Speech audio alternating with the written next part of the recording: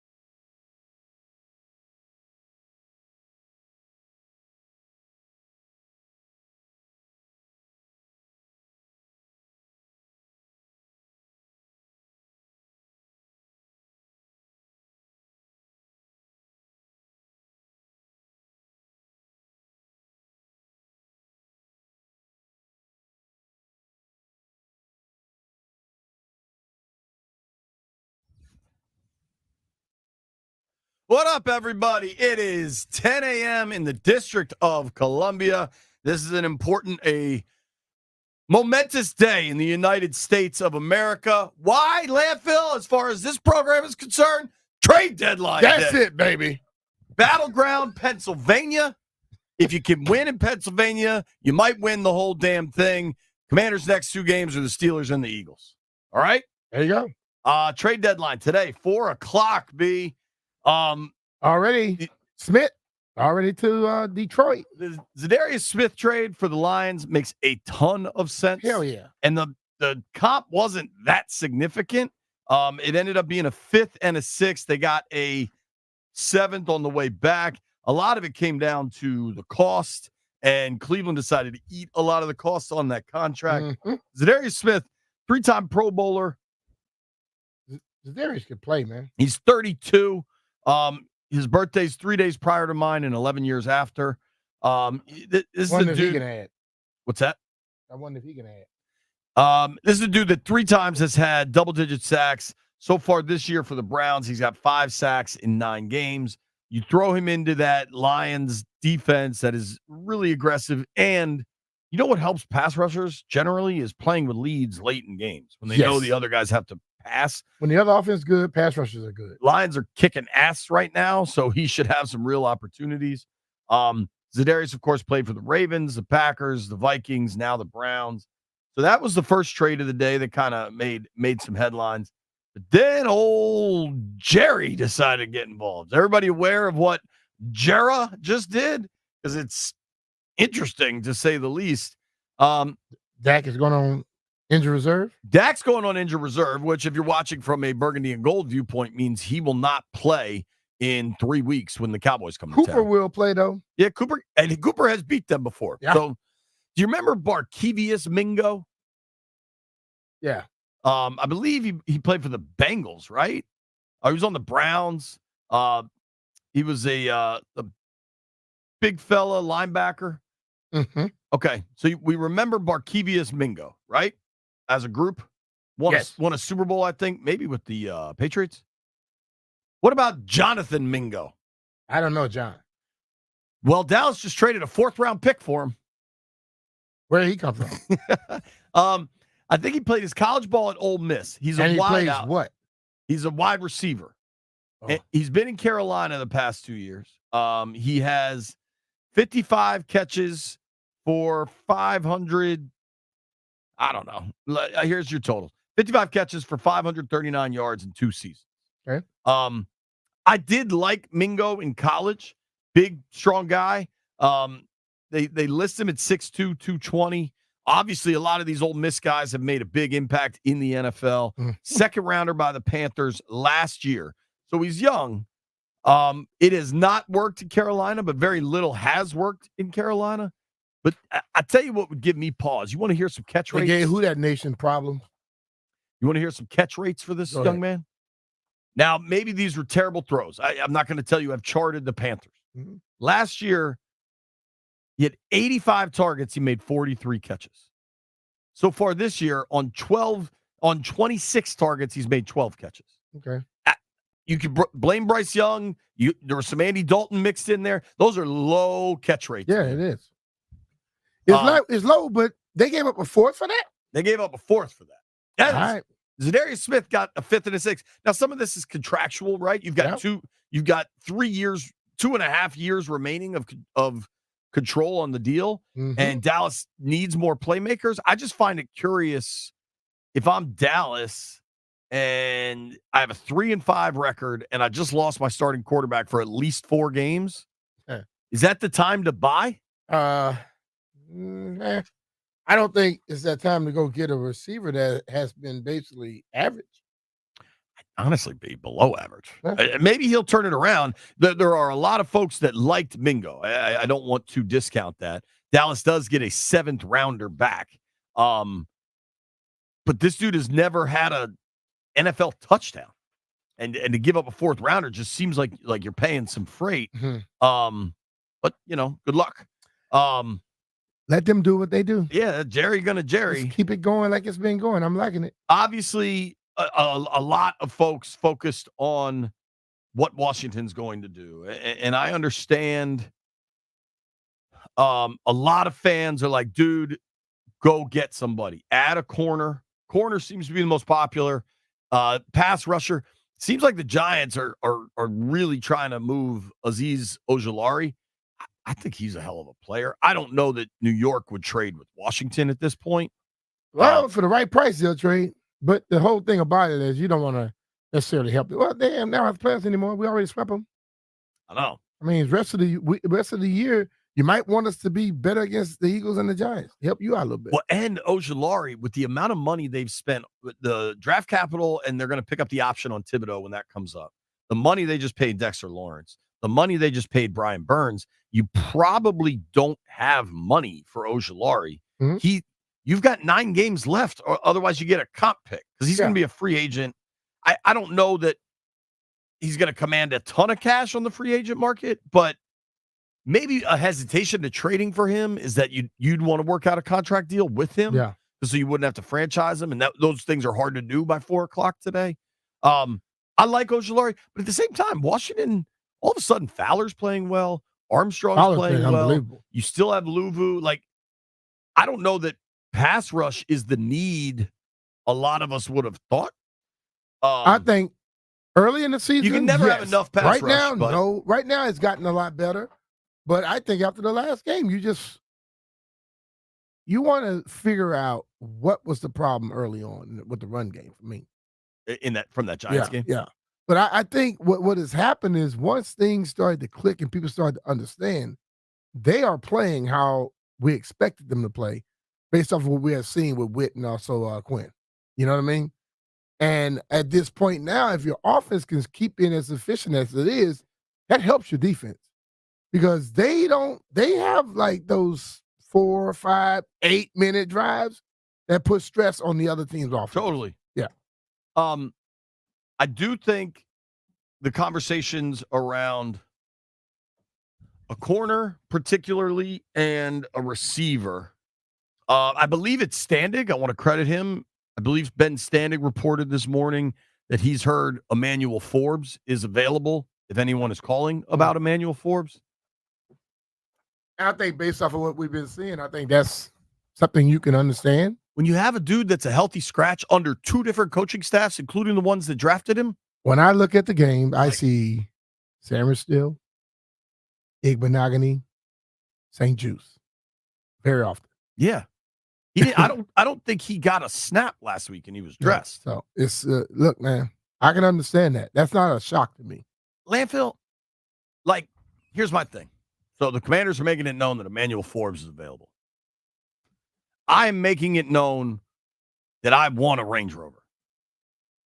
I'm making that known. Okay. Yeah, you if anybody wants to call me and give me one, I'll take it. Yeah, I realize. But until then, I'll keep driving my dope ass 4Runner. You're not gonna get that Range Rover, but there's somebody out there that see more Forbes and remember back when he got drafted that, hey, one thing I tell you about coaches, they are more egotistical than players. But what did we also learn? Somebody think they can fix it. But what have we also learned? They cut Jamin. Mm-hmm.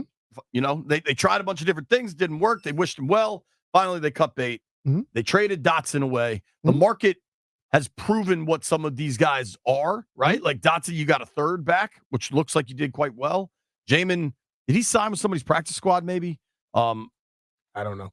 Like at some point, yeah, he's with the Packers practice squad now.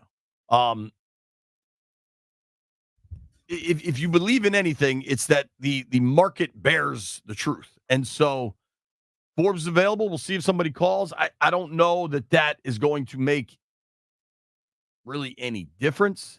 Probably won't make no difference on this team, but there is somebody out there that think, oh, we can make them work. Believe me. We'll they see. always think they can. They didn't with Jamin. Hey, Jamin had a longer time to show. But that's what I'm saying. But you said this really well when Dotson got traded, that you could believe in draft position until a dude starts to play, and then eventually the film tells the story. Yeah. I honestly think for Forbes, the physicality it appears to be proving inconquerable. Like at some point, you got to be able to be on the field in all in all plays, and they can't have him out there. Specifically to me, and this is a name I wrote about weeks back, I still think it is the most relevant. If you look at Cleveland at this point, one, they stink. They're 2-7. That's a dumpster fire. Their franchise quarterback is whether he should or shouldn't. I mean, the Watson contract is going to hold that team hostage until it's over. They got nothing good happening there. They've now traded away Amari Cooper. They just traded away Zadarius Smith this morning. They are selling like hell. You got to call about Greg Newsome. I think you got to remove the Denzel Ward conversation because of the concussions. Denzel Ward had another concussion, I believe. He just got cleared from concussion protocol. But Denzel Ward's a hell of a player and a dog competitor. He's what you want in a lot of capacities. Mm-hmm. But he now has a big contract where he's making real top corner money, and he was just diagnosed with his sixth concussion. Nah. That's because one thing that we expect corners to do is come up and fill. Especially if he has 6 concussions, there's another one coming real soon. Yeah, man. Unless he makes business decisions. And you don't want a corner making business decisions. I know. So it's like, so therefore you don't you remove all doubt. You don't go with them. To me, the name to consider there is Greg Newsome. It seems like they're selling, and I don't know, but I'd at least be calling about Newsome. He was a first rounder in 21. Has played pretty well. I think he just gives them some depth. He would give Washington some real depth. I don't know what the cost is because that is a rental, right? Newsome would be going into. They make a trade or something for like I would love to see it be a deal where he ain't gonna be no rental. He need to be around. So you've got the 5th-year rookie option because he's a first rounder. Mm-hmm. So you can at least, if you got him for right now, you got 8 games remaining and you can pick up the option for next year. Mm-hmm. So that would be, I mean, before anything starts, that's 25 games with the young man. That's before a playoff game or anything else. He's been pretty durable throughout his career. Last year had 2 picks. Lanky guy, 6 foot 190. Late first rounder back in 21. Played his college ball in Northwestern, Big Ten guy. That to me is a player that makes a lot of sense. I don't know that it happens, but I think it's so easy to throw names around and try to figure out who would be cool. And like, what did my man call us about yesterday? You trade Forbes in a 5th, and you get Calvin Ridley or something. I just think you got to try to figure out who is selling. And the one thing we know they're selling, then we know Cleveland is selling. I also think you could look to New England. New England might be selling. Possibly. Jonathan Jones, a veteran corner up there that doesn't necessarily, like, fans aren't going to go buy his jersey, but he could stay. He could offer some stability in that corner room. And dude, you're going to need depth anyway. Like, depth's always a factor. But you're adding a 31-year-old corner. It's not going to. I don't know if you make a major move to go just get depth. If you make a move, somebody's going to be playing. Sure. But corners, you're playing 4 of them anyway, no matter what. Yeah. I think a guy like Jones maybe helps you in the nickel, and I think it costs you a 6th. Newsom's going to cost you something because he's a young player. Mm-hmm. A guy like Jonathan Jones. But that's the thing about it, though. If you want to make your team better, the cost didn't matter. Once you identify the player, you understand what the cost is. You go and get that guy. You know, if it's a first, it's a second. If that's the guy you want, you got to be willing to offer what it takes. Can't want something and you can't walk into, like you said, your Range Rover and expect to go pay peanuts on $1. You know, Sure. just going, oh, I want to spend this. Well, you're in the wrong place. Apparently, Emmanuel Forbes is available. I'm also making it known that I will take a free Range Rover if anybody has one. I think when you try to identify the sellers, the Patriots traded away Uche, I think, earlier in the week. Those are the teams you're looking at. Saints have made some trades. Like, Panthers are clearly selling. Would you pay the freight that J.C. Horn would likely require? Because I think that would be significant. If they can keep him healthy. It's been an issue in his career. Now, he went 8th overall out of South Carolina, I believe. Yeah, he's a Gamecock. He's been healthy every game this year. So you've had health this year. Has a pick this year, 9 passes defensed. He could certainly play, but he's missed a ton of time over his career. You would have the 5th-year option again, so you're getting at least 25 games with the kid, if not more. Long, 6'1", long arms. We know DQ, Joe Witt like that. Mm-hmm. But these guys also have a real track record of developing their own guys. And I see that's the one thing I've been looking at, where we looked at this defense earlier. We look at it 3 games in, look at it 4 games in, look at it now. It's better. You're getting better play. Do they think that, okay, we're going in the right track, or do they feel they want to bring somebody in that could mess up chemistry?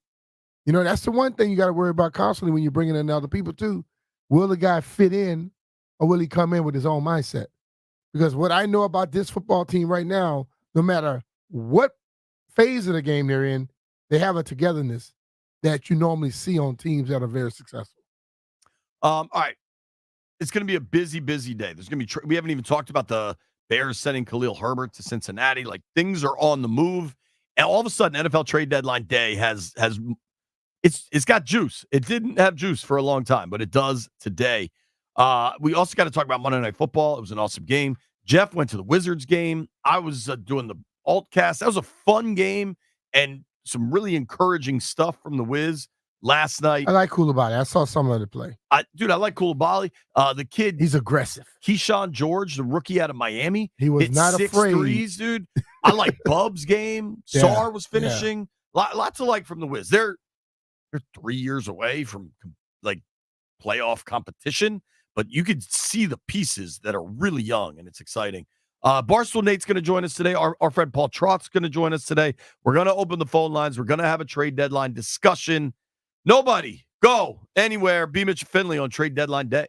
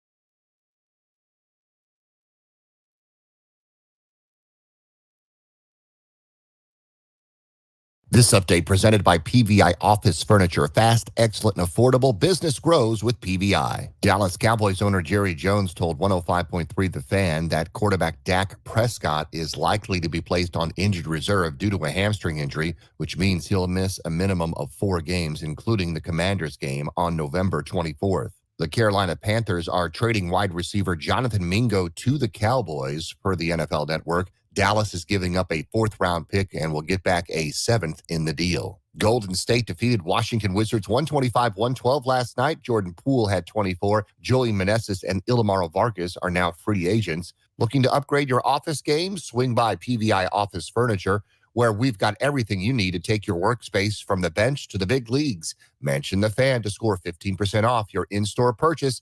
PVI Office Furniture, where productivity gets a hat trick. Visit PVI.com because business grows with PVI. Byron Kerr on the Fan.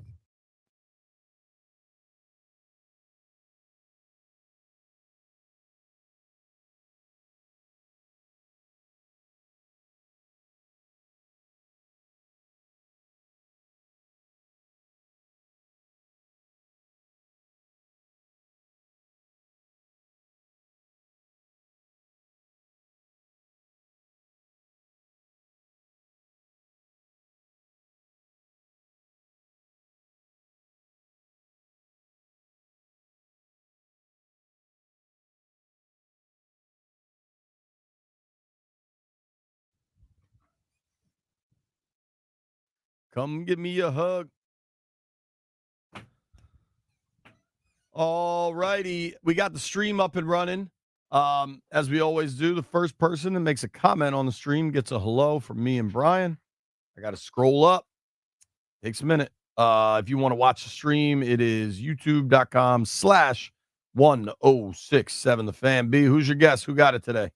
I don't know. It's a new one, Landfill. All right, at least it's new to me. Shout out to Chris Hemphill. Or Hemphill. Making a lot of. However that's pronounced.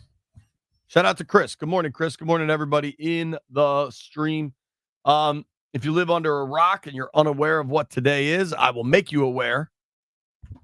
It's NFL trade deadline day. Yeah, that's it. I don't know why they pushed it back to election day, but here we are. They said they just want to show people they can take over every day. I don't know if they'll take over this one. But as far as our show's concerned, they will. Yes, they 100%. We're going to be monitoring all the trade stuff all day. It'll be interesting. Dallas has made a trade. They traded a 4th rounder for a second-year wide receiver that's never caught an NFL touchdown. Jonathan Mingo, if you're wondering about his name, plays for the Panthers. Certainly, White Mike was just asking me, will they make a trade? Will they make a trade? I don't know, Mike. I don't know. I don't know that they have to. They're 7-2 right now. If the playoffs started today, they're the 2 seed in the NFC. Do you always want to get better? Absolutely. Dan Quinn talked about that. Mm-hmm. He was asked, would you worry about messing up the chemistry? He's like, no, because our chemistry is built on competing. And if somebody new shows up, they got to compete too. I personally probably wouldn't do much offensively. I could see offense looks real good. And I think, especially if you look at some of the advanced numbers on separation, if you buy into that stuff, I still think Luke McCaffrey is going to end up mattering. He had a shot at one the other day. Jane just couldn't get to him. Right. Get B-Rob back. The line's performing pretty well. I think you'll get Big Luke will be healthy enough, maybe not this week, but a week later, and then you've got your depth pieces. I wouldn't mess with much offensively. Defensively, look, every team in the NFL always wants more pass rushers, period. There's all the time. The 08 Giants that shocked the Patriots, whatever year that was, they would have wanted more pass rushers. Everybody always wants more pass rushers. Mm-hmm. There's never enough good corners in the NFL. It's a passing league. Corners generally get beat 60, 70% of the time. So would you always want to add one? Hell yeah. But price tags matter too. Brian, we were talking earlier. There was a lot of good sports to watch last night, but nothing beat the Monday Night Football game. Nah. Don't let Pat get the ball last. All I'm telling you. He is. Say what you wish about that team. They know how to close it out. And they did a damn good job of closing it last night. And dude, it looked like he got hurt. He had to come off kind of limping on his ankle, came into the game with a beat up ankle. the Chiefs are just inevitable. Dude. Adrenaline does some good things for you, Jay. Sure. Kelsey, remember he was washed? 14 catches for 100 yards last night. They just traded for DeAndre Hopkins. And he's a man-child. He openly said after the game that he doesn't know the offense that well. Honestly, Pat almost threw a pick late because Hopkins broke a different way than Patrick was expecting. Yeah. Hopkins finished that game 8 for 86 with 2 touchdowns. But when he learns the offense, what the hell is going to happen? Kareem Hunt, who I think was a free agent when they signed him, maybe he was on a practice squad. Kareem Hunt last night, really physical. 27 carries, 106 yards, and a touchdown. The Chiefs, the evolution of the Chiefs from Mahomes throwing 50 touchdowns and Tyreek Hill going for 2,000 yards to this rugged, defensive, awesome offensive line team is just, it's fascinating to watch. And I actually enjoy seeing a team evolve like that. People worry about the wrong things. They were asking Pat about his numbers. He say, I give a damn about that. We're winning. That's all that matters. You win however you can. And that's what I mean. Like you get the analytics where you're trying to get perfection. The object is winning a damn game. And if you can't throw it at a certain level that day, you can run it, run it. If you can't run it, throw it. If your defense is killing the run, hey, do what you got to do. But the ultimate thing is, it is not a one-trick shot. Dude, if you look at Mahomes' numbers, the first year he started, remember he was shot out of a cannon that year.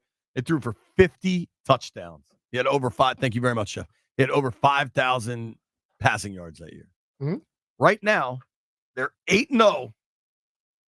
He's on track for 23 touchdowns and maybe 4,000 passing yards. And guess what? And they're 8-0. If they keep going like they're going, listen, that's where I come from, where I could care less what people tell me you're supposed to do. I care what you did to get the job done. And they do it. They find a way to get it done. And their defense has made it to where they don't have to score all those points anymore because the defense is good enough to go out there and stifle people. Agreed. Back in the day, they had to score all them points because their defense wasn't that damn good. I know there's only one Mahomes, and I don't know where you're trying to do quarterback tiers or what. Baker has some dog in him too, though. Baker's a competitor. Yeah. I am happy to see Baker having success because I think Cleveland was just so screwed up, and then his career took a bunch of turns, and it seems like he's really settled in well in Tampa. He's got 23 touchdown passes through 9 games. It was a breakdown before the game where Ryan Clark did. He has a lot of dog in him, but he has a lot of selfishness in him too, where he go for the big one Sometimes instead of too much. just make the damn play. Because he leads the league in touchdowns and he leads them in the interceptions too. Because he tries to make the big play too many times. Sometimes it's just that dump off it counts. Can't go 40, 50 down the field every time. Yeah, I think he was really under control last night. But this game, if you want to look at the stats, it was an awesome Monday Night Football game. I hope everyone enjoyed it. Kansas City was 12 of 18 on third down. I mean, at one point, do you know what time of possession was? What was it? Now, granted, this got a little skewed because there's an overtime possession that they just, I mean, that overtime drive, I want to say was like a 15-play drive in overtime, which just doesn't happen. 10 plays, 70 yards in overtime. They had a 15-play drive in the fourth quarter and a 12-play drive in the fourth quarter. They had 4 touchdowns on third down. How about, did you see the stat? Until last night, Mahomes had never thrown a touchdown in the fourth quarter of a tie game. Yeah. He's got 3. That blew my mind. The thing we have to discuss here, I was impressed by Baker, especially no Mike Evans, no Godwin. Sterling Shepard was running some pretty good routes, I thought, last night. But you know what I wanted to look at, Jay? They leaned on the tight end, Otten. They say he had never thrown a touchdown in the fourth quarter of a tie game. Did they need a touchdown? What did they need? They need a field goal most times? Because we know he's or he gets into the 2 and the running back. Pacheco takes it. So he's done a lot. So some of these stats don't make much sense to me. Like that's just remarkable. But I'm saying it comes out and you go, oh wow. But if he threw the ball down to the hand, like you said, the 2-yard line, they go in. If he set him up for a field goal, some of those stats are just a little bit wasted me. what isn't wasted is that Tampa was very impressive to score a touchdown on a 2-minute drill. They went 10 plays, 81 yards because they had a holding call in about a minute and a half. Mm-hmm. They score the touchdown. Two things happen. They get down to the 1-yard line, and Bowles calls a timeout with like 33 seconds. And you got Mahomes on the other side. You're at the 1, dude. Like, odds are pretty good you're going to score. You could have held the timeout, maybe ran it. You have to score, so I'm never going to knock a team for scoring if they score fast. But at the same time, you didn't have to call that timeout right away.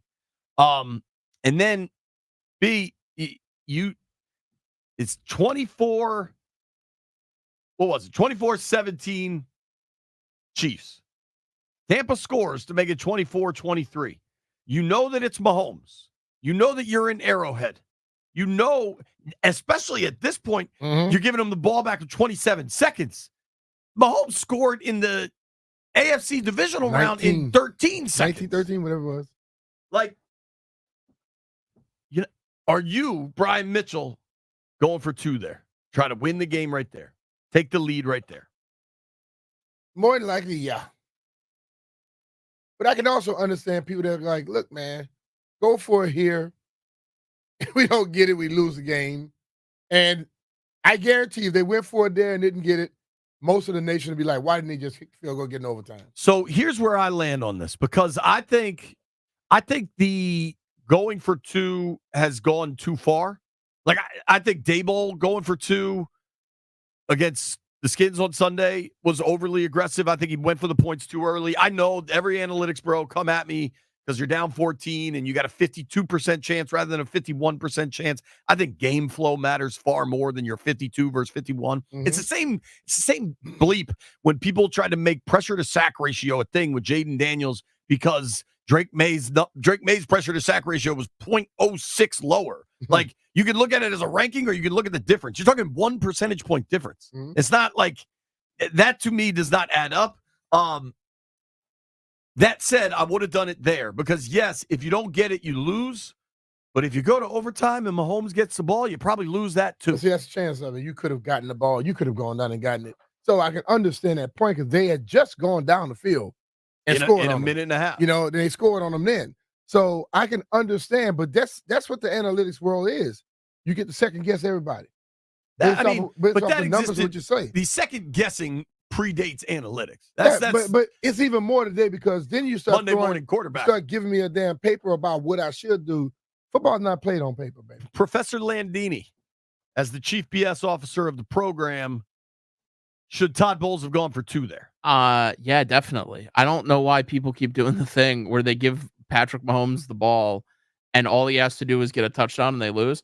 Like, Mahomes, how many times have you seen a game where the Chiefs through 3 quarters are kind of playing like ass and then Mahomes is like, oh, wait, I got to go out here and win this game. And they just are unstoppable from that moment forward.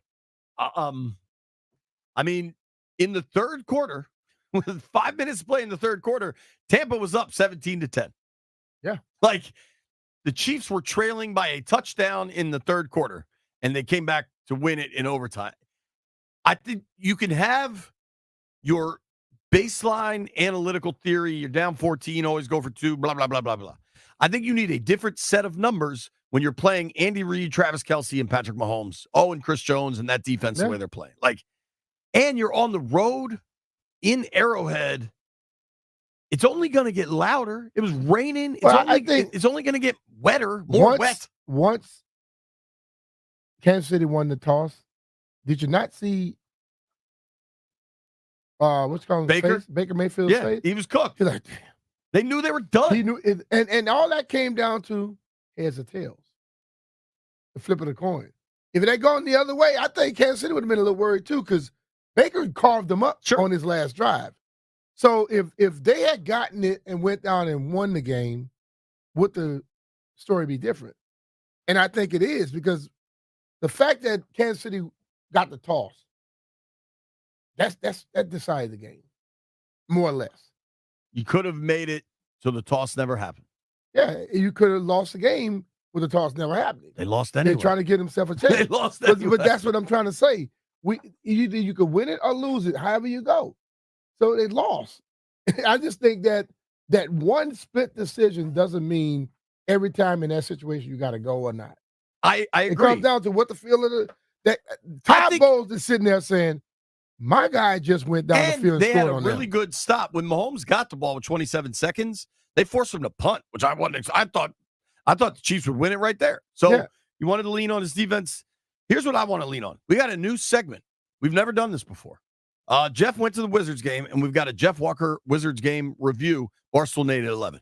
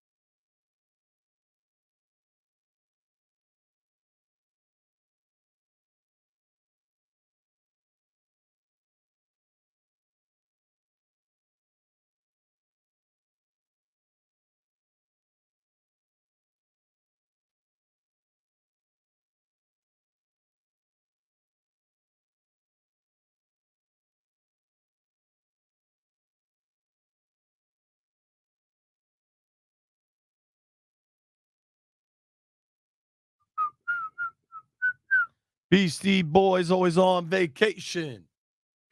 B-Mission Finley, 1067 The Fan. Wiz hosted the Warriors last night. Jaden Daniels was at the game. Yeah. Bobby Wagner was at the game. Jaden's mom, Regina, was at the game. Mark Ein, Commanders part owner, was at the game. Marky Mark. The game had juice, man. It was cool. And the Warriors started to run away with it. And then the Wiz came back. Like, Draymond was on the bench. Steph was on the bench.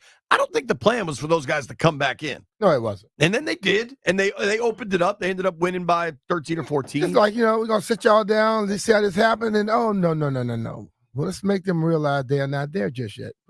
Put stars back in. But the Wiz did impress Golden State, including a dude that doesn't give out all that much praise all that often. No, he does not. Draymond Green last night talking about the young Wizards core.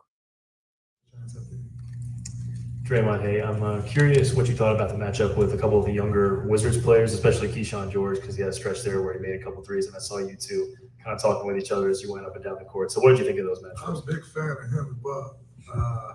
The energy that they bring, the demeanor that they bring. That's the first time we've seen a Washington Wizards team play that hard in years. And it's because of them two guys' energy. They come out talking, they barking. I had to ask both of them. I said, ask Keisha, you talk? He's like, yeah. I said, all right, that's what we're doing. I like that. And then Bub was talking from the gate. And I came into the league with that type of energy. And I respect guys that do. You don't come in, you don't bow down to anybody. My mind said, well, I don't care what you did before I got here. You ain't do it while I was here. So what you did before, that got nothing to do with me. And that's the type of time they was on. And it showed. They never quit. We were in control of the game the whole game. At no point did they quit.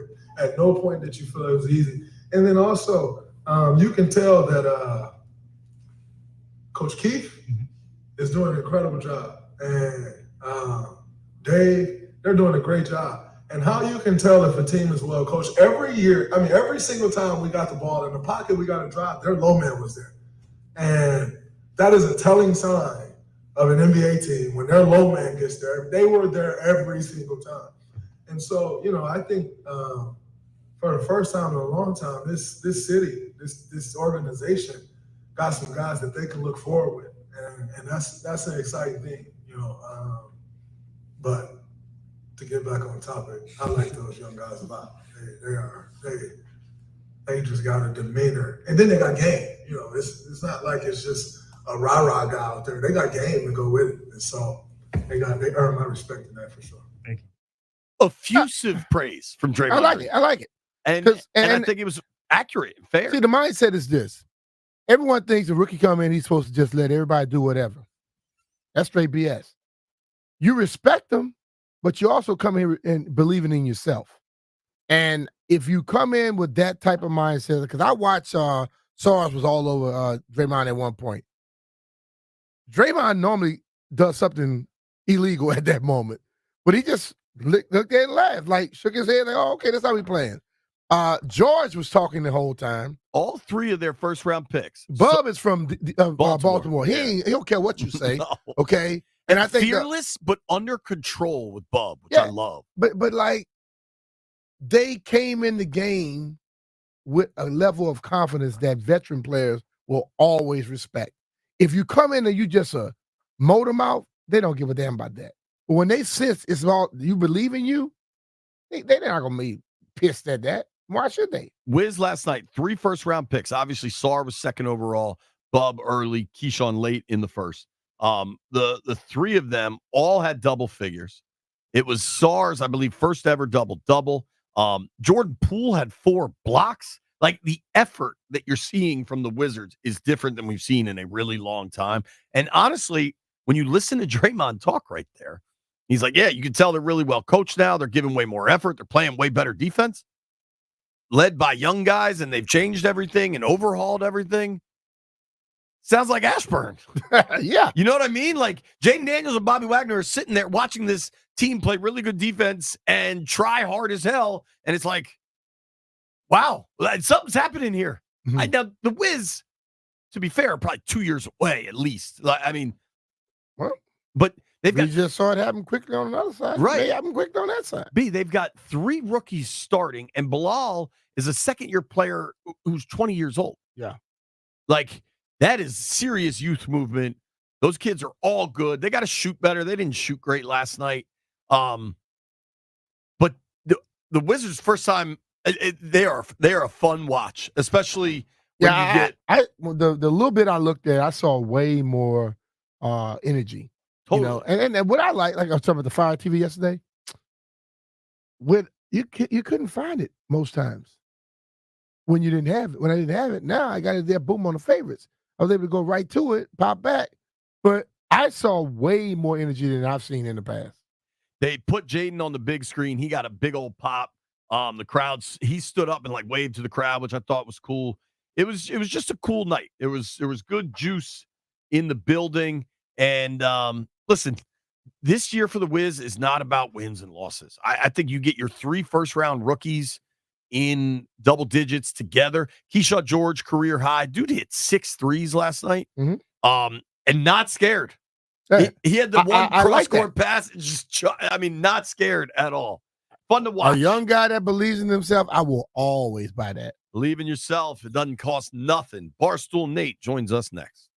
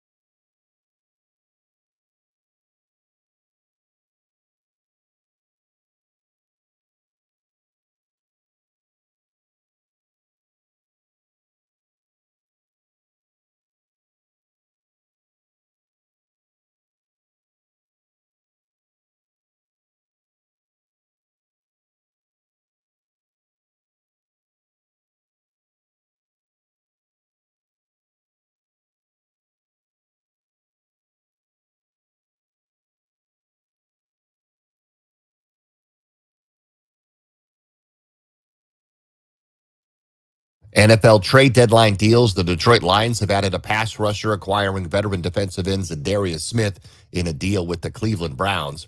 The Dallas Cowboys likely will place quarterback Dak Prescott on injured reserve due to the hamstring. Prescott would miss the November 24th game against the Commanders. Cowboys trade for Panthers wide receiver Jonathan Mingo. The Bengals acquire Chicago Bears running back Khalil Herbert. Golden State Warriors beat the Washington Wizards 125-112.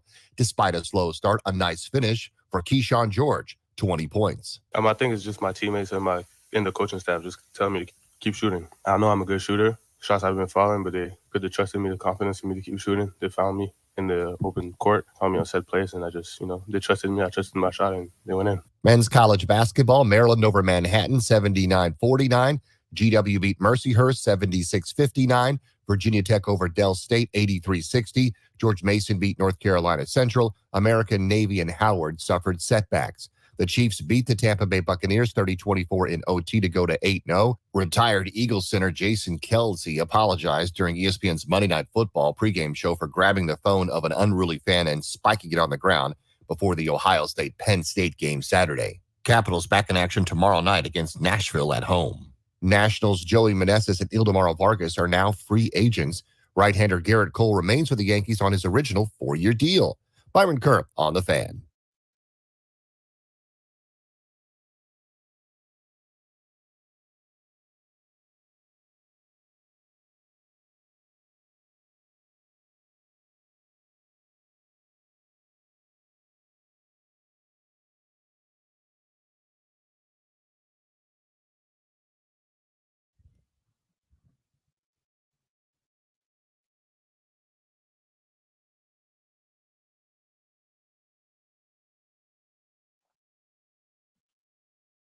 You are the one.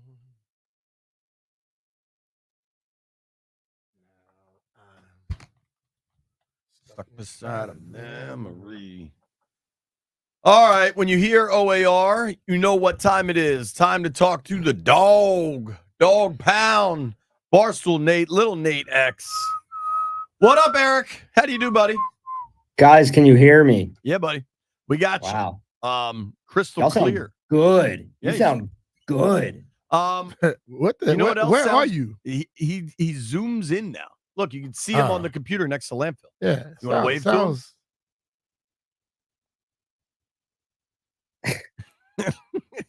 I read Nate half Dogg, in that face.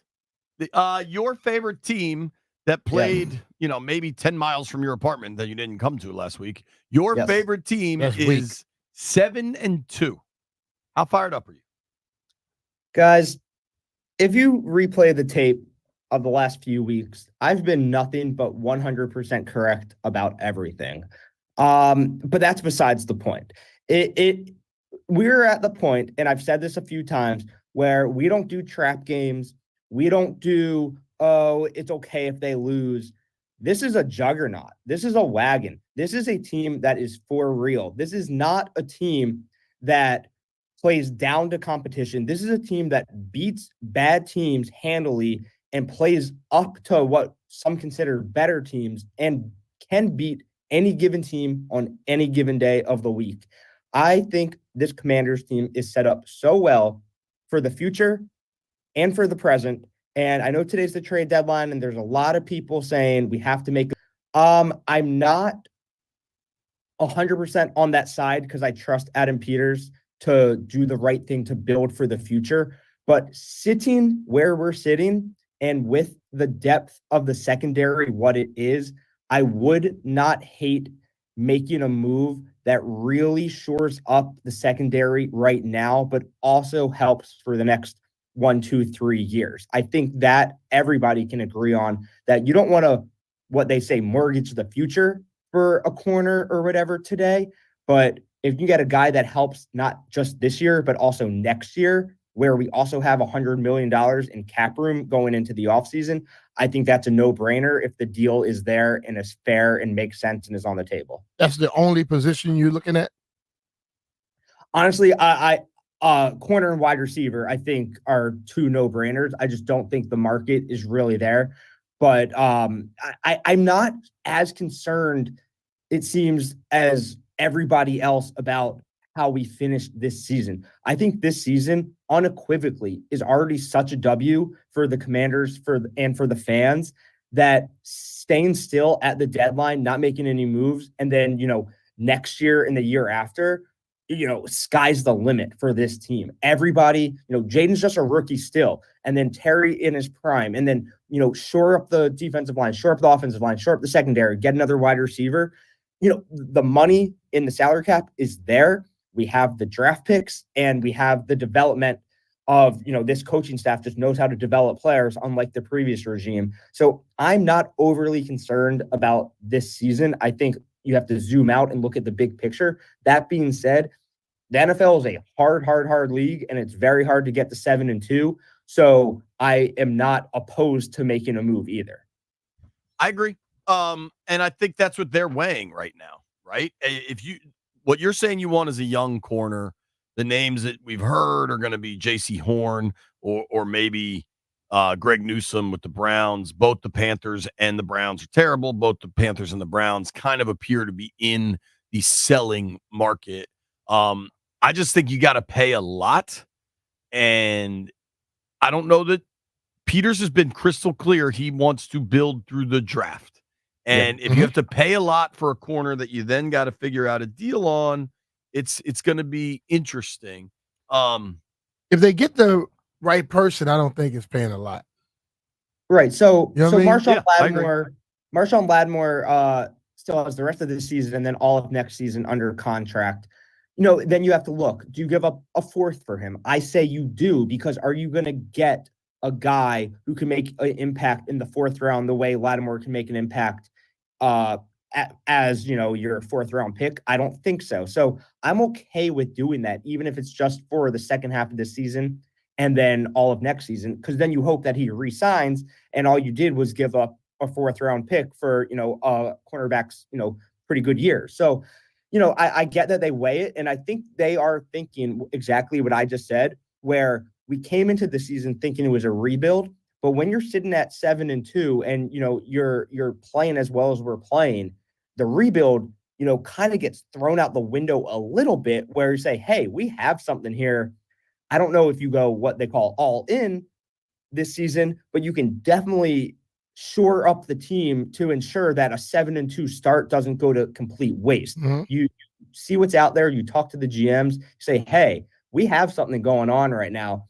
Let's not waste this.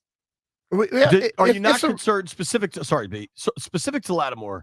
He's been dealing with a hamstring injury, and I just worry with speed guys with soft tissue stuff. So that's my and you talk about wanting a guy for the future. Not that he's old, but Latimore's 28, 29. If you're looking at Newsome or Horn, those guys are way younger. But Latimore's accomplished a ton in the league and would come in and give you a CB1, assuming the health is there. Sorry, B. I'm just saying, you got to realize it is a rebuild based off of what it was. It just happened quicker than you thought. They rebuilt the thing in a few months when other people said it's going to be some years.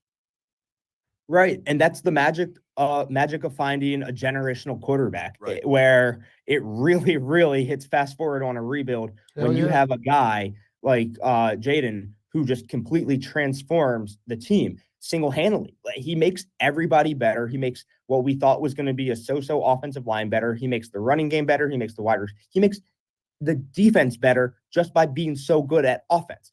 Having a great quarterback is so important. Like, we say it, and I think we understate it. It is more important than anything in any sport, and we have it now.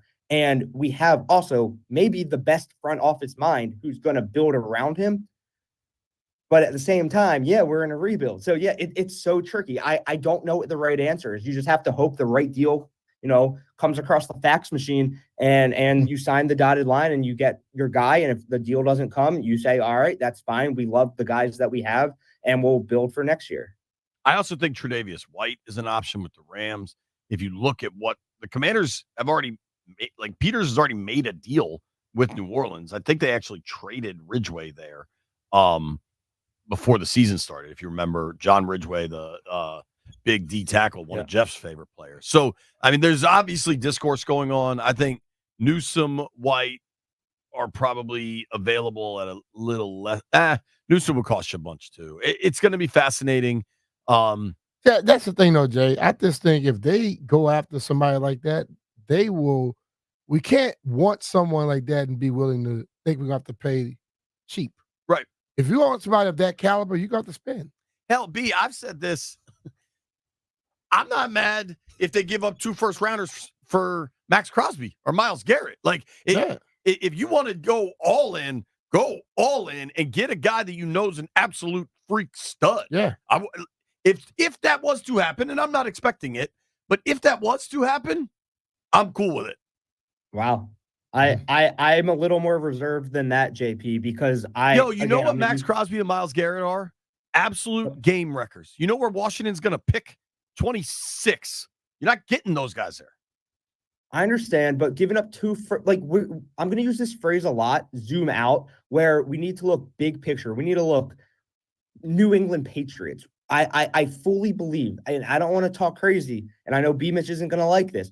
I fully believe that we have a quarterback who can do things Tom Brady, Patrick Mahomes-esque, where you don't want to give 2 first-round picks for defensive end right now. You want to keep your picks, build through the draft, develop players, shore up every position, get depth at every position, and then just have your franchise quarterback do what franchise quarterbacks do in the NFL. And I don't think right now you need to trade, 2 first-round picks in the future for Max Crosby. It would be a cool move, it would be a sexy move, but that's also, a Dan Snyder move. I'm not ready to do that right now. We have hold on, pause. Go ahead. You gotta remove Snyder. Like remove that. We have to rewire our brains. Max Crosby is better than anybody that was ever brought in here. You know what San Francisco has done? The team the Niners have built? They traded for Trent Williams and Christian McCaffrey. Like, it's okay to make big moves when you have a functioning organization. This is a hypothetical thing we really don't need to disagree upon because I think it's relative nonsense. But I'm just saying there's no move they're going to make today, whether it's something really small, a 6th rounder for a veteran corner that is a straight up 9-game rental, or it's something really big. There's no move I'm going to be mad about, is all I'm saying. Yeah. And I think we're on the same page. Everybody, you guys, everybody listening, all the Nadaholics, that this team is in such a good spot and we trust Peter so much that let's say they do make a big splash like that, I'm all aboard. That's the thing, is I trust him so much to make the correct decision that even if right now I'm saying I wouldn't like it, if he did it, I would say, great, let's go. Like this is who I trust with this franchise. And if he says it's the right move, then I say it's the right move. It's going to be fun, man. It's going to be fun. What do you think about the Cowboys giving up a 4th rounder for a dude without any NFL touchdown? Look, if a genie appeared right now and gave me 3 wishes and I couldn't wish for a million more wishes, I would still use one of those wishes on Jerry Jones stopping aging right now and running the Cowboys for the rest of their existence, exactly how he's running them right now. He is so bad at what he's doing. I sit back and laugh. I slap my knee. I rewind the videos on Twitter and I just watch him ramble about God knows what. He is so lost and he is running the Cowboys so poorly and I cannot get enough of it. Mike McCarthy, he might end up getting a contract extension by being the worst head coach of all time because Jerry Jones doesn't respect him whatsoever. And he knows that he's never going to step up to him. And what are you going to do if you get rid of Mike McCarthy? Just find a clone of Mike McCarthy if you're Jerry Jones. So I love what Jerry's doing down in Dallas. I think he should keep up the great work, and I cannot get enough of it. I agree with you on that. Dude, how about this stretch coming for Washington? You got the Battle of Pennsylvania, the swing state. Yep. Pittsburgh, then Philly. Then Dallas comes here with Cooper Rush and apparently Jonathan Mingo. Then you get Tennessee before the bye week. What do you make of this stretch? What do you make of these next 2 games, Steelers, Eagles? Right. So the Steelers are 6-2, first place in the AFC North. I'm not sold on the Steelers. Russ played well against the Giants, but he's not rushing the ball at all. I like our defensive line a lot to get to him. he took 4 sacks against the Giants. We're a home favorite. I no longer, as I said at the top of this call, I no longer think we're a trap team or a team that opponents look at as easy wins. So just like I did last week and the week before and the week before, I fully expect us to win this game. And then the Eagles game, I don't respect the Eagles whatsoever. I think they have a poor coaching staff, and it is a primetime game in Philly. That's the only thing that worries me. But I can't look at this schedule where it's Steelers, Eagles, Cowboys, Titans, Saints, Eagles, Falcons, Cowboys. I can't look at a single one of those games and say that's a loss. There's no longer any of those games on the schedule for me where it's like a scheduled loss or, oh, that team's just better than us. Road, home, divisional, not divisional. I don't care. I think this team can beat any team on the schedule and any team in the NFL on any given day. Dude, I think you're right. I don't mean that crazy. Like, this weekend's game against the Steelers is one of the best games on the calendar. It's a matchup of very different styles. The Steelers play a really, really physical defense. Yes, and they do. The edge rushers coming from Pittsburgh. This is a huge opportunity for Brandon Coleman and Andrew Wiley. Sure.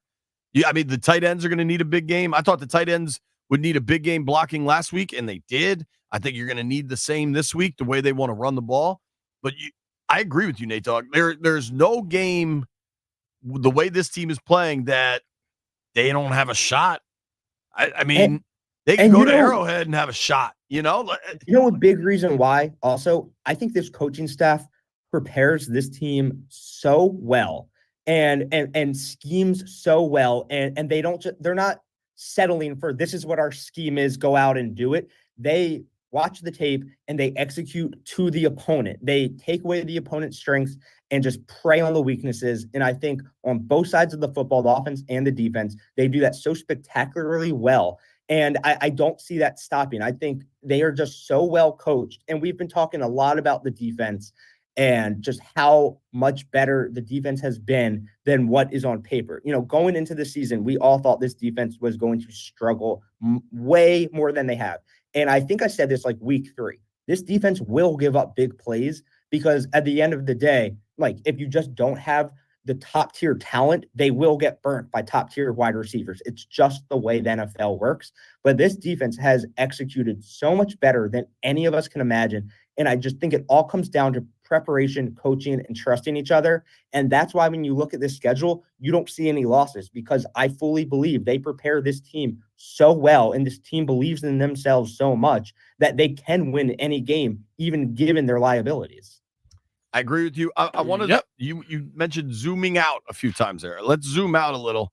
Commanders are 7-2. Trade deadline today. We'll see what happens. A couple of real tough games coming up, but no reason to believe they don't have a shot in all of them, right? Caps through 11 games, 8-3. The Wiz, dude, are playing fun, exciting basketball. I'm not ready to talk Nats because I need to see them spend money, but what a time to be a DC sports fan. Yeah, I sent out a tweet. I don't know if you talked about. Yeah, you did talk about it. You retweeted it. Thank you for that. About how DC might be the best sports city to root for right now, given what we have currently with Ovi in the Caps and just that team. Carberry, easy. Jack Adams, Coach of the Year as of right now. With the commies like sky is the limit, Jaden, all of that, 7-2. Wizards, so fun. I don't know if you saw the Draymond clip from last night. He was giving the Wizards. We just played it, dude. Ton of respect. Yeah. And then the Nats, if you follow I'm not doing it until they spend money. We don't get to do that yet. But the system, the prospects. Nope, not until they spend money. I'm not doing it. I'm not doing it. Okay. Well, they're great for people listening. The prospect pool. They're not until they spend money. All right. Well, I'm just talking prospects, not current players. It's an exciting time in Washington, man. It really is. And you know why else it's exciting? Because I will be there on Friday in studio with you guys. Oh yeah, Nate has declared he's coming in. I'm not sure that you we're might going to get be choked out. Why are you coming to town this weekend? Is it Thanksgiving already? No, I wanted to see my family, and I wanted to go to the Caps game on Friday night. So if you're at the Caps game Friday night, say hi to me. Shout out to all the Nateaholics. Thank you, buddy. Appreciate the time. Love you guys. 8-2 next time I talk to you. 8-2. Nate calling. Are you sticking around and going to Northwest for the Steelers game? That's No, a I game you should go to. I got to get back to New York. That's weak. That's weak as hell right there. You know that. Weak as You come hell. in town and you won't see the best team in the NFL. What the hell is wrong with You're you? the one Phoenix saying they're going to pick- go undefeated the rest Come on, of the way dog. out. Come on. If B-Mitch picks me up in his helicopter, I'll go. No, don't have a helicopter. You need to go I'll think about it. since you've been right all this damn time. Hey, Nate Dogg, are you aware of something? B-Mitch has proclaimed for multiple seasons now that if the Commanders win 11 games, he will wear. I haven't done it for multiple seasons. I said that this year. He will wear a tutu and hold pom poms and cheer for them. Didn't say all of that. That- Didn't say all of that stuff you just said. I said I would Wow. wear a tutu and Landfill put a little I thought crown pom- on it. Listen, if it's just a tutu, B, I'm not going to fight you. Tutu it is. Hey, Nate Dogg, B-Mitch, will you B-Mitch, come get down ready for to wear a B-Mitch tutu. tutu day? Hey, Get ready to I learn told tutu, you brother. if I have to wear a tutu, that'll be good as hell for me. And Because if this they, team be good. Nate, if they win a Super Bowl, I said I'll wear a tutu and slug hot sauce. Yeah, I will do unspeakable things when we win a Super Bowl. Well, we don't want to hear those things. Unspeakable. I'm not going to speak them. It's unspeakable. So it's true degenerate stuff right there. Goodbye, Yeah. Nate. Goodbye, guys. That's our boy Eric Nathan. Give him a follow at Barstool Nate on X and Instagram. We come back. Dan Quinn spoke yesterday about the trade deadline. We'll let you hear it. Hey, it's Brian Mitchell here. The NBA is back, and FanDuel, America's #1 sportsbook, wants you to catch all the action. And right now, FanDuel is giving everyone 3 months of NBA League Pass.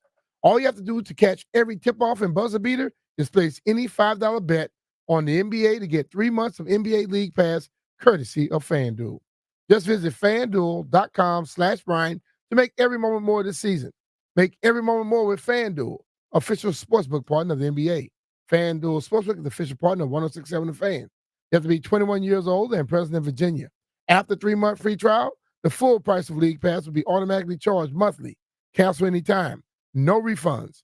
Terms, restrictions, and embargoes apply. Limit 1 pass per customer. See terms at sportsbook.fanduel.com. Gambling problem? Call 1-800-GAMBLER.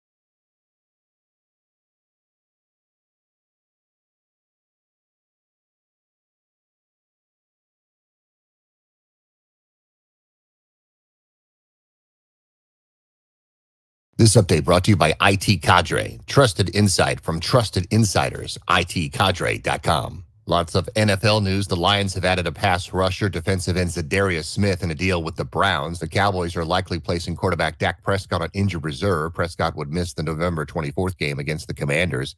Cowboys trade for Panthers wide receiver Jonathan Mingo.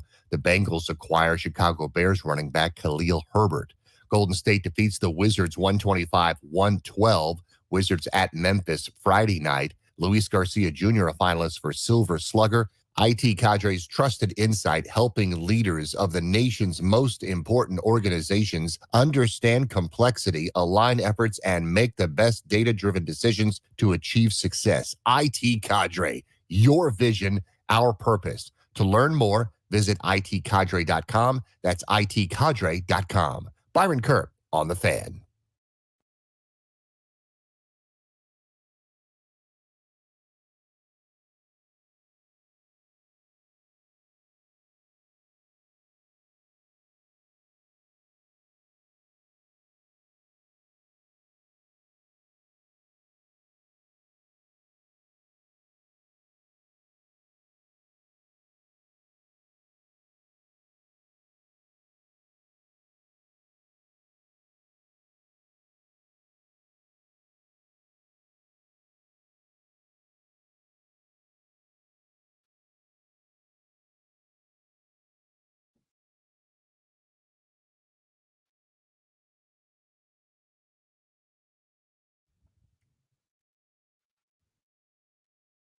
I like this song, Landfill. My daughters always play this. Who sings this song? I think it's Bastille.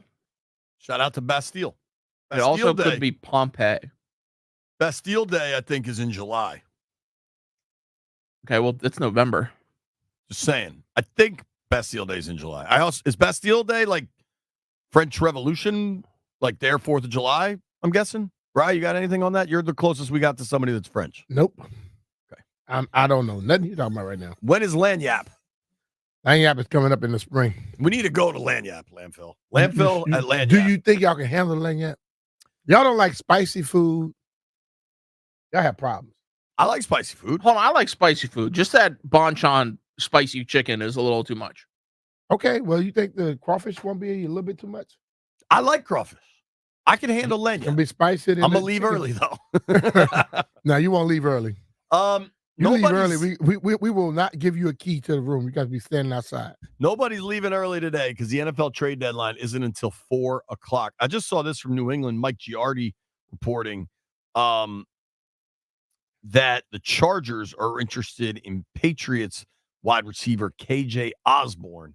That would make a lot of sense. LA's got a pretty good team. They run the ball well. You got Herbert. You got Harbaugh coaching them up. They need some weapons on the outside. They do. The rookie McConkey's pretty good, but that one adds up to me. Obviously, we're all sitting here kind of waiting to hear what, if anything, Washington does. Also, shout out to Norv Turner.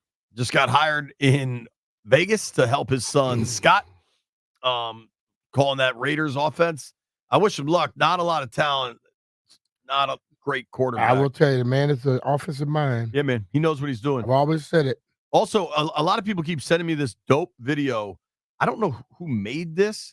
I want to credit the right person. Jeff, maybe you can figure out who made it.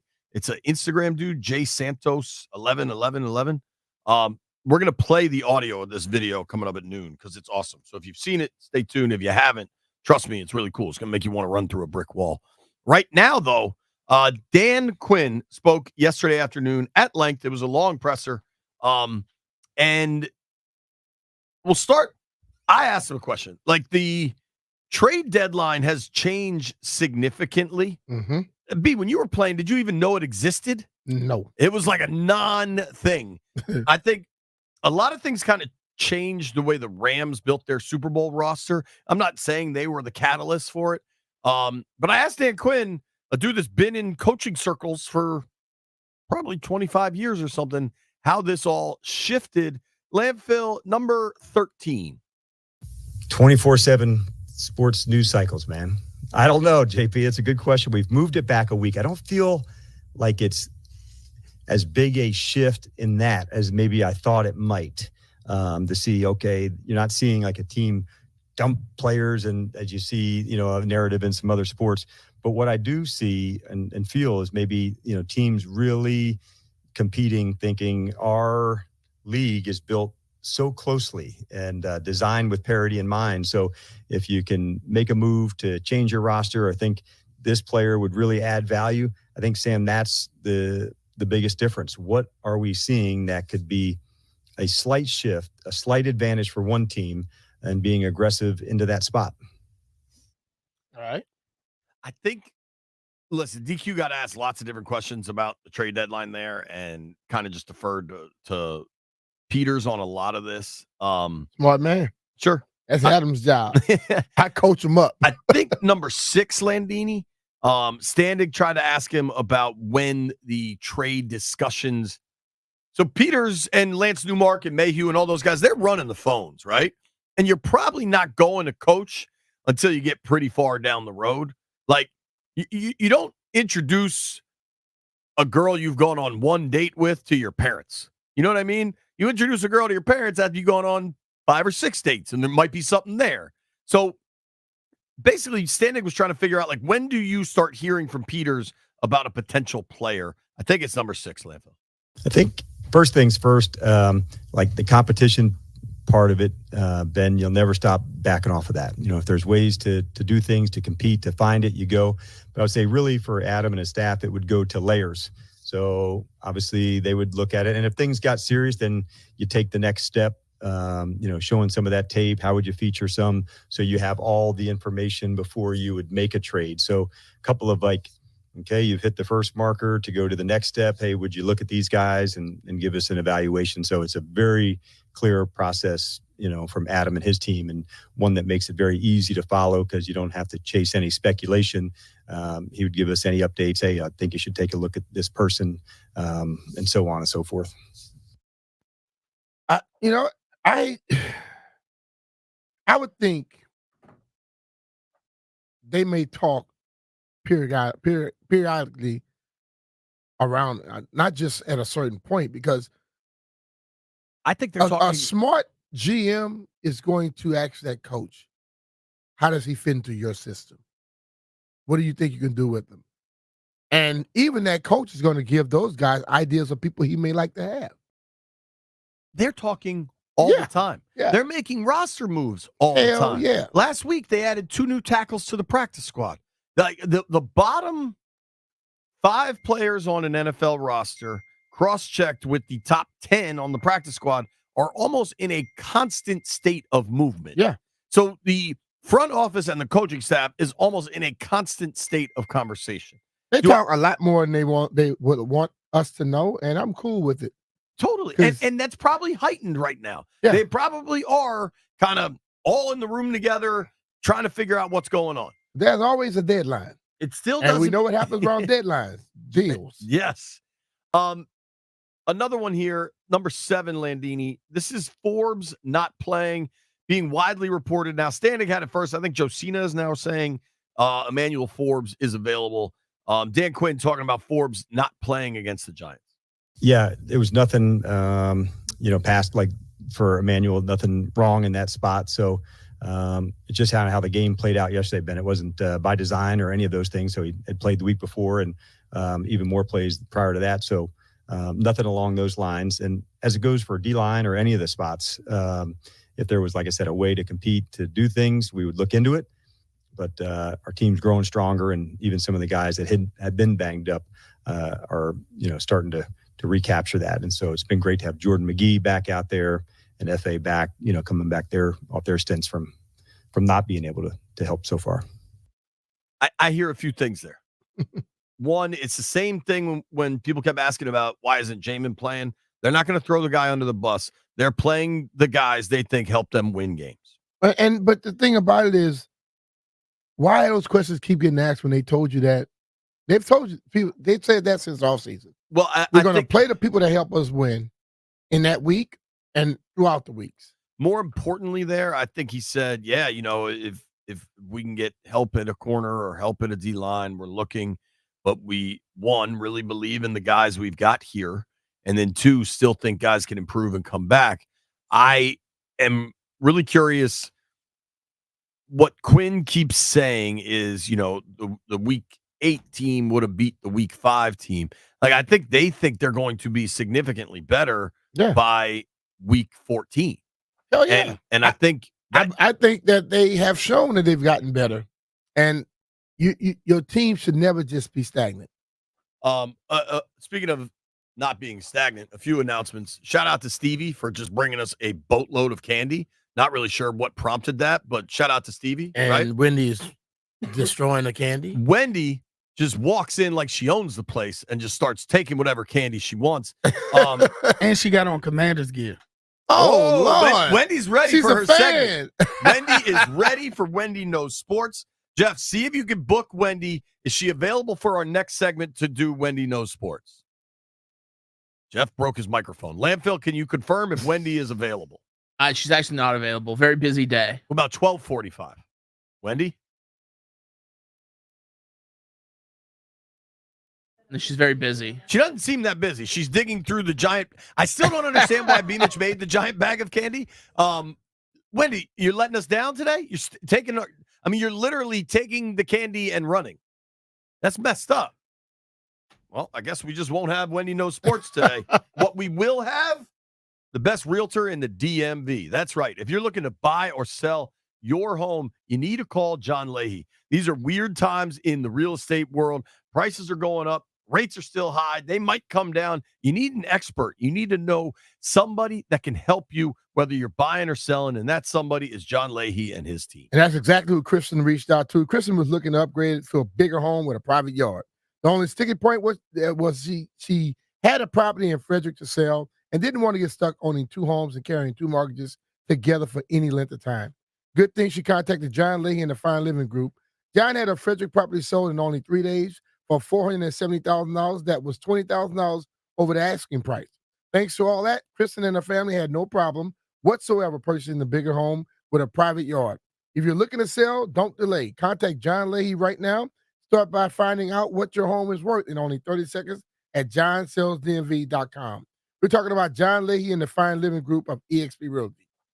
John offers you flexible fees, customized to your needs, and he knows that life happens. So if needed, he will let you out of your contract at any time. Life definitely happens. Think about all the things that could come up that force you to have to buy or sell a home. Maybe there's a death in the family. Maybe you got a divorce. Maybe you got a new job. Talk to John. He can help you with your situation. And one of the things that I think scares people off from wanting to at least find out how much they could sell their house, what if you got to do a couple upgrades around the house? What if you need to paint? What if you need to modernize your bathroom, right? Talk to John. He could come up to 50 grand to make you help you with the necessary repairs and upgrades that you need to make your home irresistible to buyers. Then you just settle up with him on the back end. Those are the things that make a huge difference if you're trying to sell your house. That's why I would call John if I was selling my house. 301-900-3052. Go online to johnsellsdmv.com, or what's even easier, just Google John Leahy Group and start packing. Mm-hmm.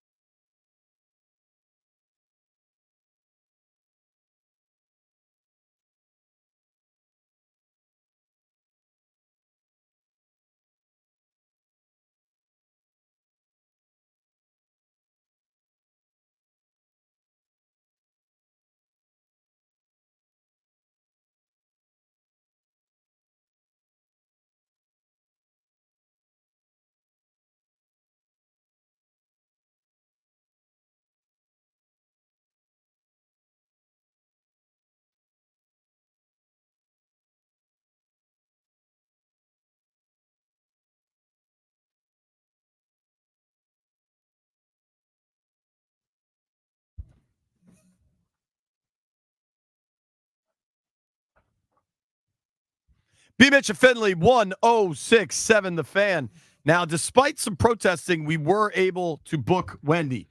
Obviously, Wendy Knows Sports is the segment that has the streets talking. Everybody loves when Wendy, the promotions chairman, joins us for Sports Talk. What's up, Wendy? Hi. You're kind of wearing Commanders gear today. I'm not. That's Commanders gear. It's burgundy and gold, and it says Washington. But it's Betty Boop. It's Betty Boop Washington Commanders gear. All right. Wendy, obviously today's a big day. Do you know what today is for our program? It's a national thing. No. It's election day. Nope. Nah. 4 o'clock. 4 o'clock is the deadline. What is for trade it? In what sport? football. Yeah. There you go, Boom. Wendy. See, Wendy knows sports. Yeah, she just need a little hit. Did you watch Monday Night Football last night? No, I was at work last night. Okay. But who played? Who won the game? I know you heard somebody talking about it. No. The Chiefs played. What's the quarterback name? On the Chiefs? Yeah. Didn't we go through this last week? What is it? He's considered the best quarterback in the league. On the Chiefs? Yes. Yeah. Does commercials. That's Mahomes. Yes. 2 for 2. Did you work the Wizards game last night? Yes, I did. Who's they Jeff? play? They played Golden State. Did you see Jeff? Jeff was there. No. Oh, Jeff said he was in the suite. Who's the best player on Golden State? Steph Curry. Okay, that's There an we go, easy. There we go. There we go. But he didn't play last night. He did. No, he did play. Oh, he did at first, and then they sat him down. Oh, yeah. And then he came back. Yeah. He played. Oh, okay. How many Wizards players can you name for us? None. Yeah, come on. And I work for the team. Give me. They just drafted a guy number 2 overall. He's very tall. He's from France. I don't know. His first name's Alex. Kyle Kuzma is on the elevators. Kyle Kuzma's on the team. You could have just said him. What do you mean he's on the elevator? You saw him on the elevator? So they have pictures of the key players on all the team on both Wizards and Capitals on the elevators. So Okay. he's one of the ones on the elevators. Did he play last night? I don't know. He did not. But that counts. You named a Wizards. Well, name the top Capital then. Ovechkin. Bam. How many? Can you name more Caps or Wizards? None. None. Now, you can name Ovi. Can you name a single other Caps player? Him. Who is this? Pointing to the bobblehead of TJ Snowsheet. I think he's on like the kind of retired list. But whatever, Oh, that okay. counts. That counts. But that's not his last name. His name is Oshie. Yeah. Yes. Okay. Yes. You know, it is perfectly legal for you to use all the bobbleheads. Yeah, I'm as about reference. Now, at the Wizards game, which you attended last night, No, I worked last night. you were in the building, I'm in the box office. I face outside. but you're still. I mean, your physical location would be Capital One Arena. Yes. Okay, and it was the Wizards versus the Warriors. Yes. Were there any famous people at the arena? Yeah. Sitting in the stands. Jaden Daniels. Oh! And who else? Somebody else that plays on the Commanders, and I don't remember his name. Now, the good news is we've gotten a sponsor for Wendy Knows Sports. It's Stevie's Candy Jar. So we'd like to bring in our sponsor, the person putting this all together, Stevie, who not only is sponsoring the Wendy Knows Sports segment, but also brought in a boatload of candy. So shout out We to Stevie. appreciate that. Stevie, do you have a question? Yes, I love this segment. You here? Okay, so Wendy, this is a football question. How many players are allowed on the field at one time? This is a football question. How many players total are allowed on the field at one time? All right, watch your earrings. I'm nervous. Did you understand the question? I understood the question. So now, Stevie, you mean offense and defense? Total Okay. offense and defense. Yeah. How many players are allowed on the field at one time?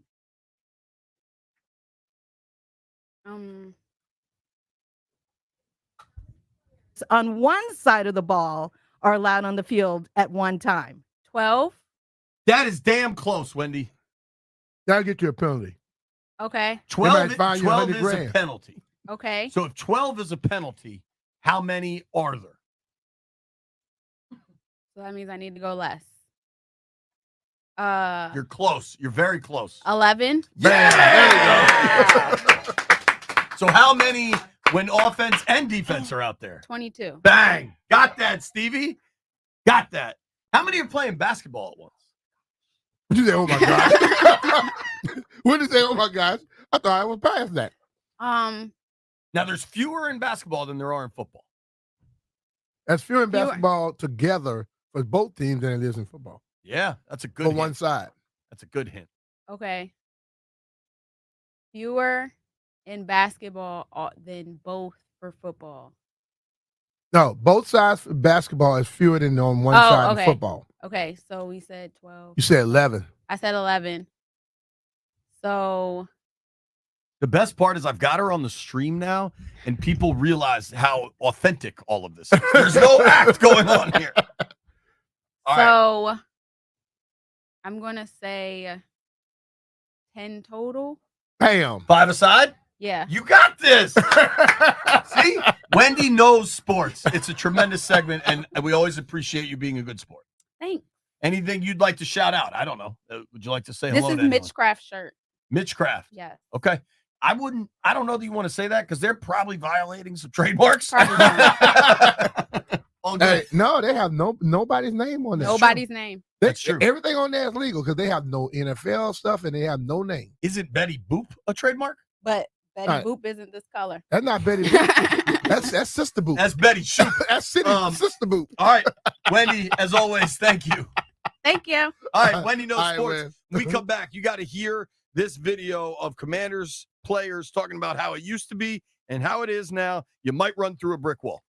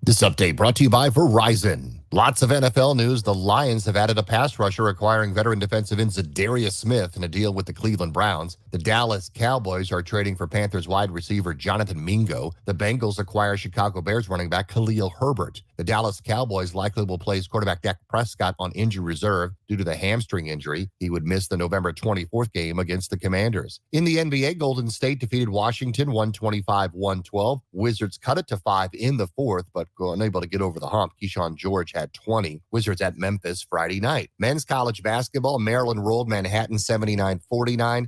GW beat Mercyhurst 76-59. Virginia Tech over Dell State 83-60. George Mason beat NC Central. American Navy Howard lost. Kansas City Chiefs toppled Tampa Bay 30-24 in overtime to go to 8-0. Retired NFL center Jason Kelsey apologized on ESPN's Monday Night Football pregame show for smashing an unruly fan's phone before the Ohio State-Penn State game. The national second baseman Luis Garcia Jr., a finalist for a Silver Slugger Award. Joey Meneses and Ildemaro Vargas are now free agents. A right-handed pitcher Garrett Cole remains with the Yankees on an original 4-year deal. Phones weren't made to be broken, but life happens, so when you break your phone, Verizon's got you. Trade in any phone at your local Verizon store in any condition, guaranteed, and get a great deal on one of their best 5G phones with unlimited ultimate. I'm Byron Kerr on The Fan.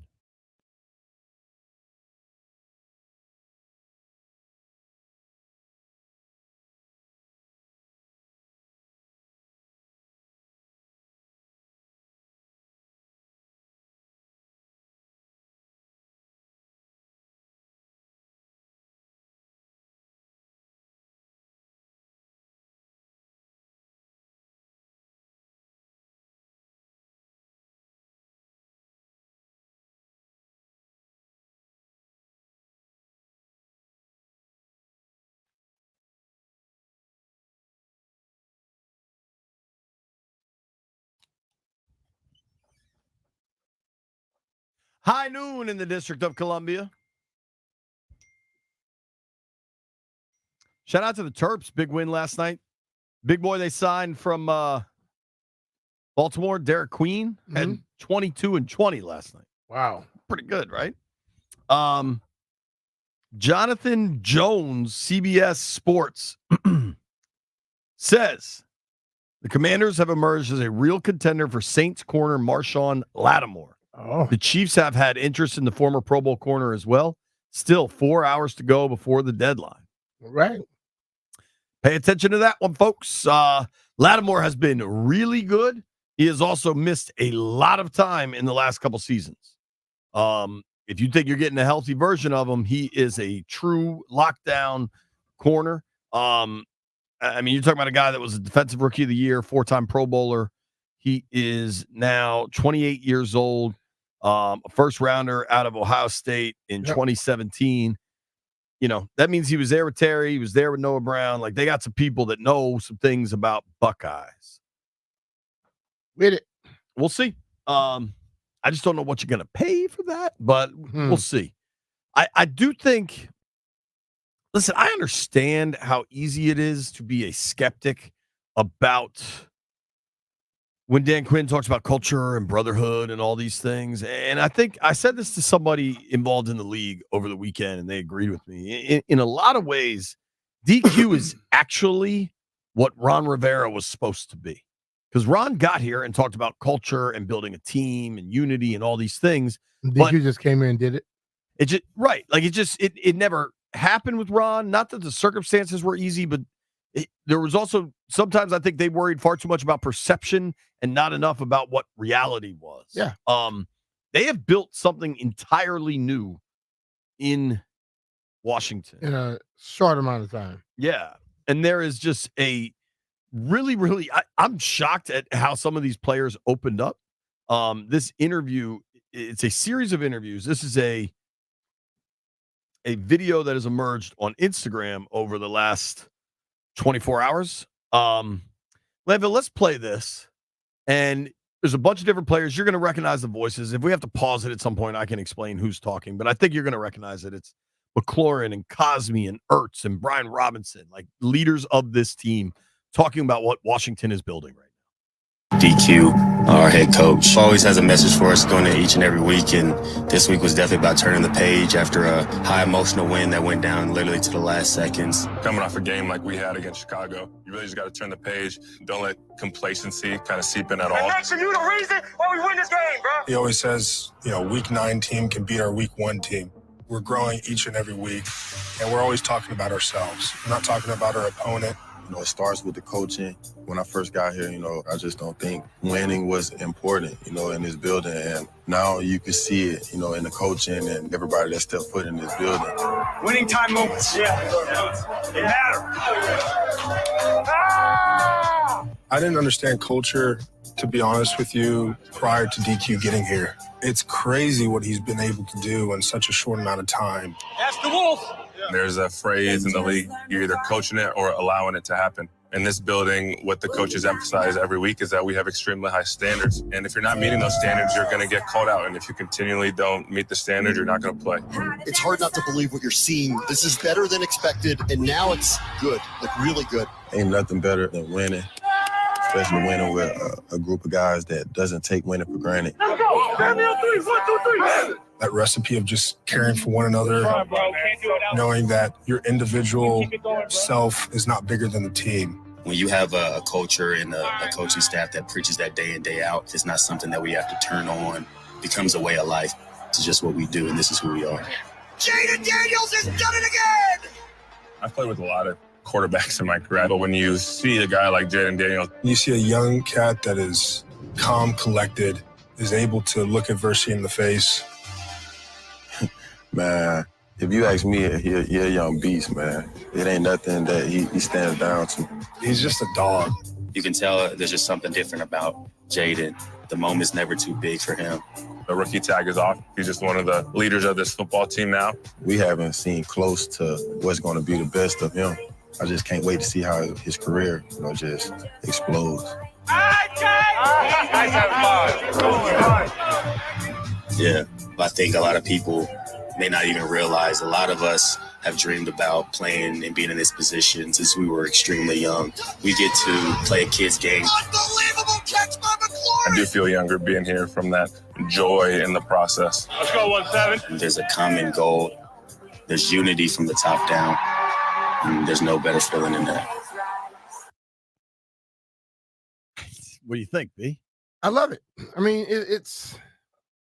I think what you see, what we heard was whenever they got in front of a camera, they said everything that they thought people wanted to hear before. Dan came in here and started putting in work. And he hasn't been saying what we got to do, how we going to do it. We're going to do it in this amount of time. His players are telling you what he does on a regular basis. He holds them accountable. I've spoken about accountability since I started doing radio in this town. A lot of people don't like to hear about that. Because you know what? People outside of football in their regular life don't like accountability. He's holding them to it, and now they hold each other to it. That's how you build a team. What you said repeatedly with Chase Young as things were going sideways between the Rivera coaching staff and Chase Young, what you said repeatedly is, then why is he playing? Yeah. If he's not doing what the coaches want, then why is he out there? Yeah. Right? And what Zach Ertz said there, and we can get into the culture. I'm not trying to drag Ron and his staff. Ron's a good person, right? But for Cosme and B-Rob, guys that were here and drafted by those guys, to say, I didn't know what winning culture was until DQ got here. Mm-hmm. For B-Rob to say we didn't have the coaching like we have now. But for Ertz, who's an NFL veteran and has been all over this league, played at a really high level, has a Super Bowl ring, for Ertz to say, there's a saying around the NFL, if you're not coaching it, you're allowing it. That means, in any walk of life, if you're allowed to dog it, people do. Yeah. If you're allowed to dog it on the radio, people will dog it. If you're allowed to dog it at the accounting office, people will dog it. And if you allow that in pro football, dude, a lot of that happened, and a lot of it was a result of Dan. I'm not denying any of that. But how it happened, what happened, no longer matters. Because clearly these dudes aren't allowing it. And what Ertz said, if you're not coaching it, you're allowing it. Yes, And man. if you aren't practicing playing up to the standard, you won't play. Yeah. So when we keep asking these questions, why isn't this guy playing? Why isn't that guy playing? There's your answer. Hey, I have seen coaches come through this town and they talk about the player, but they kept putting them on the field. So my question is, was the player not doing what you want him to do and you still played him? And you think it's the player's fault? No, it was the coach's fault. And maybe some of the other players on the team's fault because they wasn't expecting a certain level of whatever. But we knew how it was before. You're a first-round pick. Everybody bowed down to you, treated you different than everybody else. But they treat the guys that were not first-round picks differently, like less than. Right now, everybody's held to the same standard. And everybody's still performing at a higher level now because they are being held accountable. And you know what? It's okay for the players to hold the other players accountable. It's okay for players and coaches to hold each other accountable. Before, they did not want people around that had a backbone, had a spine. You know what I'm saying? So those guys were hushed and quieted. Right now, you can speak up. If Coach Gibbs didn't mind me questioning, why the hell should any other coach in this league mind somebody questioning him? I go back and watch the video. I love this video of Andy Reid, coach of Philly, and the famous "See You Wednesday." Mm-hmm. And I know you well enough now in your retirement stage of life, mm-hmm. and in your early 40s, we'll call it. And I know you are still a person that challenges things you don't think are correct or willing to ask questions. Like you are going to speak your mind. And I see you say, "See you Wednesday," and Andy Reid on a team that was playoff bound say, "That's right, Brian, you will see me Wednesday." Like, it's good to have people that will challenge you. Yeah.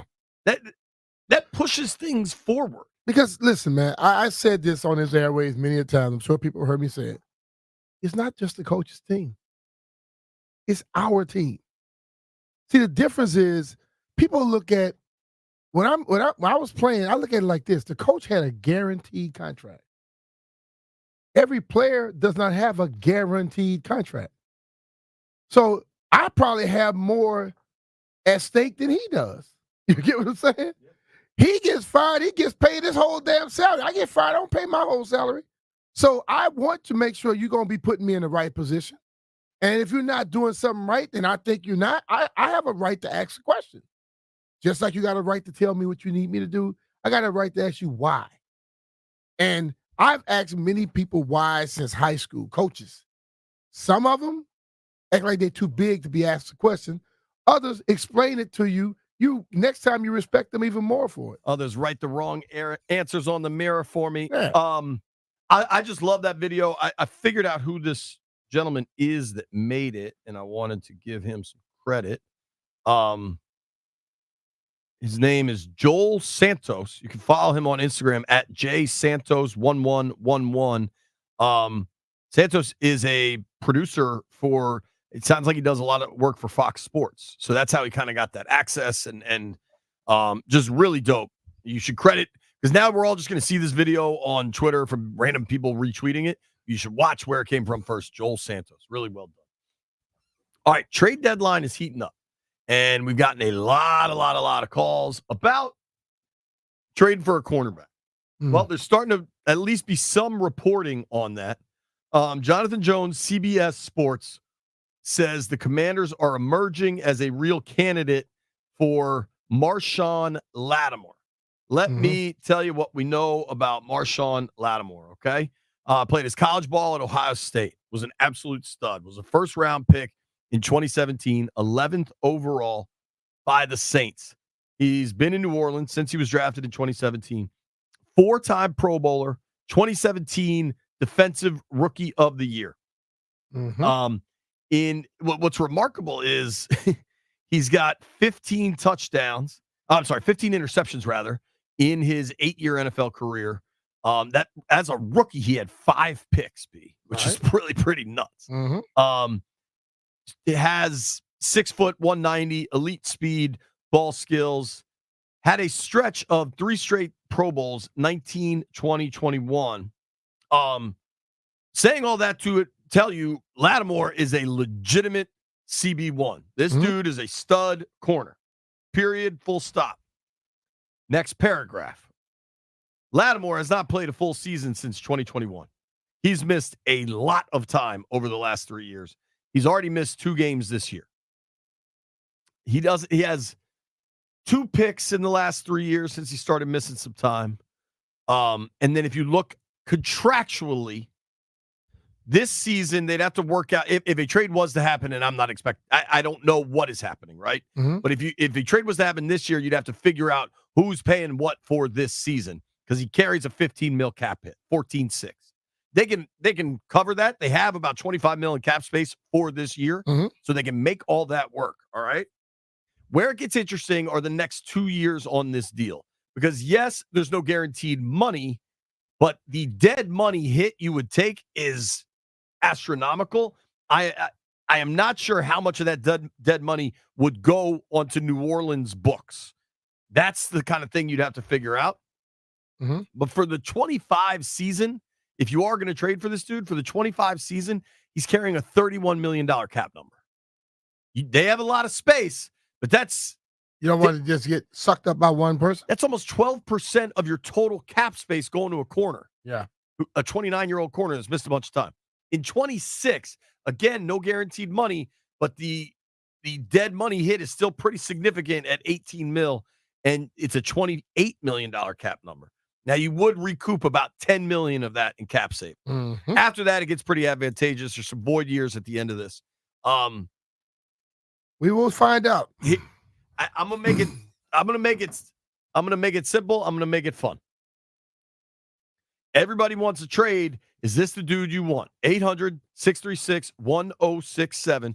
800-636-1067. There is at least a report now from CBS Sports that Washington is emerging as a real target for Marshawn Latimore.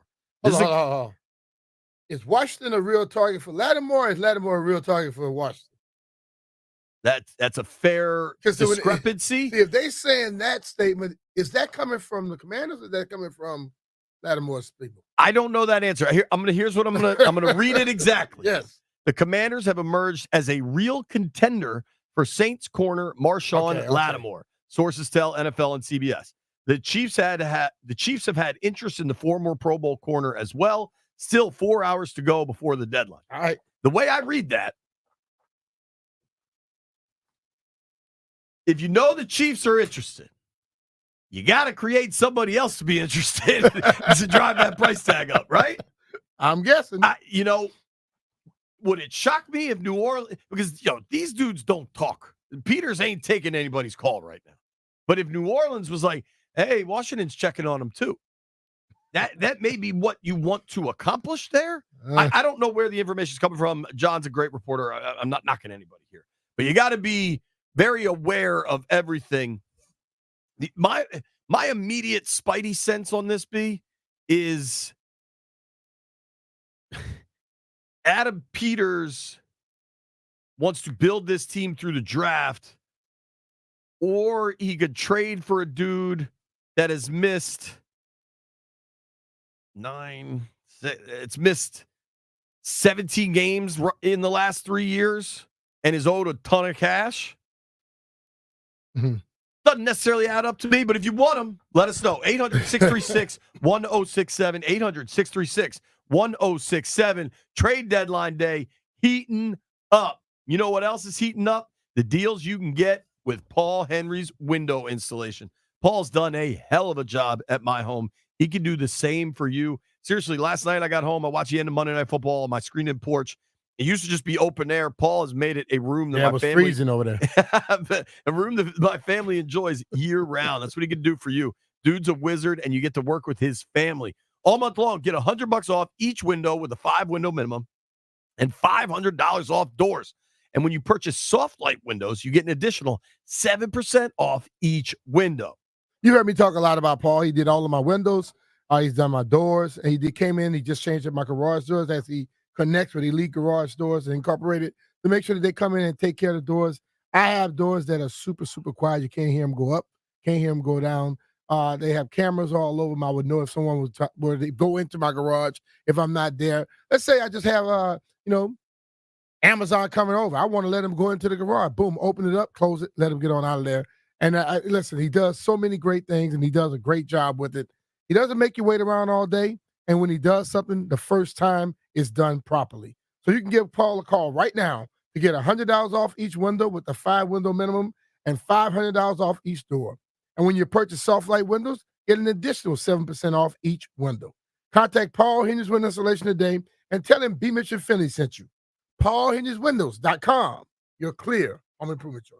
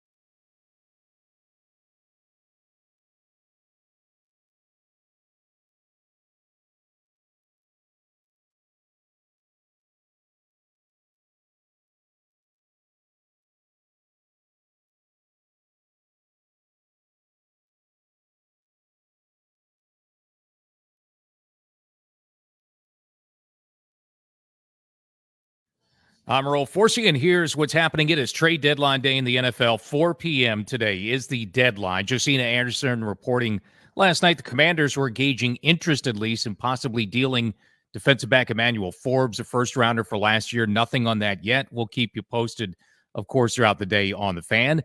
Things have happened around the NFL, though. Lions get defensive end Zadarius Smith from Cleveland, 5th and 6th round picks involved there. Bengals deal a 7th-rounder to Chicago for running back Khalil Herbert. The Cowboys made a move for a receiver. They trade a 4th-rounder to Carolina for wide receiver Jonathan Mingo, who was a draft pick last year in the NFL draft. And the Cowboys are likely, according to reports, likely to place Dak Prescott on IR with a hamstring injury, means he would miss the matchup against the Commanders coming up in a few weeks on November 24th. Wizards lose at home last night to Golden State, 125-112. Their second straight loss. Capitals hope to bounce back on the ice tomorrow night, home against Nashville, 7 p.m. here on The Fan. From the Crop Metcalf 5-Star Sports Desk, I'm Earl Forsey on The Fan.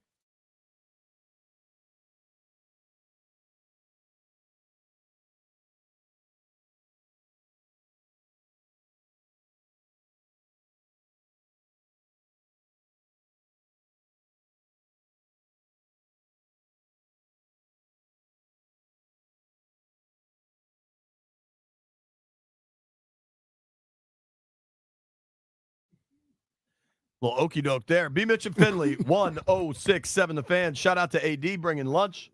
Shout out to Daniel just walking in and taking what's his. Daniel said he's a computer fixer and he expect to get some food. I mean, at least Stevie brings us candy. Damn, buy me dinner first. You expect me to put out? Yeah, come on, man, Daniel. A lot of conversation here about Marshawn Latimore. Really, really fascinating to see if this is a move Peters will make. A ton of it depends on what the cost will be, obviously, like anything. Jonathan Jones, CBS Sports, NFL Insider saying that the Commanders, I'll read the exact thing because the language matters here, folks. Commanders have emerged as a real contender for Saints corner Marshawn Latimore. Sources tell NFL and CBS. The Chiefs have had interest in the former Pro Bowl corner as well. Still 4 hours to go until the deadline. For the Chiefs, when you know you're a Super Bowl contender, I think it makes a ton of sense. Yep. For Washington, where Adam Peters has talked at length about building through the draft, you probably have to give up.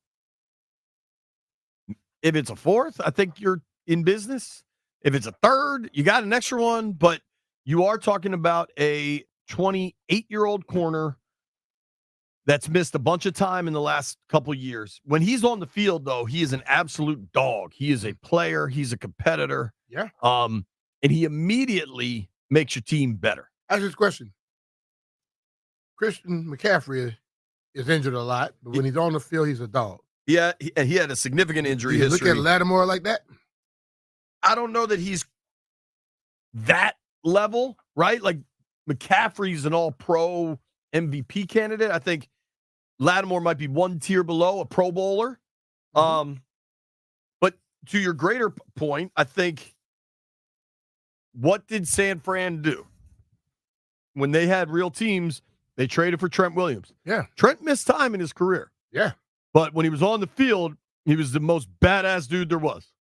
They traded for Christian McCaffrey, a guy that missed a lot of time, but he was on the field. He's an absolute badass. Yeah. You know, to that point, Latimore would fit that mold. And when I think about it, though, I think that the people that worry about players missing the most are fans and media people. The people that pay them, they know that they're going to miss some. It's just if you can limit that a little bit. So if Latimore is that level of player, I can see a run being made. I won't be mad at it. You know what's going on in New Orleans. They just fired the coach. They are clearly in sell mode. Well, I do a text thread with about 25 guys that I play college ball with. Everybody say they should get rid of the coach. They should get rid of the owner. They try to get rid of the owner. Text now. all them. Text all them. Now this I might lean on a little bit more because what I've heard consistently is the Chiefs for Latimore. Adam Schefter was just on Pat McAfee, and Shefty said he believes there's about 4 potential bidders for Latimore, and he said the Chargers and the Chiefs as possible designations. 4 bidders, Chargers, Chiefs, leaves 2 others. Sure makes sense for Washington to be in this thing. I would also say this. I don't think Washington's going to allow themselves to get in the bidding war and with that type of deal. You know who else should be in on this? The Ravens. I mean, their pass defense has been awful. Because isn't Humphreys hurt? Didn't he get hurt in the game? He got those two interceptions? I think he came back in, but I think he missed the game. So here's what we'll do. Phone lines, 800-636-1067, 800-636-1067. Everybody wants trades, right? You want trades. You want cornerback help. I was talking, where's my man that I was chatting with this morning on Twitter? And I can understand this. This is a dude, Al Sowers. Do you know Al B? I think I've seen some. I had some back and forth with him before. He's good buddies with CJ. So here's what Al said. At this point where it's going to feel disappointing if they don't make any moves to improve the defense, because this defense most likely isn't quite good enough to do much in the playoffs. An average roster being covered for by elite quarterback play and a team full of heart. Need playmakers in the playoffs. I think a lot of people feel that way, that they'll be disappointed if they don't make a move. I think that's a bridge too far. I think you've got a 7-2 football team, and there should be no disappointment whatsoever at all. But if they make a move, you can understand why. Football seasons are finite resources. You've got something really cooking right now. Next year is not guaranteed. You never know if you're going to be able to keep that going, right? Oh. So if you make a move, Shefty, here we go. Why it's worth watching Washington today. Commanders currently are slated to have 9 picks in the 2025 NFL Draft. Commanders have an extra 3rd-round pick from the Jahan Dotson trade, an extra 6th from a pick swap with the Saints for John Ridgeway, and an extra 7th from the Dotson deal. Schefter now saying to watch him. Might be watching, Jay. You should be watching. If you're looking at next season from a cap space standpoint, they got a lot of it. They got options. Phone lines are coming in. We're going to get to all the calls. Keep calling. As it stands right now, the Commanders effectively have over $100 million in salary cap space. They have $121 million in cap space, but they're going to sign a bunch of rookies, which will take care of some. $100 million. Whew. Yeah. That's good. And more importantly, right now, they have cap space if they want to add somebody. They've got about $24 million in cap space right now, effectively. So they have the room to add right now. If they decide to go, I'm good with it. Yeah. I mean, like I've said it many times. I know Nate comes on here and act like he's the only person that says stuff. A lot of times he take what we say and he repeats it like he said it. We all said in all season, the number one person to get was the general manager. Yeah. And I said, once we got him, I'm cool with whatever he does. And I remain that way because they can sit here. We change our opinions about the team like we change underwear. They don't do it like that. So they may be looking at somebody and been looking at someone and feel like we got to make this move or we don't have to make this move. I'm with it. I don't care. Because I think right now you get the right people in place, plus you have the right people training them, coaching them up. You can have a damn good football team. So I'm with that. Yep. It could be really interesting. Really, really interesting. Mm-hmm. All right, let's get to some of these phones. A lot of folks are fired up. Michael V is in D.C. Mike, what do you want to happen? Hey, MV7 on the line. What's good, gentlemen? You said Michael V. I said Michael Vick. That's what I'm saying. I'll take 7.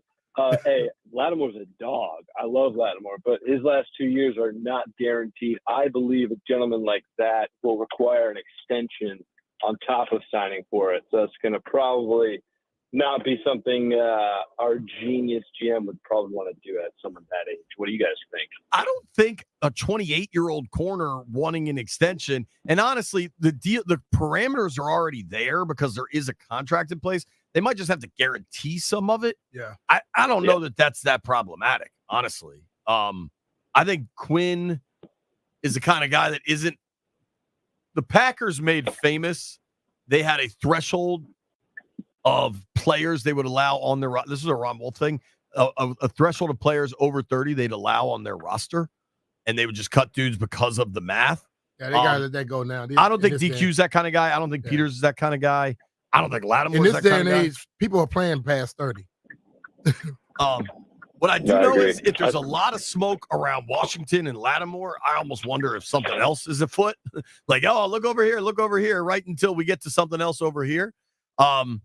Pretty fascinating to watch it all unfold. Let's keep the phone lines going. Brian is on 695. I like these very specific updates where they are. What up, B? Hey, what's going on, man? Chilling. Hey, thanks for having me on, man. I love you guys. Listen to you guys ritually. I'm the water dude at the cooler. People call me because I listen to you guys every single day. Don't miss a beat. Appreciate it, man. Yeah. So, hey, listen. Listening last night, Rico Street Scores talking this Latimore deal up, and I'm thinking, yeah, it sounds like a really good. Sounds like a no-brainer to get this guy. But thanks, JP, for pulling out the stats and really digging into it, because as a fan, I don't know, man. I'm just a truck driver, so man, I want to see my team do really well. I trust Adam Peters to make a good decision, and given his injury report and how much money, not necessarily this year but next year, and the dead cap, I don't know, man. It doesn't make sense to me. I think that we need to keep on looking. Maybe go back to J.C. Horn, or maybe I don't know, but I think I would have to pass on Latimore. All right, man. Thanks, buddy. Appreciate the call. Thanks for listening. I got to say, I'm pretty surprised that the first two callers are saying no. They want to wait and see. I thought the phones would light up. Do it. You know what I mean? But, I mean, once you put out all AD's the stats. out on Latimore? Wow. And now AD may have as much information as Adam Peters. That's Tommy right there. He's an Indian Tommy. AD, he got a real job. He don't have no real job. Landfill, where are you at on a possible Latimore trade? I'm for it. I was a little surprised at how old he was. I thought the guy was younger, but their DBs aren't that really that good. So, yeah, I'd appreciate some help there. Rap Sheet has entered the chat. Rap Sheet says, while nothing has been agreed to or finalized, talks centered around Saints star corner Marshawn Latimore have picked up over the last few hours. The Chiefs have been in it. The Commanders have made a hard push, and there are at least two other teams. Would you want to be the Chiefs that everybody keeps talking about, the Commanders who are now hearing a hard push, or the two other mystery teams? I think it's the Chiefs and the Commanders right there are enough. You know why? It also sounds like the Chargers are in on it. Well, all right, add the Chargers. 3 teams with what? Good offenses. Bring the defense along, and you can make the team a lot better. I also think if a player is looking at it and he gets a choice, go look at Kansas City first. Because he knows what that team does. They basically have a condo in the Super Bowl right now. They're there. You look at Jaden. Jaden has brought a lot of excitement to this league, man. People want to be around him. The little post the other day that, other guys are interested in coming here. You're damn straight they're interested in coming here. Because you see them winning now. So I think they're involved. Matt Paris covers the Saints for the New Orleans Times-Picayune. Matt Paris going to get us the latest on Marshawn Latimore when we come back. It's B. Mitch and Finley. B. Mitch here. Big changes are happening in the DMV, and just like our upgraded football team, now's the time to upgrade your comfort in your home with a Ruud HVAC system. I did, and the difference is night and day. My family and I felt the change instantly, and if you don't have a Ruud system yet, trust me, you're missing out. Plus, there are tax-eligible options for you in the DMV, and if you're in Maryland, you might score some utility rebates. So head over to Ruud.com, find a local pro partner, and get ready for winter. Always remember, if it ain't Ruud, it ain't right.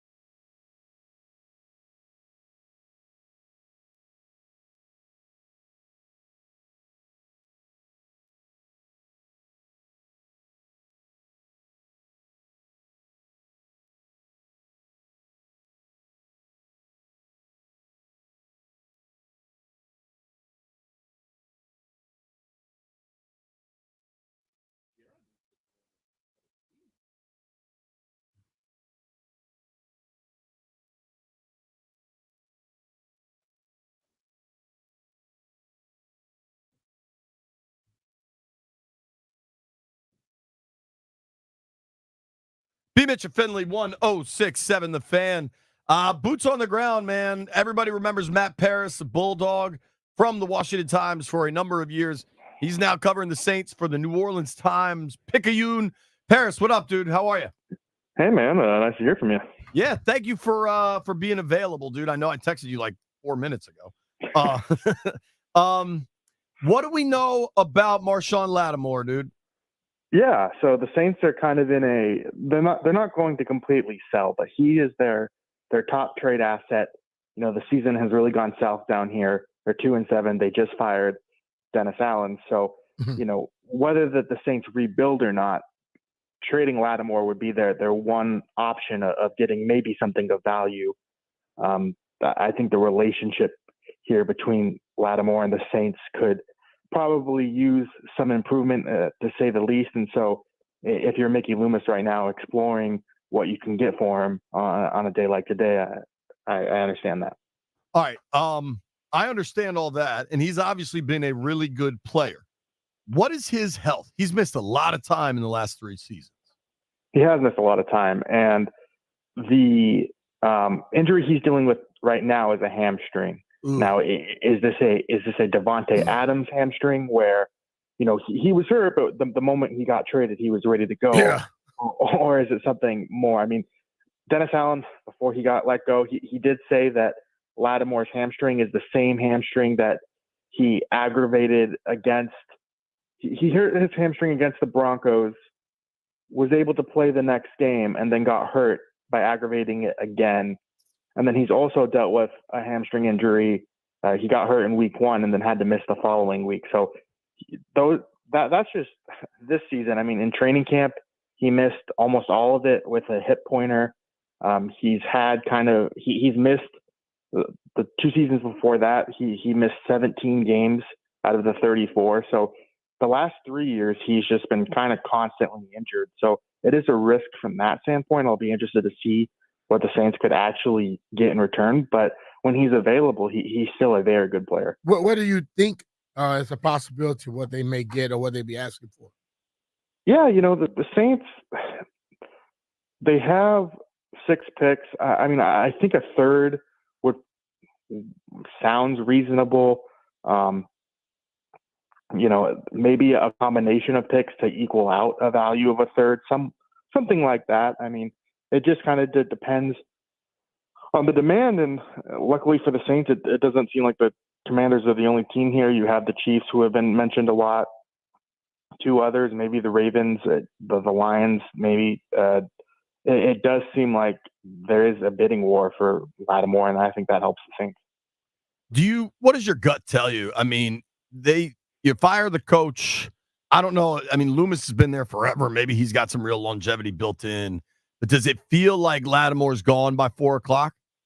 Yeah, I would think so. I mean, that's more of just a guess. But like I said, he's their really only attractive trade piece. And so if you're moving on from him, I think it would get something of value. And another thing to note down for the Saints and Latimore is late last season, they reworked his contract that made him easier to trade. I mean, he was basically in trade rumors all off season as well. They shopped him at the combine. They didn't really get the return that they were looking for, but they went ahead and drafted Kool-Aid McKinstry.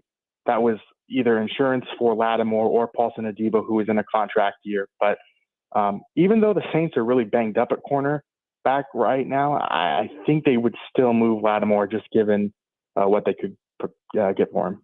So you think it's a third? You think it's a fourth, or like a fourth and a sixth, depending on his health? The way Adam Peters is built and wired, top 100 picks seem very important. Yeah, no, it does. You know, they traded a sixth for, what was the Ridgeway trade? It was Ridgeway. I think it was a pick swap. Yeah, it was like Ridgeway and a sixth for a seventh or something. Anyway, like you could maybe get one of your picks back that you gave them previously, and something like that. Like I think the Saints would like more assets because that allows Mickey Loomis to be aggressive in the draft, and he's always looking to move up. Is this? Yeah, I mean, it would be easy if I think if Peters was doing it and it wasn't other people. But the fact that you got the Chargers and also the Chiefs involved, will they push it out of what he wants to do, or is Latimore that important for him? Yeah, I mean, it's a good question. I mean, I don't think Latimore's preference. I don't think the Saints are the type of team to go to Latimore and ask him what he wants to do. If the offers are being equal, I think the Saints would just take the best deal that would be on the table. Well, and if at least the reports so far are Washington, Kansas City, and the Chargers. I mean, he's either going. Let's say that's accurate. You can go to a 7-2 team. You can go to an 8-0 team, or the Chargers are what 6-3 or something. Like He got a good choice. you're going to a contender, Yes. wherever if it's one of those, right? And another bad team ain't trading for him. Like it's not like the Panthers are calling. You know what I mean? Right. Yeah. Fascinating stuff. How's New Orleans treating you, buddy? Hey, it's pretty good. I mean, I can't believe the Commanders are 7-2, and here I am. I had Bill Callahan flashbacks yesterday. Well, let's just put it that way. It is. It's You're eating good food though. we were Paris. We were. I think Nikki and I were talking about this. Maybe it was whoever. But like you leave the beat, right? And we've all been doing it for a while. You saw some really low years. You know they feed us now too out there, both on Wednesdays and Thursdays. No. Yeah, dude. Wednesdays they bring have in great pizza, food on- put the pizza bit after wins. Now they just bring pizza every Wednesday, and on Thursday we get Chef Connors. Like he just makes extra food and brings it out to the annex.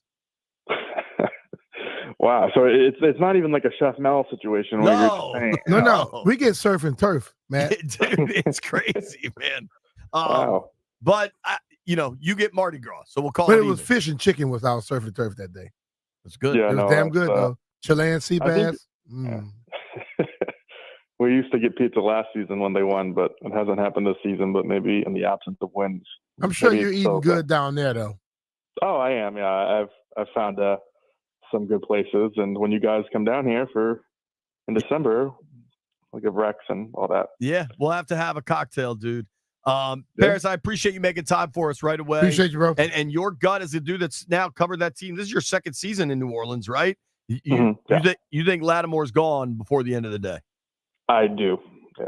All right. Thank you, brother. I All right, Matt. appreciate it. I appreciate it. Yep. Thanks. Matt Paris, give him a follow at Matthew_Paris. Covers the Saints for the New Orleans Times. Picayune, beat reporter down there.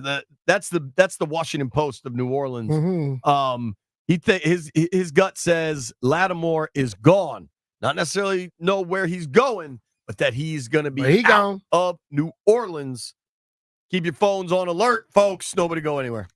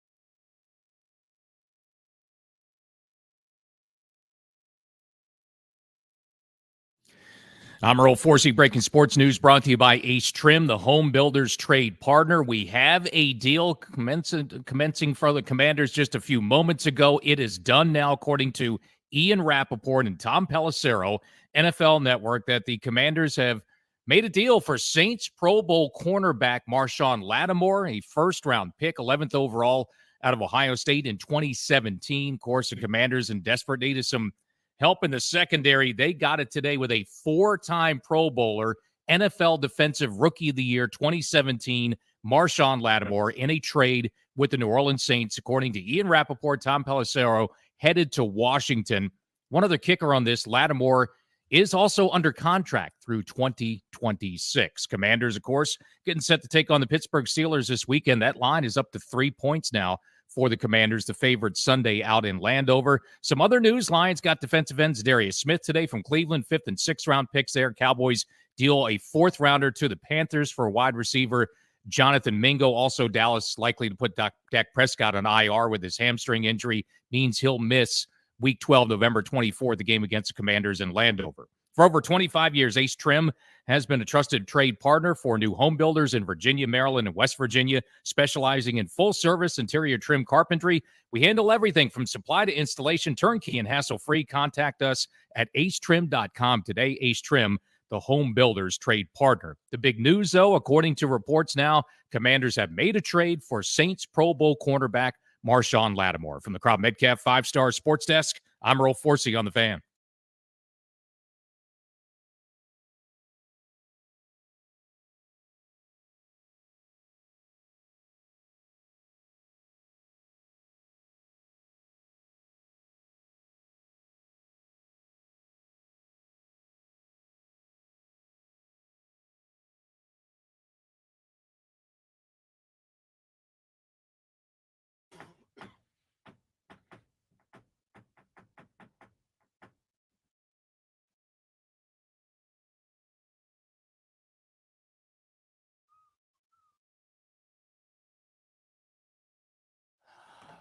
P-Mitch Finley, 1067 The Fan.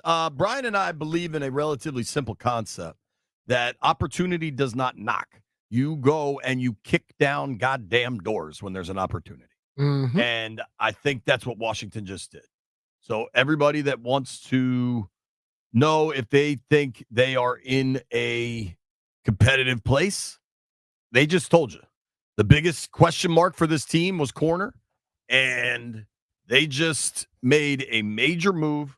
Schefter and the NFL Network guys were first. Rapp, Pelissero, wherever you heard it from. I've confirmed it.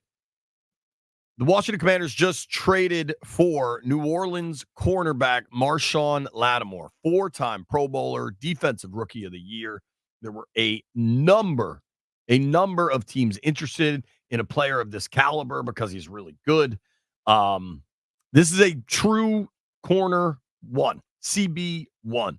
And if what we're seeing reports are that they had to trade what looks like a 3rd rounder, in a lot of ways, B, Adam Peters just turned Jahan Dotson into Marshawn Latimore. And I think that's a hell of a plus.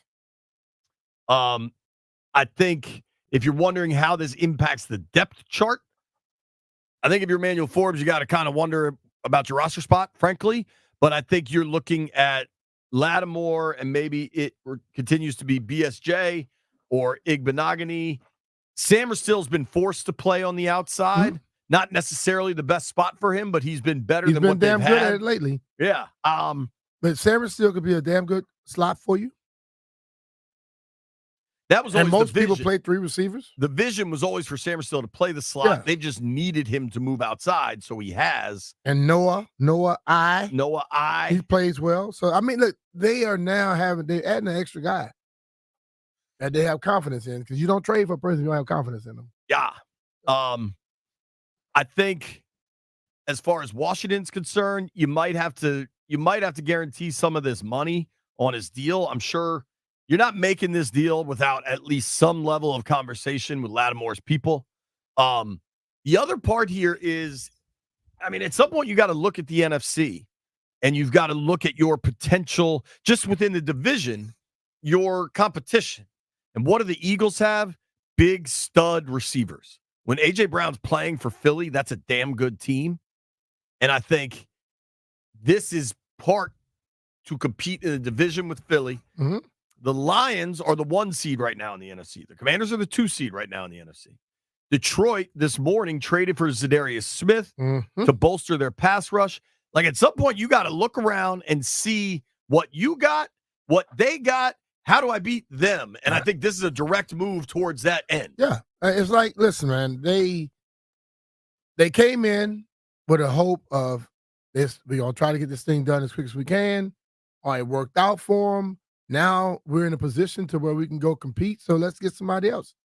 I think that they just have to go move forward. Jeffrey, as the Chief Ashburn Syndrome host of the program, how fired up are you, man? They made a power move today.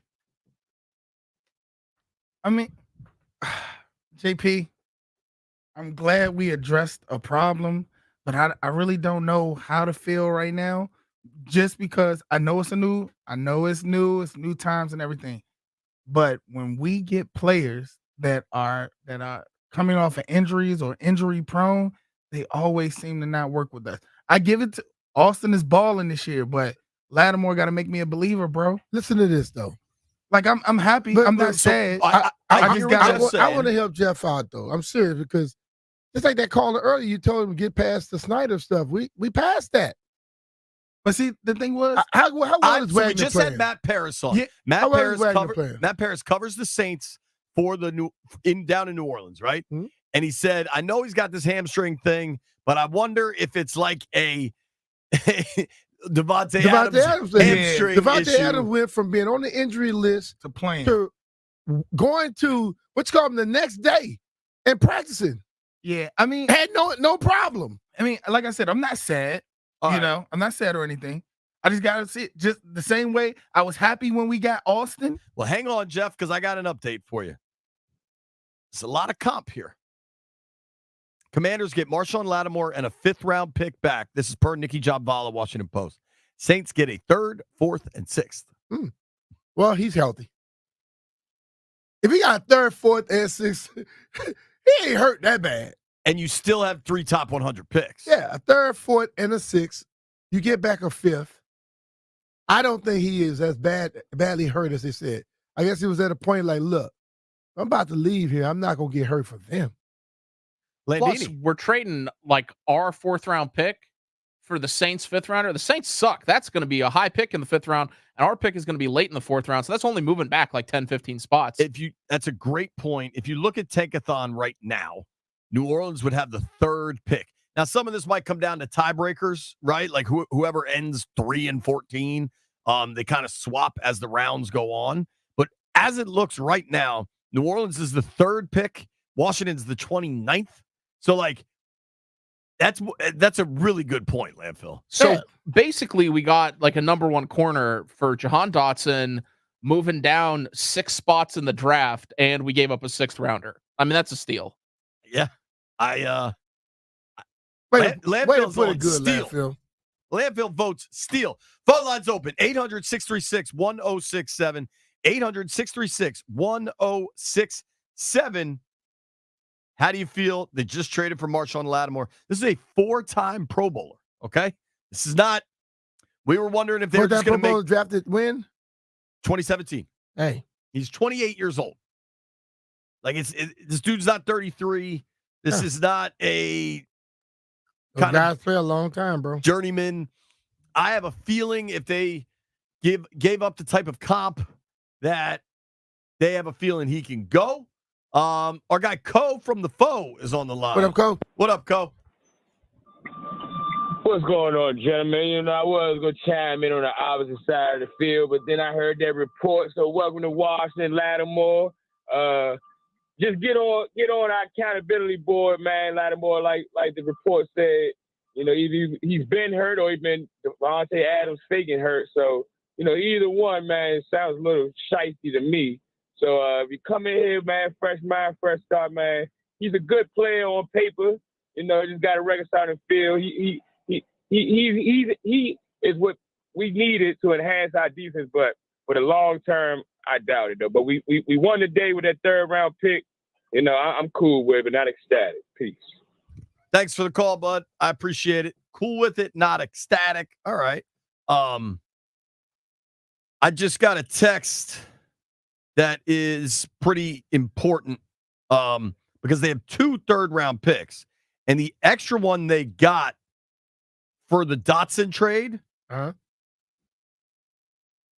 is actually the Dolphins' 3rd rounder, right?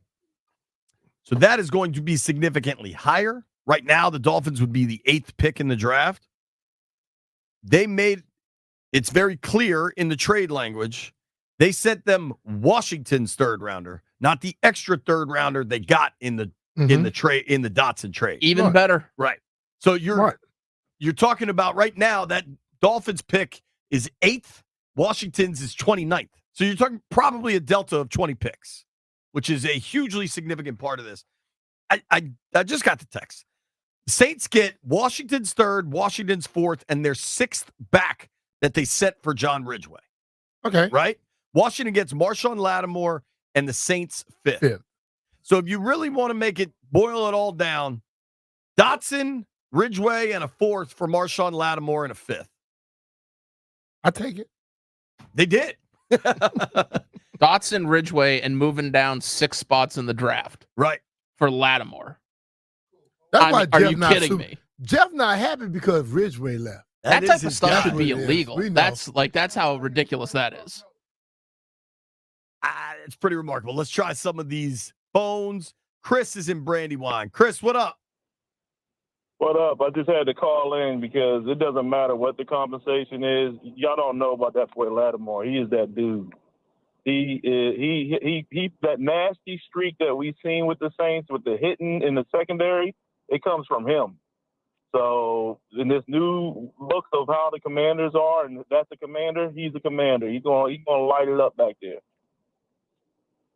There you have it. Appreciate it. There you have it. Chris fired up. Let's go to Ryan is in Connecticut. What up, Ryan? What do you got? I don't know how anyone could be unhappy or indifferent towards this trade because this is the first time in 20, 25, 30 years that a fan of Washington football can say, we are going for it. I mean, before the season started, it was let's just play better, maybe make the playoffs, but get 7, 10 wins and improve. And now through 9 weeks, we are going to be in the runnings for playoffs, Super Bowl, and being a contender. Not saying we'll win, but I mean, there's nothing you couldn't be happier with what you guys just said. Dotson, Ridgeway, and a 4th for Latimore and a 5th is basically criminal. And it'll make a seismic shift in our defense, moving St. Juice to 2, CB2 or the slot. Like, it's going to have an immediate trickle down effect if Latimore could even play at 70% of what he's capable of. I think it's an amazing day if you're a Washington fan to finally see a competent GM and ownership going for it when they finally find out that they have a chance. Dude, I wonder what this does for the vibe on Sunday. It's a great call, Ryan. Thanks very much, man. I mean, Sunday's going to be one, there's the hamstring question. Is his hammy good to go? Will he be able to go? Right? Like that's something we don't know the answer to. But 2, how quick can he go? Because you know who's pretty damn good? George Pickens. Yeah. Yeah. This is not a trade for yeah, man, we're going to build for next year. This is for Sunday We're gonna build and for Thursday this week. and the Battle of Pennsylvania. Listen, no matter what happens today, Landfill, it's the biggest news in Washington, D.C. Nate is in Chicago. Nate Dogg, talk to me. Hey, guys, I just wanted to say, being here in Chicago, getting to see us be the thief of joy for this entire area, it's been awesome to see. I haven't seen it my entire life. And now to go out and see us go get a big-name guy that's going to come in and produce, just go take over Pennsylvania. It's a beautiful thing, and I'm happy to see it. Appreciate the call, buddy. Pennsylvania, swing state. Not if Washington goes 2-0. Our guy Rusty is on the line. Rusty, talk to me. What's going on, fellas? How are you today? Doing We're good, good, brother. buddy. super excited about this. I've been on this Latimore thing pretty much ever since Devontae Adams showed he could play. I knew that there was something brewing down there. I knew that Latimore had to be fine, but like Brian said earlier, he's just not willing to get hurt for the team that he was on. I wanted to share something real quick with you guys. Sunday night, I went out to dinner with my family, and I was wearing a Washington Redskins hoodie, and it just says Washington across the chest, and it has a small Redskins logo in the upper left. And the young girl at the hostess table, when we were walking out, she says, "Oh, yes, Commanders," and reaches out to give me a high five. And we're in Delaware now. And then she pulls her hand back real quick and looks at me funny and says, "Wait, is that the Commanders?" So she don't know that they were once that team. She was like, I'd say she was probably 18 years old, young girl. She probably don't. Yeah, the moment for me was like, really, is this where we are now? So we have a whole new fan base. Wow. So, Yeah, man. Thanks, buddy. Appreciate the call. Bring some eyes to that field on Sunday. All right, brother. See you, dude. Let's go to Jeremiah in Fairfax. What up, Jerry? Hey, how are y'all doing today? So I think the caller, not the last one, but the one before, put the nail on the head. You can't not be excited about this. It's a good deal. I just wanted to say one thing that I think some people might not fully realize, and this is not in any way to say it's not a good move. But what you were saying to Jeff, it's not the Dan Snyder era anymore. Draft picks, whether we're getting them or giving them up, mean more now. There's more potential with who we draft. We have more potential to get bangers in the 3rd or 4th and 5th round. So people should always keep that in mind when dealing with trades like this for the Commanders. But it's a great trade. I love it, and that's all I had to say. Thanks, y'all. All right. Thanks for that call, buddy. Appreciate you. How about this? The day is not done. The Jets are trading for Mike Williams. The Jets are trading Mike Williams to the Steelers. So Washington might have a new corner on Sunday. Pittsburgh might have a new wideout. God, this is fun. Let's go to Curtis in Reston. Curtis, talk to me, dude. The first two callers and the guy that you just had all said the things I was going to say, but just want to clarify that Marshall Latimore is that guy. Since he was drafted in 2017, he's been ranked as a top 10 most valuable corner in each year. And moving St. Jude to 2, we've seen what he can do in 2 behind Fuller. I think it's a huge move for the defense. It's a huge move. Thanks, buddy. The only issue is health, right? And you got to assume. Yeah. I think we have reached a spot where you can assume Latimore is at least healthy enough to help them this year. Right? Mm-hmm. Otherwise, I don't know that you make the move. Jupe? We got Jupe, Jeff? It's Jupe time. Talk to me, Jupe. Sir.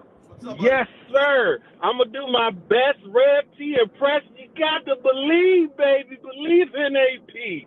Believe in that front office. And then listen, for real, if it doesn't pan out, I'm cool with it too, because what GM has hit on every player they traded, picked up, drafted, so on and so forth. Like, it's still a good deal, still could help us out. Let's see what happens, fellas. I'm happy for it. Jupe, I'm stunned that you're not hitting us with the Ric Flair. Yeah, that's a win right there, Jupe. My bad. Let's do it, fellas. My bad. Woo! Thank you, buddy. Appreciate it. All right. Phone lines are packed. If you're on hold, stay there. We're going to do calls the entire rest of the hour. If you live under a rock, the Commanders just traded for one of the top cornerbacks in the NFL. What kind of contender does this make them, man? I don't know. Hey, it's Brian Mitchell here. The NBA is back, and FanDuel, America's #1 sportsbook, wants you to catch all the action. And right now, FanDuel is giving everyone 3 months of NBA League Pass. All you have to do to catch every tip-off and buzzer beater is place any $5 bet on the NBA to get 3 months of NBA League Pass, courtesy of FanDuel. Just visit FanDuel.com/Brian to make every moment more this season. That's BRIAN. Make every moment more with FanDuel, an official sportsbook partner of the NBA. FanDuel Sportsbook is the official partner of 106.7 The Fan. You have to be 21 years old and present in Virginia. After 3-month free trial, the full price of League Pass will be automatically charged monthly. Cancel anytime. No refunds. Terms, restrictions, and embargoes apply. Limit 1 pass per customer. See terms at sportsbook.fanduel.com. Gambling problem? Call 1-800-GAMBLER.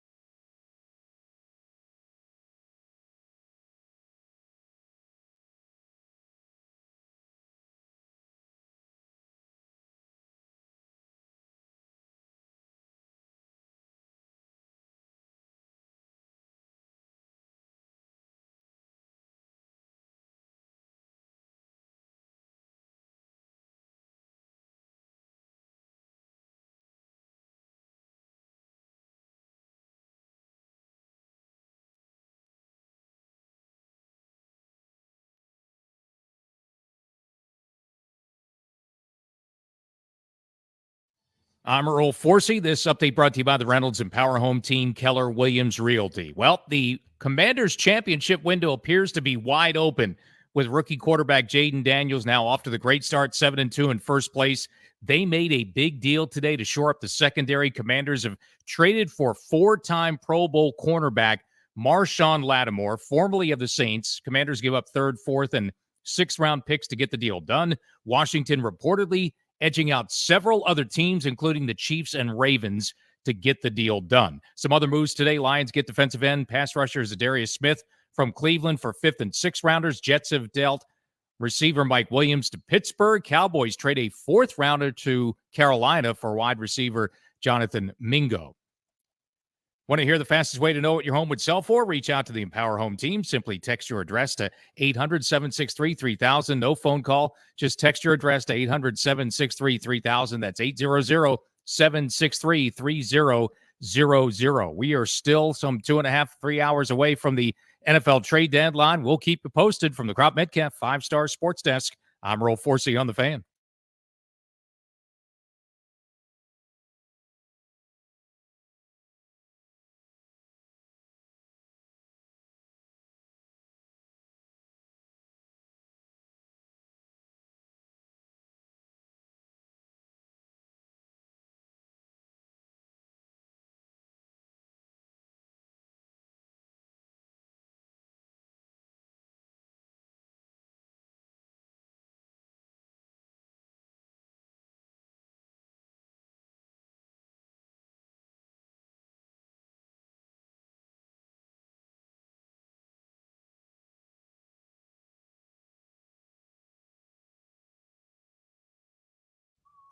Tell you what, we had Matt Paris on the program from New Orleans at about 12:50.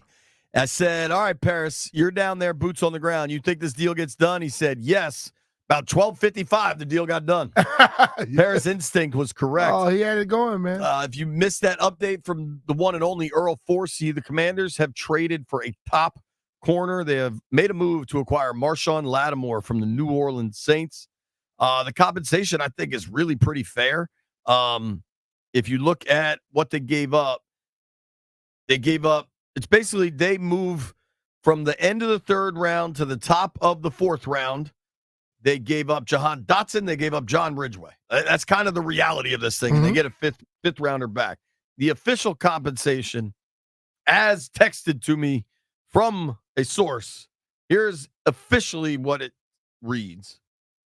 New Orleans gets third, fourth, the sixth back from the Ridgeway trade. Washington gets Latimore and New Orleans fifth. So if you think about it, they gave their own third, not the one they acquired in the Dotson trade via Philly, which is actually Miami's pick, which right now would be a top 10 third-round pick. It's Washington's third, which is right now a bottom 5 pick. The fourth, which is going to be a bottom 5 in the fourth. There are people that will get way too caught up in compensation. I don't think they gave up too much. You know what? I don't get caught up in all that. I think a lot of people get caught up in it. They don't know exactly what the value of it is. That general manager who sat there and made that move, he knows all the little intricate details. He wouldn't have done it if it was like he was losing. And knows if that hammy can go or not. Yeah. I still think it's important if we're going to give the compensation to give the context. They essentially traded Jahan Dotson and Matt Ridgeway and moved down like 6 spots in the 130th pick, and they got Marshawn Latimore. I mean, that's just absolute robbery. Yeah. I like the way Landfill I'm is with phrased. that Landfill. Shaq is in Atlanta. What up, Shaq? What's up, gentlemen? What's happening? You can't. They got a starting corner, so you can't give up no 7th-round pick to get a starting corner. So compensation is fair. And if we couldn't get a pass rusher, we had to get a corner that will allow us to send more pass rushers. So I think it was a good move. Hey, one more thing. I know it's late, but Mitch, I sent you a link when your reaction after that Bears game. Hey, it was priceless, and it wasn't a PG reaction either. Thank you, Shaq. Appreciate you, buddy. All right, we're gonna go in kind of chronological order here. Mike's in Woodbridge. Mike, what up, man? What do you think of the Latimore trade? I think it was good, and I just wanted to say I trust Adam Peters, and I think it's going to be good. I think he plays on Sunday, and I think they win. All right, bro. Appreciate you, buddy. Go back to school. Yeah. I guess they got school off, right? You got school Yeah, off today, Mike? off today. I'm homeschooled. Okay. Oh, you're all right. homeschooled. Appreciate you, buddy. He said, I'm at school, but I'm homeschooled. Drew is on the line. Drew, what do you think of the Latimore trade? I'm happy with it. I think this shows a couple things. One, Adam Peters is playing chess, not checkers, right? They stacked all these trades up to do what we needed at this time. So I think that's great. And it also goes back to what I've been saying all along. You can do more than one thing at a time. I think this helps us against Philly in the week, next Thursday. I think this helps us with playoff chances and the potential for a deep run. And it fills a need for next year too, and doesn't break the bank. So, these guys keep making all the right moves from my perspective, and I can't wait to beat the Steelers on Sunday.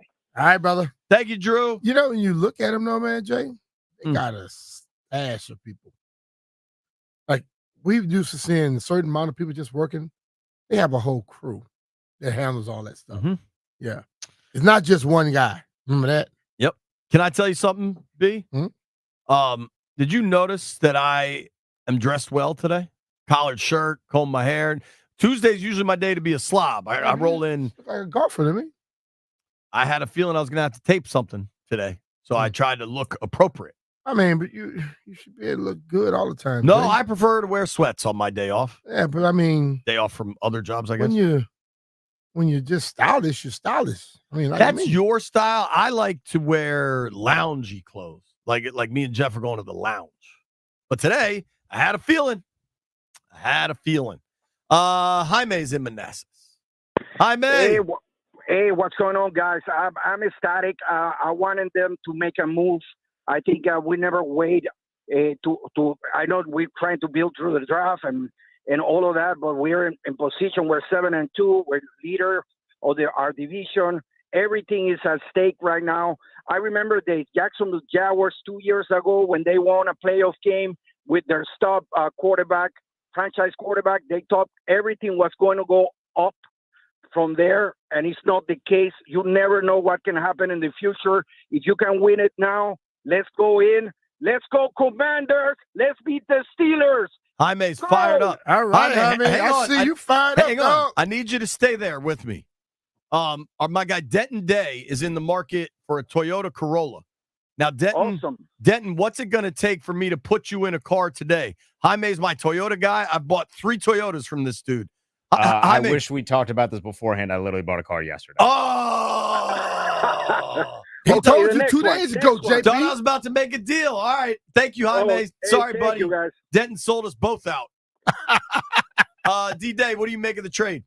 I'm thrilled with it. Obviously, the big question is, can you stay healthy? But you had a need at a number 1 corner, and now you have a guy that you can look at with George Pickens and then really A.J. Brown coming to town, or I guess you're going to Philly in 10 days, and you have a guy that you trust out there because you certainly didn't beforehand. So I think it's a good deal for Adam Peters, and I think you're it's able a big win. And you move Samerstill back inside where he's better suited, and with his physicality, he's such a threat. He is physical. Yeah, man. And we've all said for a while, I don't hate BSJ as the corner prospect, right? I don't think he's equipped to be a top corner going against top wideouts. But if you bump everybody down a peg, like if everybody from what they were doing is now doing something a little bit easier because Latimore can kind of be at the top of this list, I think Joe Witt now, if he's got 3 corners he trusts, can play a little more single high. I think that lets him move somebody else down. I think that helps in run defense. Like, I think there's a lot to like about this. It is. Health matters. Health matters for every player in the NFL. I don't think they make this trade without at least some level of knowledge that the health is okay. Jeff, try to get more of these calls. I'm going to take nothing but calls till the top of the hour. We have the Commandante on the line. B, are you prepared? Oh, yeah. Preparado. Hello, Commander. How do you do? I'm doing great, you guys. Hey, knock, knock. Bang, bang. Knock, knock. Who's there? Yeah. Seed 1. That's what I'm looking at now. That's a great trade, and that is beautiful. Made my tequila a lot happier now. I want to go home and drink. Lord, appreciate you, buddy. Perfect. Go have a cocktail. Celebrate. Yeah, he said he want to go home and drink. That's the dude that carries his own shot glass with him at all times. Everywhere he goes. Landfill, did you ever heard knock, knock, bang, bang? Yeah, I've never heard knock, knock, bang, bang. He did both parts of the knock, knock joke. I have little children in my home. We do some knock, knock jokes. I've never heard knock. Next time my 5-year-old asks me knock, knock, I'm going to say bang, bang. See what she says. She going to say, Dad, what's wrong with you? She says that enough. James in Silver Spring. Jimmy, talk to me. JP, Mitch, thanks for having me on. As the great PFT commentator would say, what are we thinking? 1 to Soupy. Whew. What do you think, B? Does this make them a legit Super Bowl contender? I'm not going to go all the way there just yet. But I think it puts them a step closer. NFC Championship game. Yeah, I'll go with that. Bro, I kind of think they were NFC Championship game contenders before. I'm not trying to be overly crazy, but like they're 7-2. They have a top 4 record in the NFL. I understand. And they just traded for a 4-time Pro Bowl. But still, some people like to be a little bit slow play it. I'm just saying it's exciting. You know, it's been a long time coming, and the only way is up from here, guys. I appreciate you, bud. Thank you, James.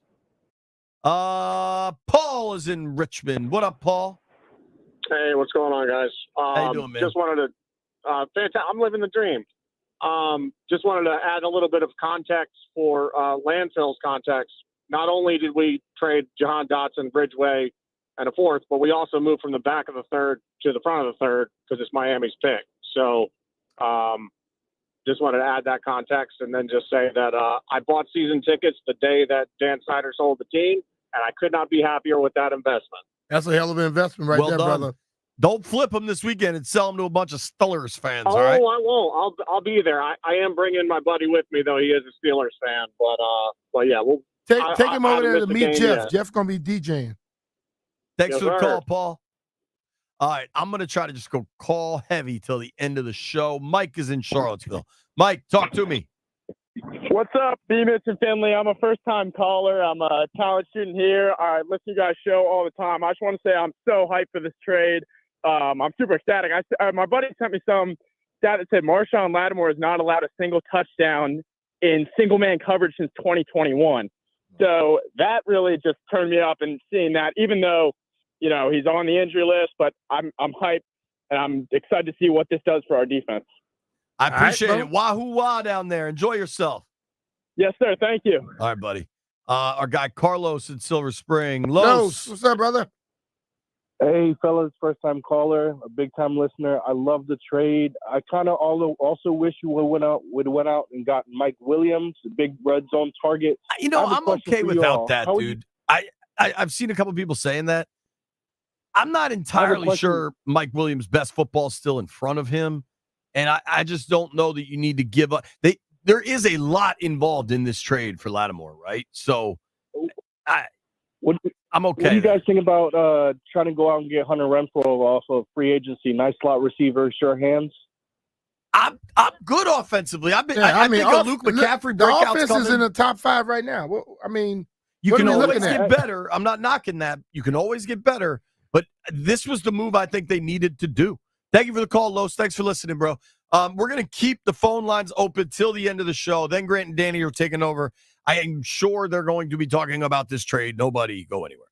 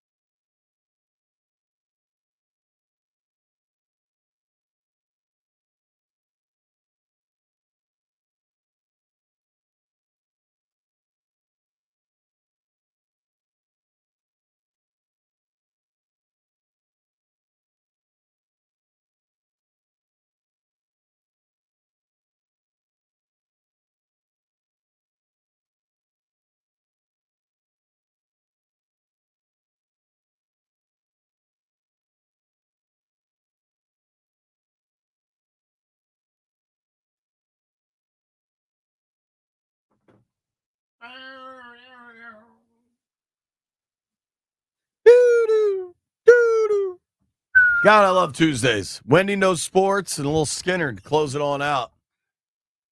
B, they got me writing again. Get a little excited, get some typing fingers going. Hey, they got you right. That's what you do. That's your job. Have a column up on NBC Washington here soon. We're going to finish out these phone calls. You live under a rock. Commanders made a move, baby. Commanders traded with New Orleans to get Marshawn Latimore. This is a cornerback with serious game. 4-time Pro Bowler, Defensive Rookie of the Year, first-round pick out of the Ohio State University. He can play. He has missed some time. This year, he's had a hamstring issue. We talked with our guy Matt Paris from New Orleans, covering the Saints, who believes that it's possible, similar to Davante Adams' miraculous hamstring recovery once he was traded from the Raiders to the Jets. I just got a text from Louisiana that said the same thing. They expect a miraculous Latimore recovery. has a Davante Adams hamstring. He'll be ready to play as soon as he touches down in D.C. My old teammate from college. I mean, let's hope that's accurate. I hope it is too. I think Adam Peters and team would have done some homework on the topic before they traded a whole bunch to get it. Let's go to our guy, Cairo. Cairo, what do you got on the trade? Holy potatoes, guys. That was an amazing Holy potatoes, trade. baby. Yeah, so my opinion is this is like a win-win. If this works out, we've got a number one corner, and I expect to see us as perennial title contenders for years to come. If this doesn't work out, I mean, the defense is what it is. Like, you know, if he's injured and that's an issue, I mean, we've still got the same guys that we had before, and we were winning games with them. So, like, win-win in my eyes. All right, bro. Appreciate you, Cairo. Thanks, buddy. Let's go to Larry in La Plata. Larry, what you got? Yeah, Brian, I need some advice. What you got? Should I bring my golf clubs to New Orleans? Can you make some restaurant recommendations? Recommendations. I put some recommendations up the Monday of the New Orleans game. But yeah, you'll be able to play golf still down there. The weather won't be too bad. I mean for the Super Bowl, brother. Well, yeah. I mean, bring them down there too. Thanks for the so call, you get Larry. to go twice. You go this time for like a run through, and then when you go back for the Super Bowl, then you know where everything is. What a world. We're talking soupy. Thank you, Larry. All right, let's go to Big Ron. Close the phones. If they're on hold, leave them there. Big Ron, what you got, buddy? Hey, how you doing, Mitch? How you doing, fellas? What's up, brother? We're good, pal. Hey, man, I was just telling Jeff, I've been talking to my son all year. We're big Commanders fans. And my son is 16. He was saying that this is the best year of his life because we're now 7-2. Wow. And when I told him about the Latimore trade, he said, "Dad, we're gonna go 13-4."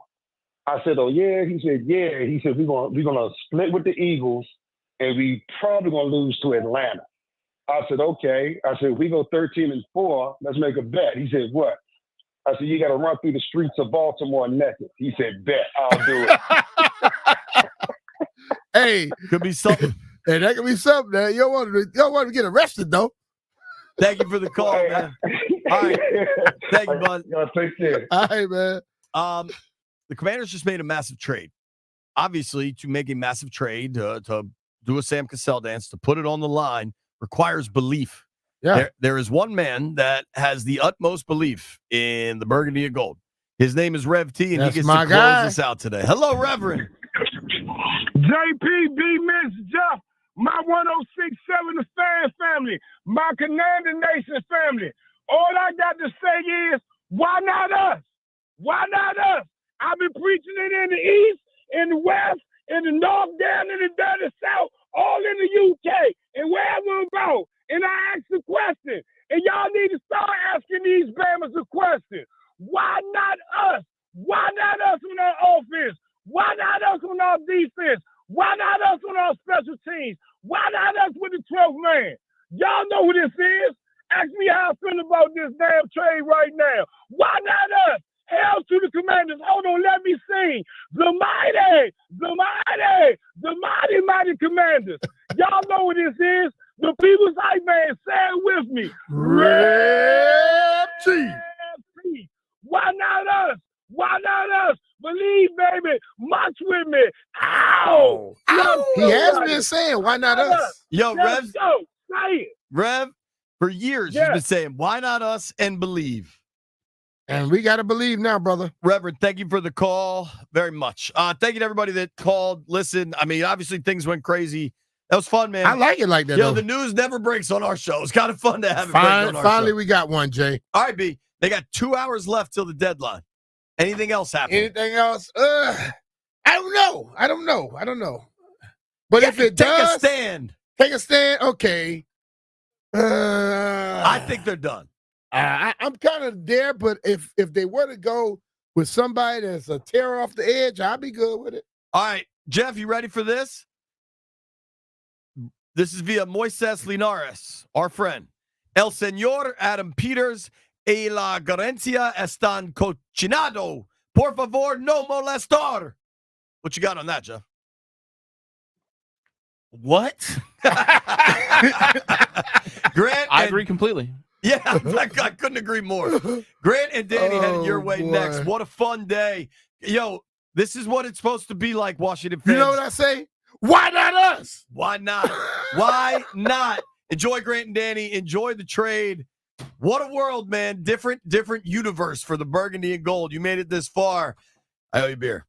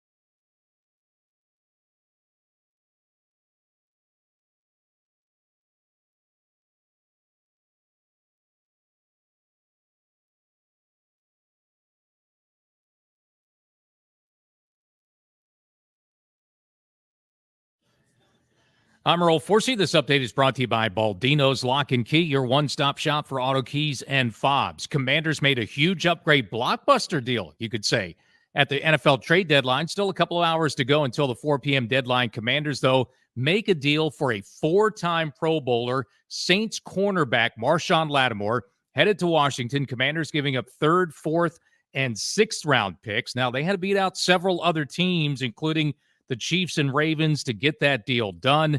Washington did complete the trade, though, today. Latimore, former first-rounder, 11 selection overall out of Ohio State in the 2017 draft. He was also the 2017 NFL Defensive Rookie of the Year. Other deals, Lions get a pass rusher, defensive end Za'Darius Smith from Cleveland for 5th and 6th round picks. Jets made a deal for wide receiver Mike Williams, sending him to Pittsburgh, which is the Commanders' opponent this weekend. Cowboys trade a 4th rounder to the Panthers for Jonathan Mingo, a wide receiver. Also, Jerry Jones said today the Cowboys are likely to place Dak Prescott on the injured list with a hamstring injury. If that happens, he would miss the game against the Commanders November 24th, Week 12 in Landover. This update presented by Baldino's Lock and Key. They make car key problems look obsolete with 9 area locations throughout Virginia and Maryland. Stop by one near you today, or for more info, visit baldinos.com. From the Crop Medcalf 5-Star Sports Desk,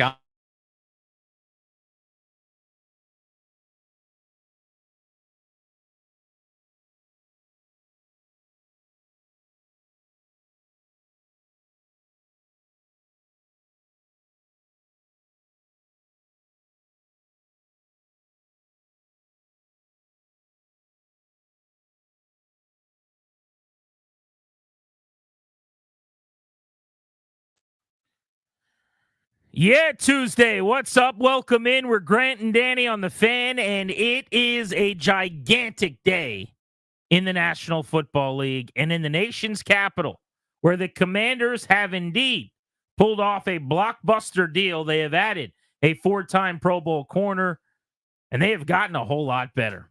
As we welcome you in, we thought we'd start the show 2 hours ahead of the deadline, predicting what might be coming down the pike. We'll still do some of that. Because Adam Peters, Danny, still has 2 hours to move and shake. But they have already made their big move. A 3rd, 4th, and 6th round draft pick. Packaged together 3 picks to New Orleans for Marshawn Latimore, the former 11th overall pick, a 28-year-old legitimate corner 1, and a 5th round pick. Peters, Newmark, in the front office pounce at 7-2 near the top of the conference. Injury concerns with Latimore, that's just a thing. That's part and parcel. But when that dude's on the field, he can play. That is a really, really good football player. So immediately, I like to use a little website called Our Lads for my up-to-date depth charts. They do a pretty good job. I mean, it's one short of like what the coach actually has on his board, how fast they are. It's already updated right there at the top of that cornerback list, little RCB. It says Latimore, Marshawn. That was fast. And that's the story. That's the best cornerback in your room now. The instant he arrives, when the thanks for flying to Washington, D.C. Dallas Airport. As soon as that plane lands, he's the best cornerback in Virginia. He'll be the best cornerback you got. Here's the key to the whole thing. St. Just, a corner 2, moonlighting as a 1, moves down. He gets to play in now what is a much more friendly and traditional spot for him, I would say, with his game. Everybody else down the depth chart. That means Mikey Sanristil can play nickel, which is what you drafted him to do. That means Noah Igbenogany, who, like Sanristil and like St. Just, has done some really good things, being asked to do more than was expected to be asked, right? He gets moved down the depth chart. He is a 4th guy. He is an extra piece who can be flexed and used inside and outside. When you add a number 1 at a position, you move everybody down 1 spot. And that's exactly what they were able to do with this Marshawn Latimore trade. I just love the grown-up operation and the common sense with which they operate, where sometimes when we all see something on the outside, they see it too. It used to be that for 3 days, we all would sit around going, man, they're not very good at cornerback. It sure would be nice if they got a cornerback. And then there'd be a press conference after 4 o'clock today in this hypothetical where we'd be told why we were wrong about cornerback and why they were right. And in fact, Adam Peters and the crew said, we're pretty good. We're 7-2. We got a legitimate quarterback and a elite offense, and we got a chance to make some playoff noise. we're really susceptible at one position. We really need help at one spot. Why don't we address it? And in one fell swoop, wasn't cheap, by the way. Everyone's saying, there's just nothing. They didn't give anything up.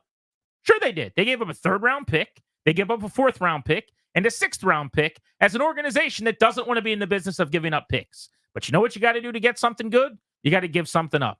And they did. And if Latimore's healthy, you got yourself a viable number 1 cornerback on the depth chart. So it's interesting because it's not for a guy of that caliber.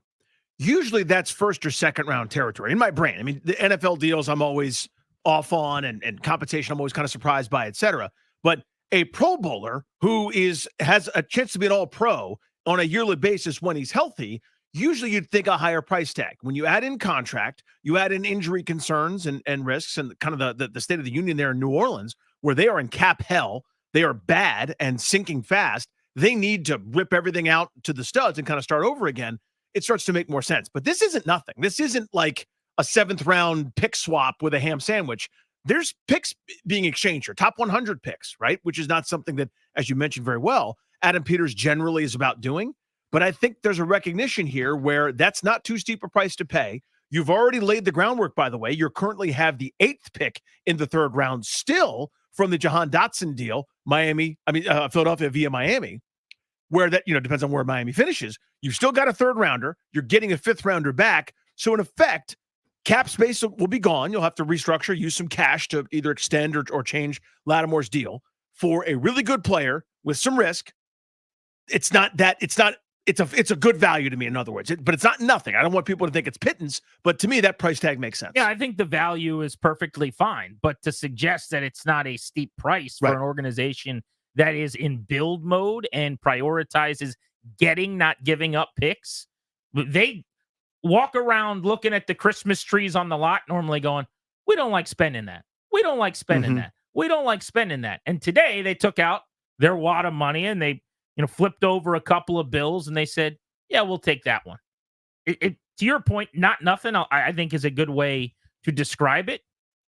But he has not been a Pro Bowler, I will say, since 2021. So when you're saying it's a 1st or 2nd round pick normally to trade for a Pro Bowler, well, if he was a Pro Bowler last year or if he was on his way to being a Pro Bowler this year, I would agree with you.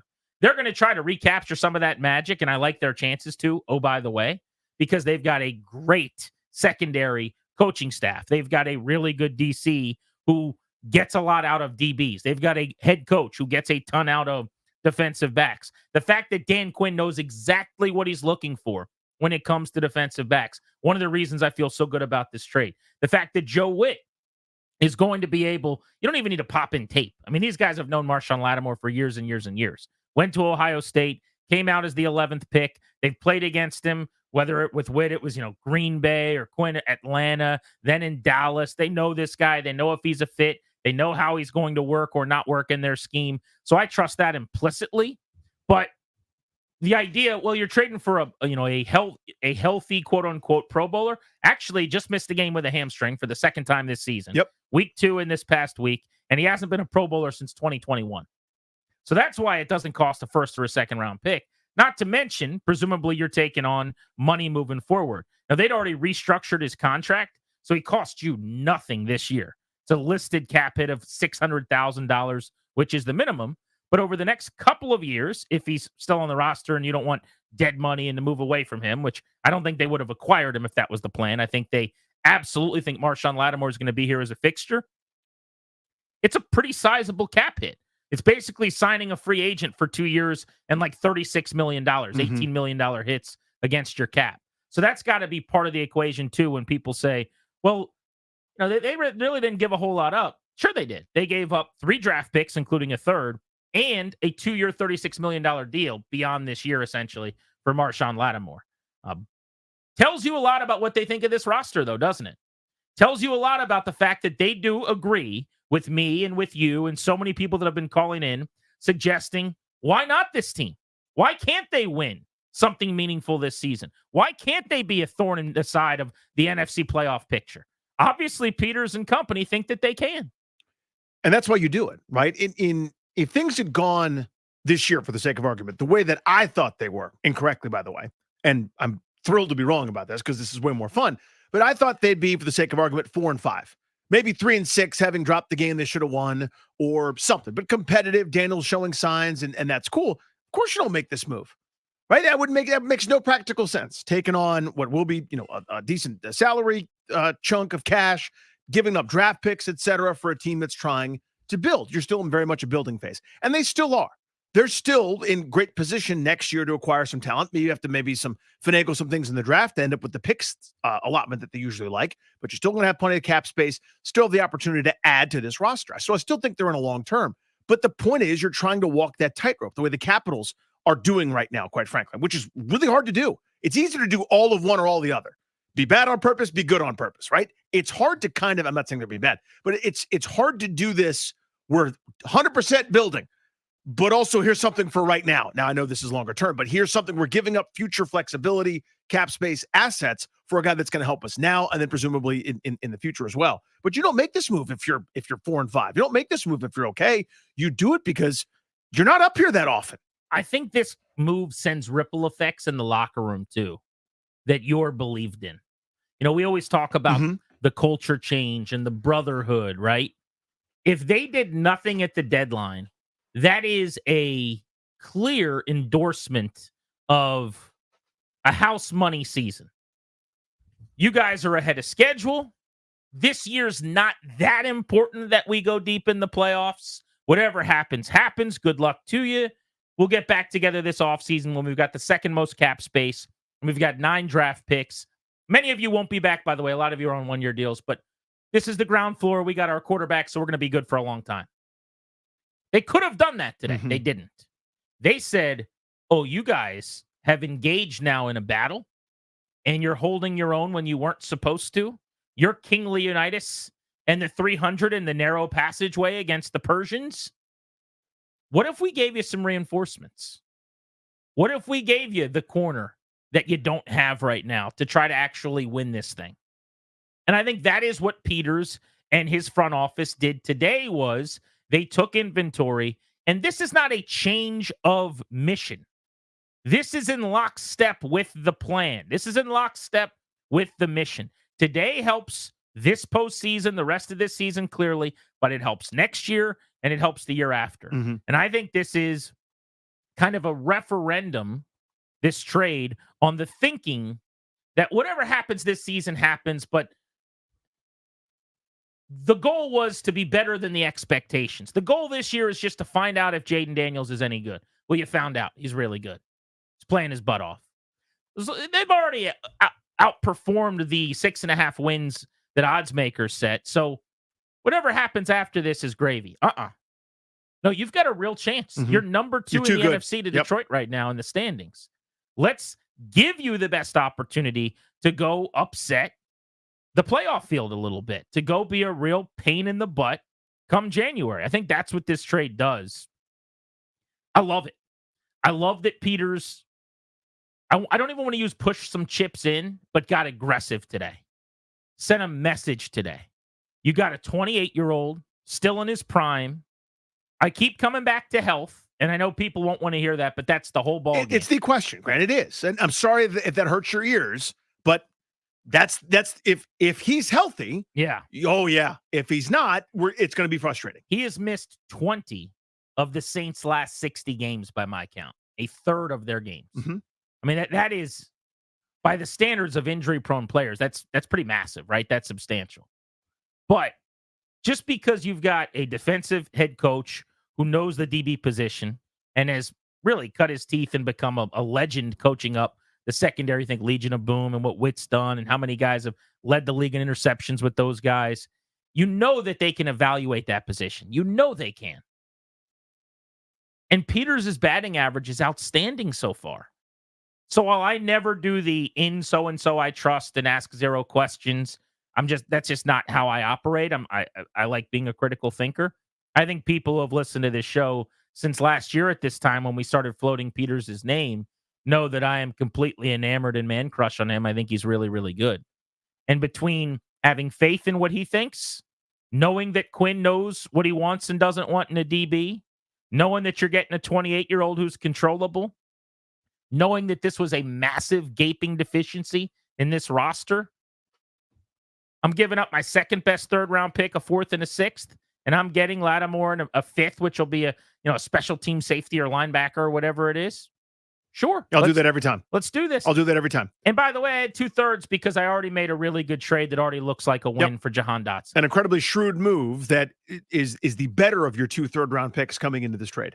So I posted this. People, I think seem to be a little confused about it, which is fine. I get it. You're not a professional pick tracker, but currently Washington holds the 72nd pick overall, which I believe is either the 8th or 9th pick in the third round. If the standings held today, there's going to be fluctuations, teams win, lose, etc. But that's via Philadelphia, which is via Miami. That's what they acquired in the Jahan Dotson trade. So people are just going, they traded Jahan Dotson for Marshawn Latimore. They didn't. They traded the worst of their third round picks and a fourth and a sixth, getting back a fifth for Marshawn Latimore. It's the cushion, or the blow is less. It's cushioned by the fact that they have a better third-round pick than what they would pick, and they're doing this trade because they're good. So they'd be picking late in the third round. So we got the better of the 2 third-round picks still remaining. I don't think they would have done this deal if they hadn't done the Dotson deal and had a second, third-round pick. I agree with you. You think so? I agree with you. Yeah. They seem to be too, and I like this, by the way, probably correctly, too motivated by draft compensation and the value of those picks to go get a veteran at the expense of being able to pick in the third round. But by making the Dotson deal, and still, unbelievable looking back now based on what he's given the Eagles. Just a 500-foot bolt in a pimp job there. How about that? Howie Roseman would undo that trade in a second. Peters would not. I think that tells you everything you need to know. But yeah, there are 2 picks in the third round to go deeper into what you were saying. Are pick 72 and pick 93 as of this minute. Pick 72 came via Dotson deal. Pick 93 is the original third-round pick that they have, and they're really good, so it's near the bottom of the round right now.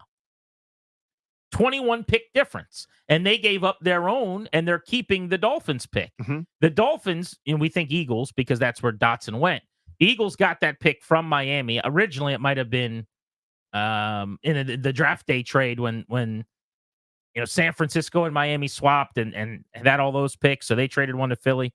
But bottom line is, you still pick early in the third round. You still have your first rounder, your second rounder. You will not now have a fourth rounder. Oh, well.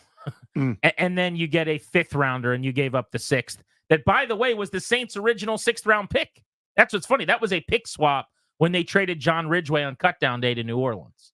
So you gave the Saints their pick back, which is a funny wrinkle to all of this. But we came into the day saying they had one massive need and other needs that would be nice to address. So I don't want to put words in anybody's mouth. That's how I felt.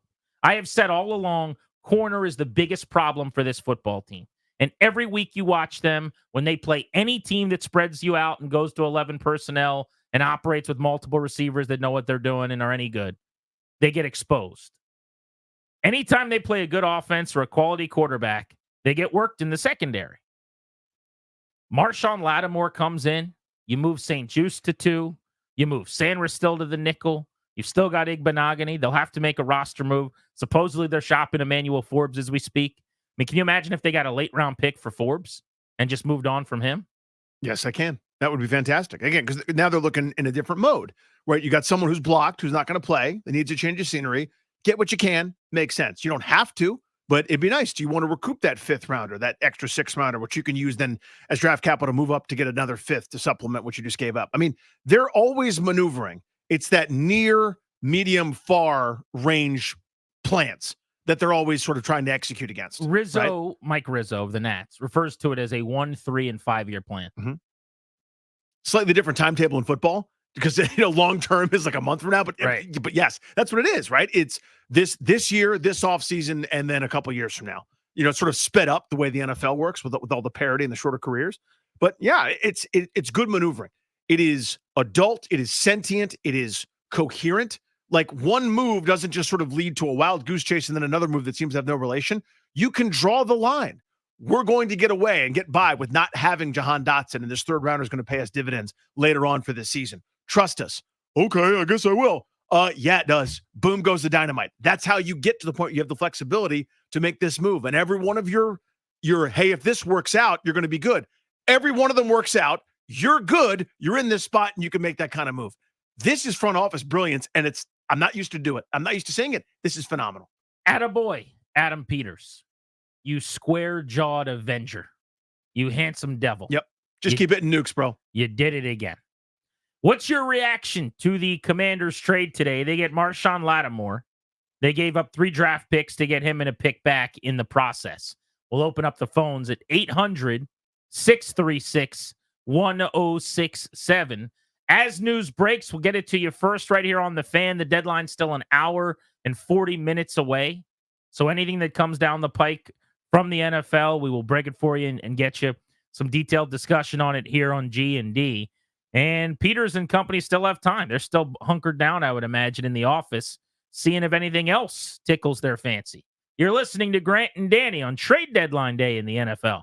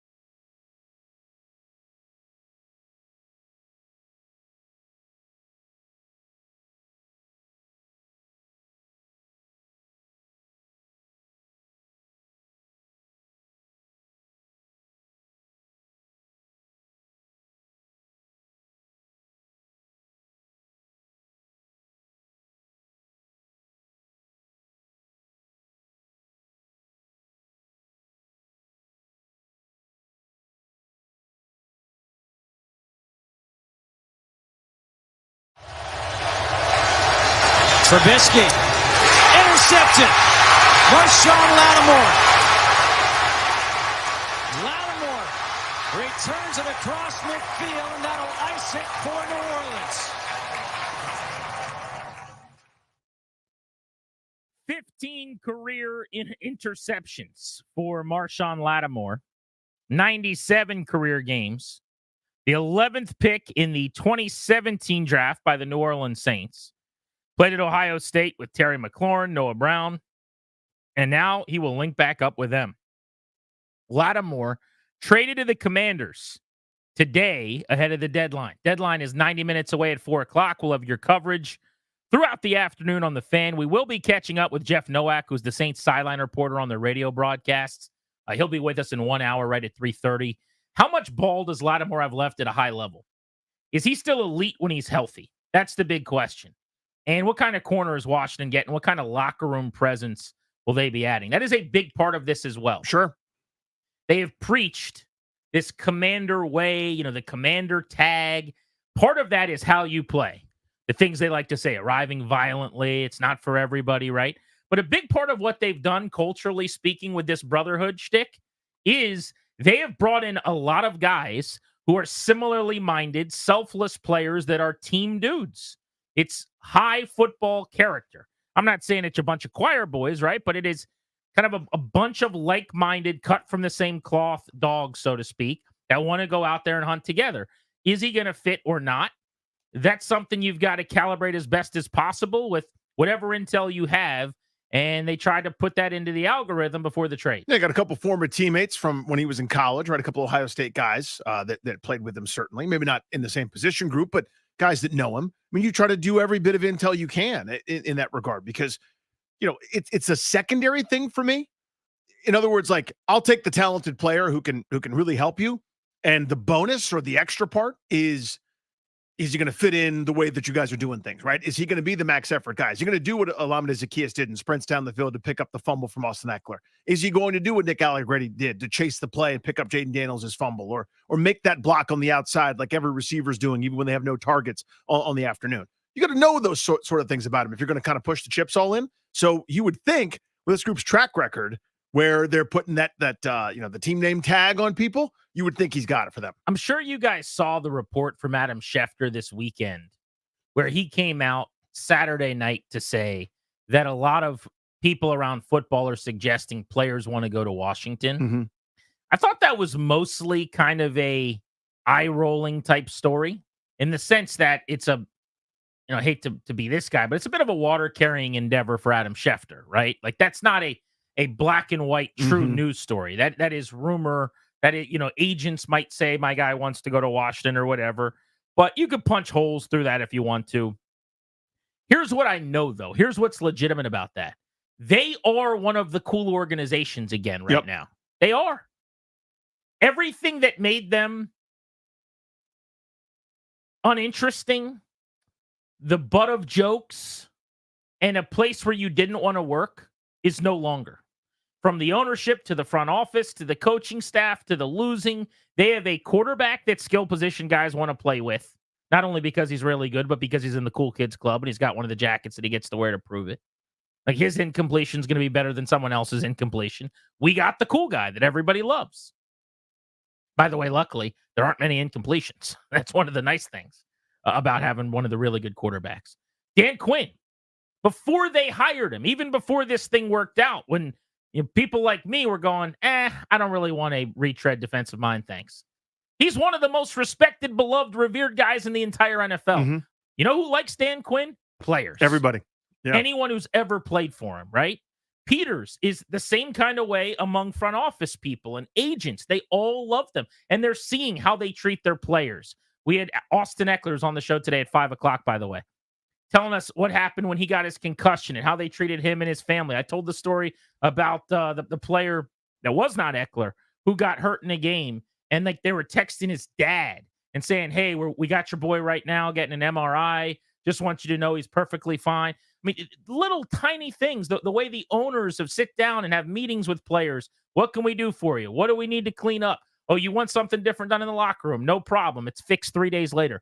Word like that gets out, Mm-hmm. and it has gotten out, and I think it's true, even though there's a little bit of, "Oh, give me a break, Adam." Well, but this is where, remember, when we would pass on those surveys, that NFLPA thing, and the instant reaction was twofold. One, an acknowledgement that their systems, their buildings, their facilities, everything was below snuff. Everything was worse than all these guys had at major D1 universities. And people would roll their eyes and be like, just play tough football. Football, that's what matters. Okay, that's fine. You still got to play good football. I understand that. But these are the controllable things that were out of control for the previous ownership group. Right. They didn't care about them because they weren't sexy. They didn't translate to anything on the field. He was all too happy talking about the little twerp. He'll go do I spent $100 million on this player. Isn't that great? And smoke a cigar and brag at the country club about it.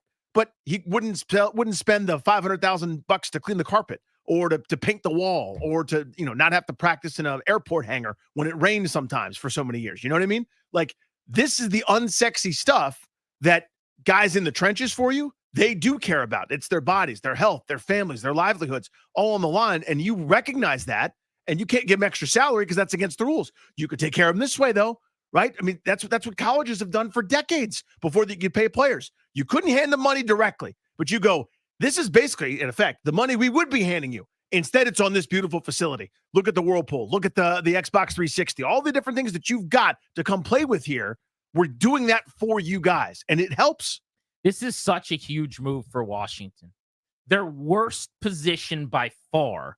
They just added, when healthy, a guy that's been one of the better players in the league over the time of his career. Now, I'm not going to sit here and pretend and feed you guys that he's been one of the better corners in the league over the last couple of years, but it's not to say that he's been bad or not playing well. He just has not consistently been healthy.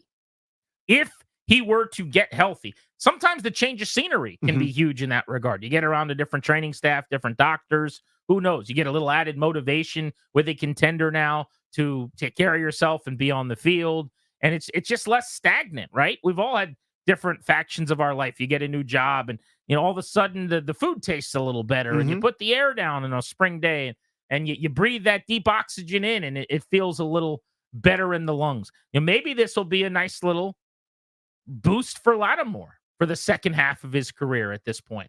Let's go to the phones, 800-636-1067. How do you guys feel about what is, by the standards of the trade deadline, and certainly for Washington, a pretty sizable blockbuster, going and getting a new starting cornerback for 3 draft picks? Zachary's in Richmond on Grant and Danny. What's up, buddy? Hey, Grant and Danny, man. Thanks for taking my call. Yes, sir. Man, I am super, super ecstatic, man. That was my only gripe with Adam Peters when he came in, was that he didn't address the cornerback room. And he did, got Sanders still, but I was looking at our division going up against A.J. Brown 2 times a year, CeeDee Lamb 2 times a year. I felt like we really need that number one guy. And for him to flip Jahan Dotson to get a better 3rd-round pick and then give up our 3rd-round pick to get a top 15 cornerback in the league, man, you can't ask for anything better than that. I mean, I know, looking at our schedule, if we can really defend top wide receivers, there's no reason we can't get 2 home playoff games this year. And if we can get 2 home playoff games this year, there's no reason we can't go to Detroit and pull off an upset. Yeah, before they traded for Marshawn Latimore, I shouldn't have stopped him because he was about to have him win in the Super Bowl. We were about to play hail to the you-know-who's, right? I think it's Commanders, but it could be the Redskins. But you sing whatever you want to say. Sing what you want, man. Whatever you want to as sing. As long as you're singing, because they're scoring tutties. We're not shaming you on this show because we believe what you guys believe. We're on the same page. Especially today on Election Day. Oh, yeah. You know the thing that sucks? We hate it, too. We hate it so much. We voted for the same person you did. Exactly who you think. Before they traded for Marshawn Latimore, I already thought, looking at the schedule, it's hard to find losses. But if their defense improves substantially and they cover receivers a lot better moving forward, a really good team just got a lot better. The Steelers are not a club that goes through their wide receivers. They have, in fact, needed wide receiver help so badly that they traded for Mike Williams of the Jets today, who's had a really disappointing season in the AFC. I don't need Marshawn Latimore for that Pittsburgh game, which is not to say, by the way, that the Steelers might not beat Washington. But if they do or they don't, it's not going to be because you just couldn't cover their wide receivers. That's not what they are. The Eagles game in Philly next Thursday, go ahead and rest up for that one, Marshawn. Because when you've got A.J. Brown and you've got Devontae Smith, and all of a sudden I can slide Benjamin St-Juste down and I can travel Latimore and I have a chance to match up better. I got 2 games with Philly and that wide receiver tandem, that's a huge deal. I still play, to his point, CeeDee Lamb multiple times. Yeah, I know Dallas is spiraling, but that dude still goes 13 for 170 every other week. So, yeah, I need that. If I'm going to where I'd like to go this year, you're going to face somebody that gets open against everybody. So you need a one. You need that dude. You know what I mean? It's like having an offense in baseball where you need somebody in that lineup that can give you good at bat against really good pitching. May not get a hit every time, but at least it's going to make them work some. So that's what this is to me. If he is who we think he is, if he's still really, really good when he's healthy, then he should be running around, again, if he plays this weekend, with George Pickens. Again, I got no problem saying, learn the playbook, rest that hamstring. November 14th will be your debut, Thursday night in Philadelphia. Mm-hmm. Seriously. But you need him for those 2 games. I would have him travel with CeeDee Lamb. The Titans don't have a quarterback, but they have a pretty solid wide receiving core, right? Calvin Ridley among their options. Chris Olave, if he's back from a concussion, he's back healthy, yeah, is a very, very good receiver in New Orleans. That would be fun because that's just a rematch of every day at practice. And Atlanta loads up at receiver. Cousins is lighting it up right now. Mm-hmm. They've got Drake London, Darnell Mooney. That's a big place for them. Ray McLeod. Like, it doesn't sound like a lot, but it's a really good offense. They get those guys open. Kyle Pitts, and they can hum up and down the field. So you're playing a couple of legitimate offenses, couple of good wide receiver cores that he's going to help you with down the stretch. Question for you guys is, how do you feel about the deal, and what do you make of the haul New Orleans gets back?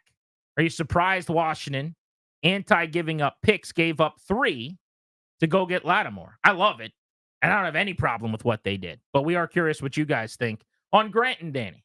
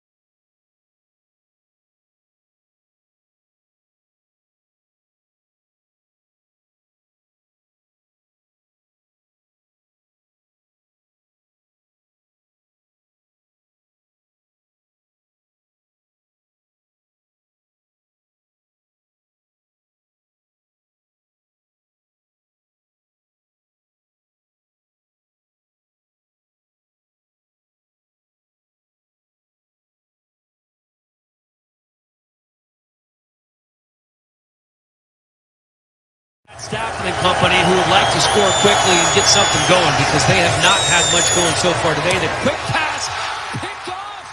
That's not what they were looking for. Marshawn Latimore. Touchdown. The ball is tipped. Marshawn Latimore's coming to the nation's capital to help the Commanders get back to the playoffs for the first time since 2015. And to try to help them win a playoff game for the first time since 2005. One of a plethora of moves already today in the NFL. In fact, the Packers and Steelers have just linked up on a trade. Former Redskins defensive end Preston Smith is being traded to Pittsburgh. This is an odd trade because it's two contending teams. The Packers are a playoff team, so are the Steelers.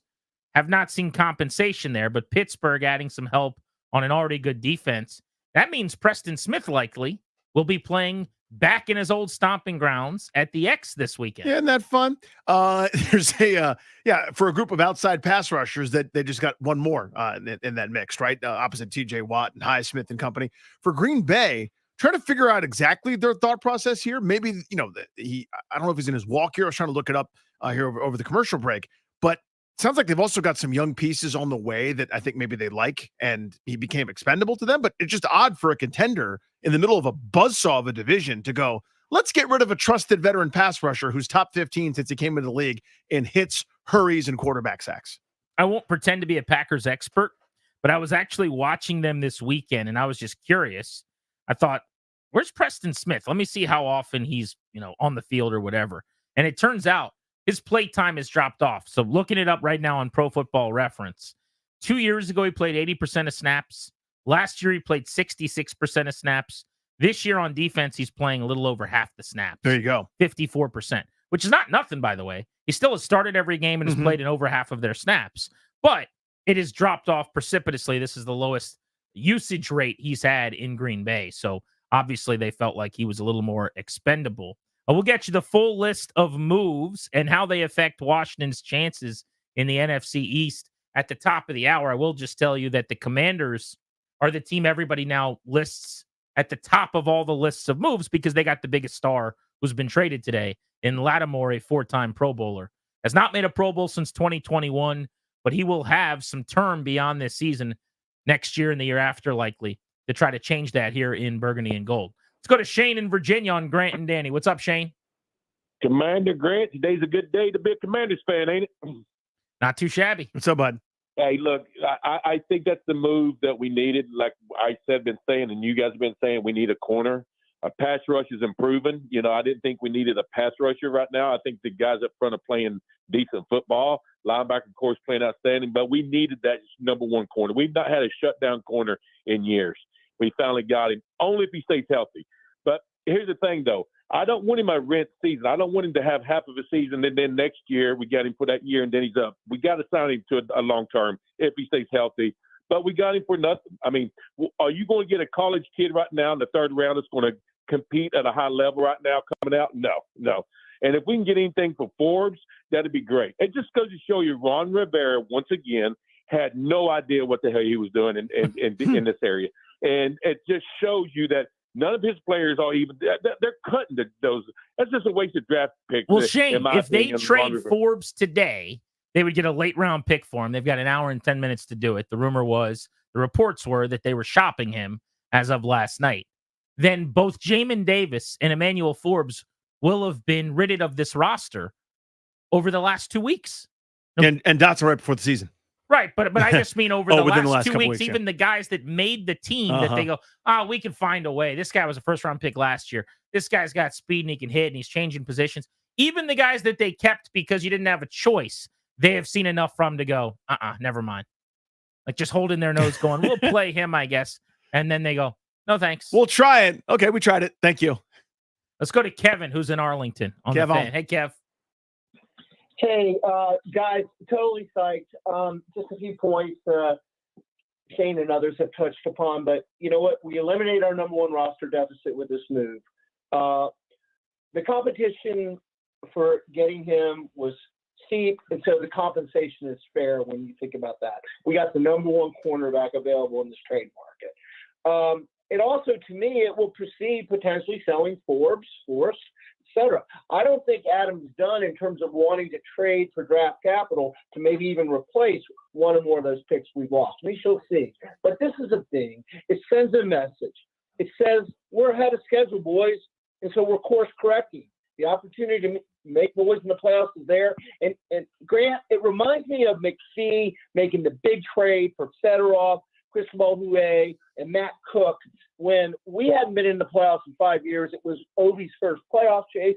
In the spring of 2008, he made the big trade, and he said, I felt I owed it to the players to make the move. They've earned this opportunity to improve the roster and to compete to go deep in the playoffs. And I think that's exactly what's happened here. I'm thrilled. Yeah, appreciate you, Kevin, as always. And that philosophy there from George McPhee back in the day has gone a lot into my view of how I think of trades in a lot of ways. Having heard Mike Rizzo talk, McPhee, then McClellan, and some of the other guys that have been at the helm of some really good teams, you almost view it as, you guys have done the work. Let me reward you, right? Let me give you Nationals a couple bullpen arms to save some of these wins that have gone away by the wayside because we've blown save after save. Let me spend a little bit of my future capital, not on some prospect that will never play with you, but right now, this minute, I'll get you a veteran for it so you guys can go over the top. That feeling, I think, if you're able to sell that kind of internally in the locker room, it's almost like, boys, you've done enough. Here's your prize. Yeah. Here's your great player. And I know it stinks for, one cornerback that's going to play a little bit less, but at the expense of, 53 plus, guys in the practice squad, it's the right thing. But players also know. Yeah, they know. We know watching the games. You don't think they know where they're a little bit light on talent, where they need a little bit of help, where a Marshawn Latimore could help a whole bunch? Of course they do. The other thing I love about this, by the way, corner was going to be their biggest need in free agency. It no longer necessarily is. Doesn't mean they can't still add talent at that position, but you can find a corner 2, corner 3 to compete with St. Juste, or to be your number 3 corner if he beats him out or something in the second or third round. You don't necessarily have to go spend on that. You needed to go get a corner, and on a seller's market, like I should say a players market like free agency always is, that's 20, 21, 22 million a year for a top end corner, maybe, or high teens for a guy that might not be worth it. Look what they paid William Jackson when he came over here, right? You think about those types of corners. They don't have to do that now. This is the guy. They just gave him the 2-year, $36 million contract if they want to keep him around the next couple of years at $18 million per. Yeah, to your point, it's less than what it would be on the open market if he was a free Easily. agent. 18, it's a lot of money, don't get me wrong, but it's not top of the market star cornerback money right now. They gave Jackson, I think, $14 million a year 2 or 3 years ago, whatever that was, 3-4 years ago now, to be their top corner, and that was a disaster. This guy, at least if he's healthy at 28 years old, he's really, really good. Grant and Danny with you on the Fan. It's a Tuesday, which means Commander Survivor. You can go vote at Facebook.com/Grant and Danny to kick a player off the island, to give a player immunity. We are giving away tickets today to see Iron Maiden when they are in the region. They are coming to Baltimore. We've got those tickets for you coming up at 3:30 when we talk to Jeff Nowak, the Saints sideline reporter, about 35 minutes from right now. Are you satiated with this move? Is this enough? You content? Or do you need another one ahead of the deadline in an hour? Let's get into that next on Grant and Danny.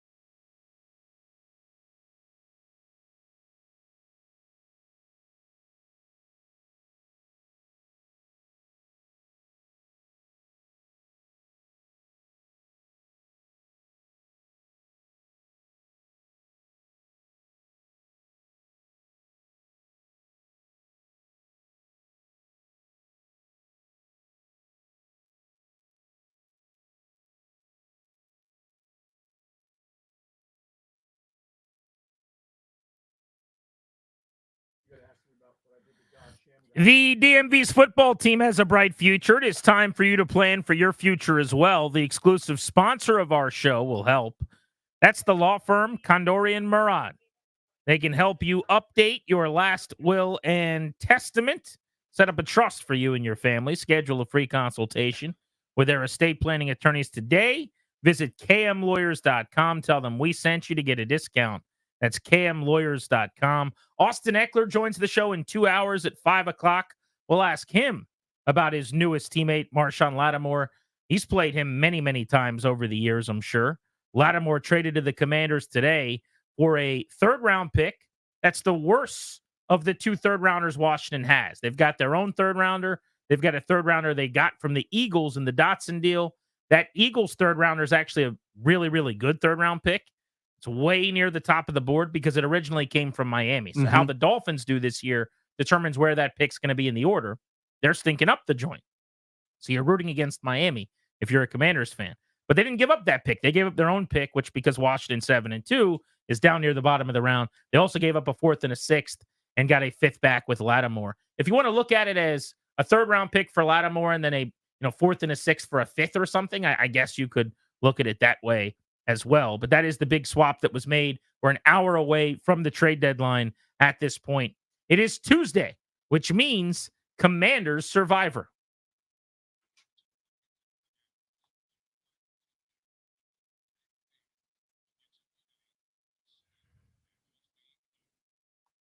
You guys know the drill. Every single Tuesday, you kick a player off the island and you give another player immunity based on this past weekend's game. We are down now to just 9 players remaining trying to win the 2024 Commanders Survivor Award. Jaden Daniels is immune. You guys gave him immunity last week, so he is not worried today. On offense, you're voting Brian Robinson, Austin Eckler, Terry McLaurin, or Sam Cosmi. On defense, Bobby Wagner, Frankie Louvu, Jeremy Chin, and specialist Austin Seibert still stands as the lone special teamer. One of those many players is going home. One is getting immunity. Who the hell do you vote off? By the way, usually it's not a problem until like week 15. When we're like, oh, I love McLaurin. Oh, I love John Allen. And it's a Lifetime Achievement Award as to who's the most popular. This could be ominous for B-Rob because the last couple of weeks, if you've been hurt, you've been eliminated. But Robinson is the favorite in sports books, not named Jaden Daniels, to win this year because he has actually gotten the most immunities. People seem to be all in on Robinson, so do they save him for a week despite not playing? Very possible. Otherwise, Chin was great. Luvu's always very solid. Wagner's had that fumble recovery. Otherwise, they don't stop him in that first drive. Seibert was perfect on field goals. On offense, Cosmi and the O-line mauled for 150 rushing yards without Robinson. Eckler was your bell cow. McLaurin 2 tutties. So I'm probably going to vote Robinson off, which is ridiculous. But that's the fun of this thing. It should be this hard. You know what I mean? It should be. It should be a challenge when you're winning and everything's fun and you go like, oh, I feel guilty voting this guy off. In years past, it's like, I can't wait for next Tuesday when I can shoot this dude into the sun. I got none of those. Forget all the other metrics. This is how you know the Commanders are officially good. And this is how you know that they're much improved. It's gotten a lot harder to vote players off the island on Grant and Danny's Commander Survivor. That's right. That's how you know. Are you content if this was the move that they made? Yes. Do you hope that they make another, or I do, are but you satisfied? So in other words, if an hour from now, all reports are in, all precincts reporting using the parlance of our day, and this is the only thing that happens, fine by me. I would love another move around the edge, not giving up a ton, because that's kind of the stock that I was talking about pulling from, where you grab a 5th rounder, a 6th rounder. That's in flux. Like they're sort of utilizing that to kind of make this move here. So I was hoping maybe for another receiver that could really be more of a true number 2 opposite McLaurin. That's a sweet spot. It's probably hard to find. I just don't think it's going to happen. So if I find out nothing else happens, fine by me. So you think they would benefit from giving up a pick for that receiver? A late pick, but one that I don't know that's available But anymore. is a late pick going to get you better than Noah Brown? Probably not, to be honest with you. Probably not. But if it happened, I'd be thrilled. But I'm betting probably not in this case. And that's why it just hasn't made any sense to me to try to push for a wideout when every time you involve Brown, good things happen. Even De'Ami Brown, the second best guy named Brown on your roster, probably isn't involved enough. They never throw to him, but when they do, He gets a pass at the line of scrimmage, runs through a tackle, and gets 25 on 3rd and a mile. Picks up a first down. When they do, it's a 40-yard touchdown, and he's behind everybody. I feel like there's just guys in the receiver room they don't even use. Luke McCaffrey, who still has these great metrics for getting open and things. I mean, he gets targeted about as much as you and me do. Seriously. He's gone games at a time without it. Each time I'm going, here's the breakout. Doesn't happen. And it's not like they are a heavy wide receiver usage team. They're a heavy McLaurin usage team. But otherwise, it's run first, run second, throw to McLaurin in the backs and the tight ends, scramble. There's just not a lot of need, it seems like to me, to give up assets for another wide receiver right now. And generally, I totally understand that. It's something, the lens that I've been looking at it as, there have been a couple of times, and the offense is great. This is not a complaint about the offense. It's me sort of forecasting. I saw it for a moment in the Bears game, a couple of times in the Giants game.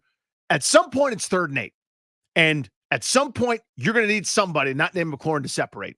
And I feel like there are too many times where it's got to be a throwaway, or or somebody's blanketed on him, or one of their guys isn't getting any space, and Daniels has to kind of scramble around, ends up at a punt.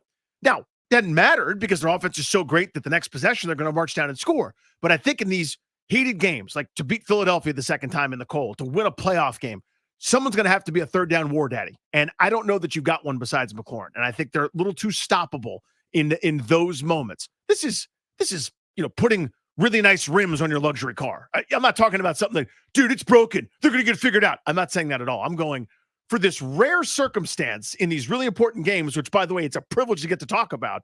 They could use one extra thing if it works out. I mean, that's as far as I'm going. If the question is, am I satisfied? I am thrilled. So sure. Yeah, I'm satisfied. Would I like another move? Of course.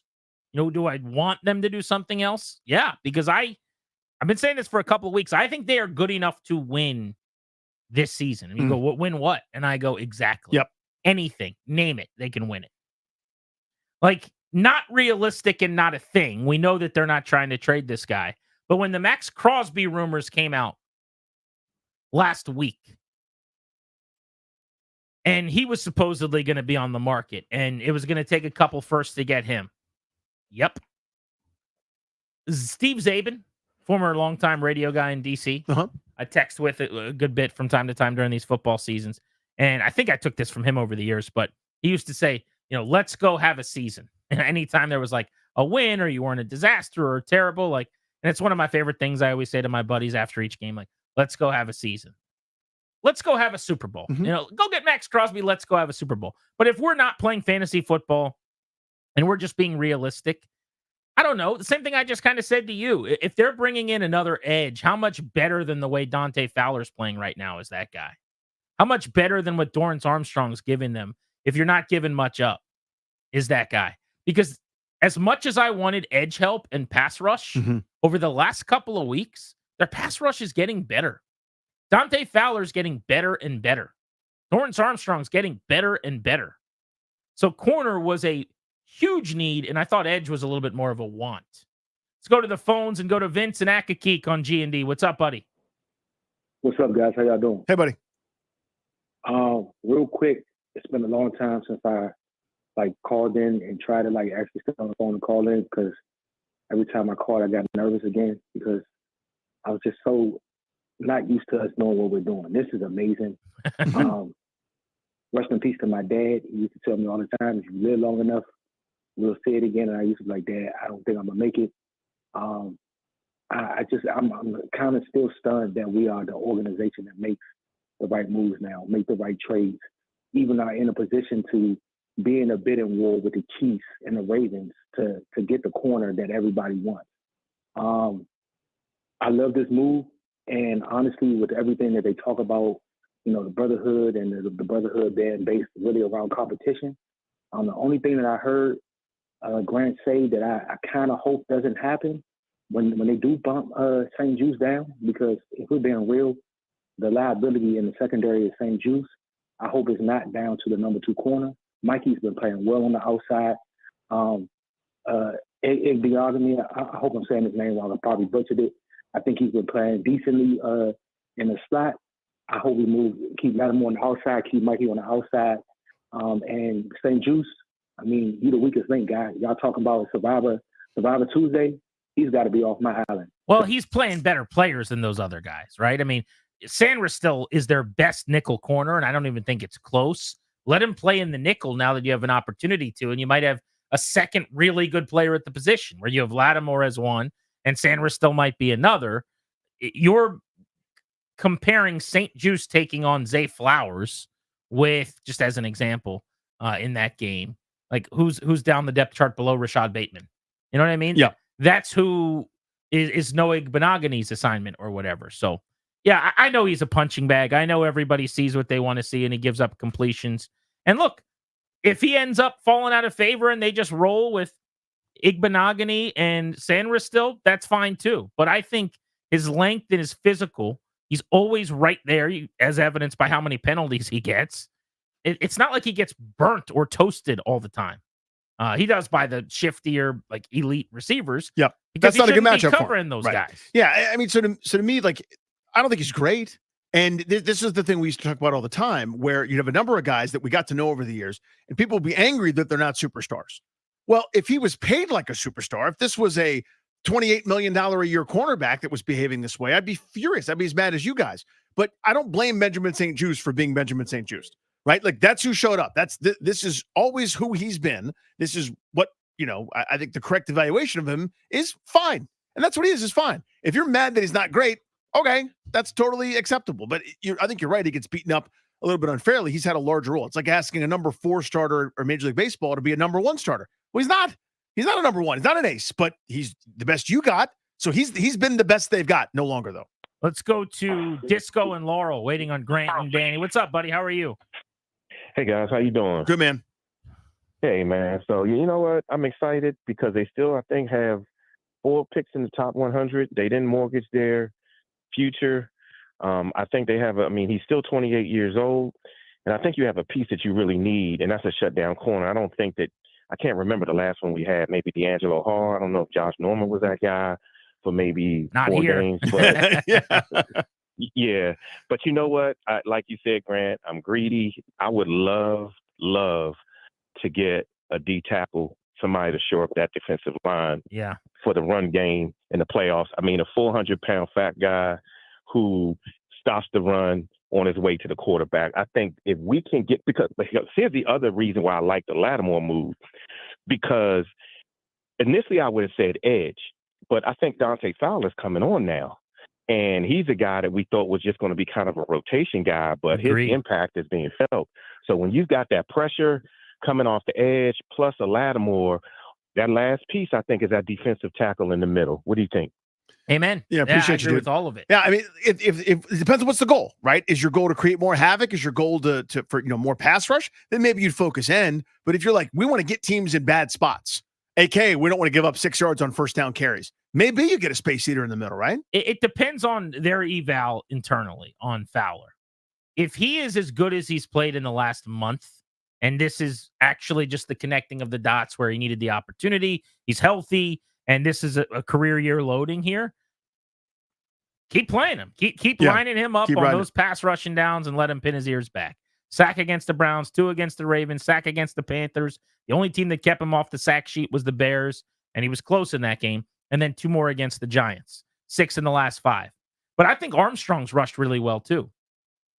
What I like about his point on the tackle is you're directly addressing a pretty fatal flaw, which is stopping the run. Like, if you really want to pick nits with this team or say, when and if they get bounced from the playoffs, what's going to be their undoing? I think you could start with, can they stop the run against a team that's going to line up and try to maul them? Number 1. Philly, Detroit. And then number 2, like, it's how willing are they going to be to let Daniels run as much as he's probably going to have to play hero to win some games you shouldn't win.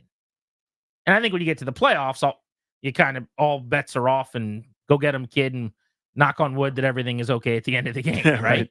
Like, those are a couple of the areas, and this is one where you could throw some resources at a problem. It would need to be the same way for me, though. Like, respectfully to Mathis, who's been pretty good. Newton is the future there. Unless you think that those 2 guys and, let's say, a draft pick or whoever you trade for is the core, if you're going to be moving Daron Payne in the offseason or something. Because Allen's likely gone. No guaranteed money left.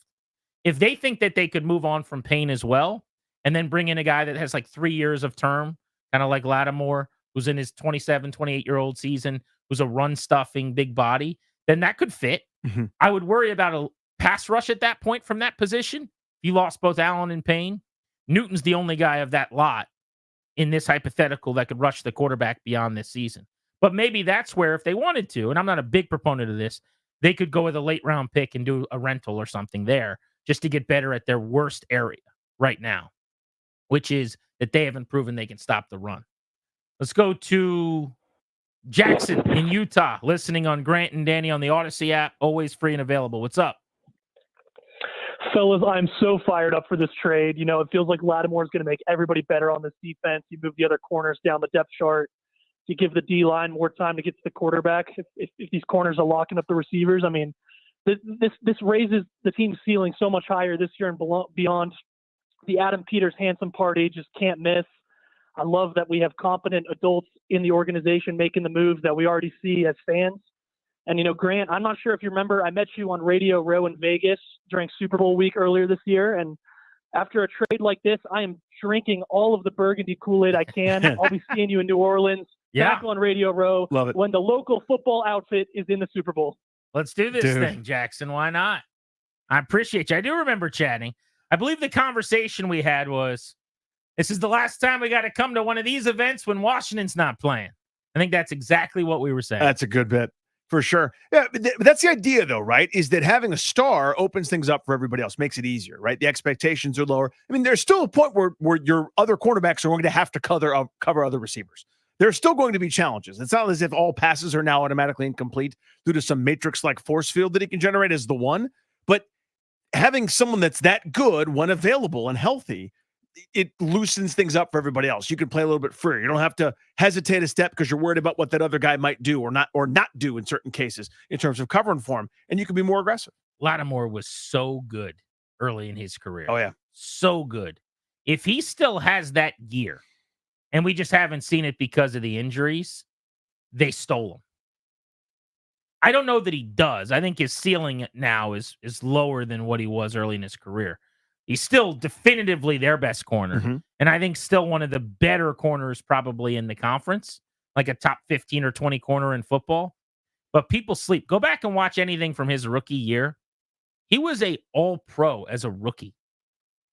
Was the defensive rookie of the year, a Pro Bowler, and an all-pro that year. And in 4 of his first 5 years, he was a Pro Bowler. And with some health stuff, it's kind of gone sideways. But he was so, so good. Let's go to Chris in Hyattsville on Grant and Danny. What's up, Chris? What's up? Yeah, I'm a little bit with Danny in that I would have liked to had another dynamic playmaker. One thing I've been tracking this season is that Jaden Daniels has yet to throw a touchdown to a guy who wasn't already in the end zone, which is just odd and maybe fluky, but still speaks to the lack of dynamism in some of our pass catchers. So I'm a little bit disappointed in that, but I'm not disappointed in the trade at all. I'm just disappointed it appears to be their only move. Hey, you got 40 minutes left. Deadline at 4. If anything else happens, Chris, we're going to break it down here. We got 40 minutes still ahead of the deadline. Well, I know you guys will, but I will say with almost 100% of precincts reporting, Jaden Daniels is the most handsome quarterback in the league. Jaden's got a great smile, doesn't he? Yes, he does. Is the answer to that? Yeah, he's just a good-looking kid. It's charismatic too. It's like he was at the Wizards game last night. I don't know how much you saw because Monday Night Football, but it was hard to not think of parallels to back in the day. You know, of Griffin rolling in, the place going nuts. The pop though, and Daniels rolls in. He's like standing up, having so much fun. When some of the kids who were going back and forth at Golden State were hitting threes, Keshawn George caught fire in the second half, and Daniels is up doing the 3 motion kind of thing. I'm like, how much fun is this? How about this trade just a minute ago that Tom Pelissero was breaking on NFL Network? So Marshawn Latimore was linked to the Chiefs and the Ravens, most notably all day long, and then the Commanders about an hour before the deal went down, and clearly they sweetened the pot and got it done. And so Marshawn Latimore's been traded to Washington. But the loser in all of that was the Ravens, who wanted cornerback help. They're trading for Tre'Davious White, the former Buffalo Bill, who was a star. He got hurt. Has not quite been the same since. He was playing with the Rams most recently.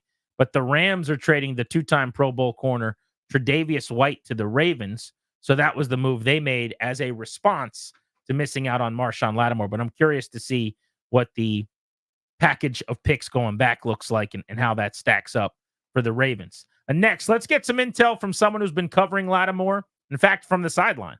Jeff Nowak, the sideline reporter for the Saints on their radio network. How good is he at this point? How much elite ball does he have left? What kind of locker room guy is he? We'll get some of those answers on Marshawn Lattimore next. The deadline is 40 minutes away. We've got you covered on Grant and Danny.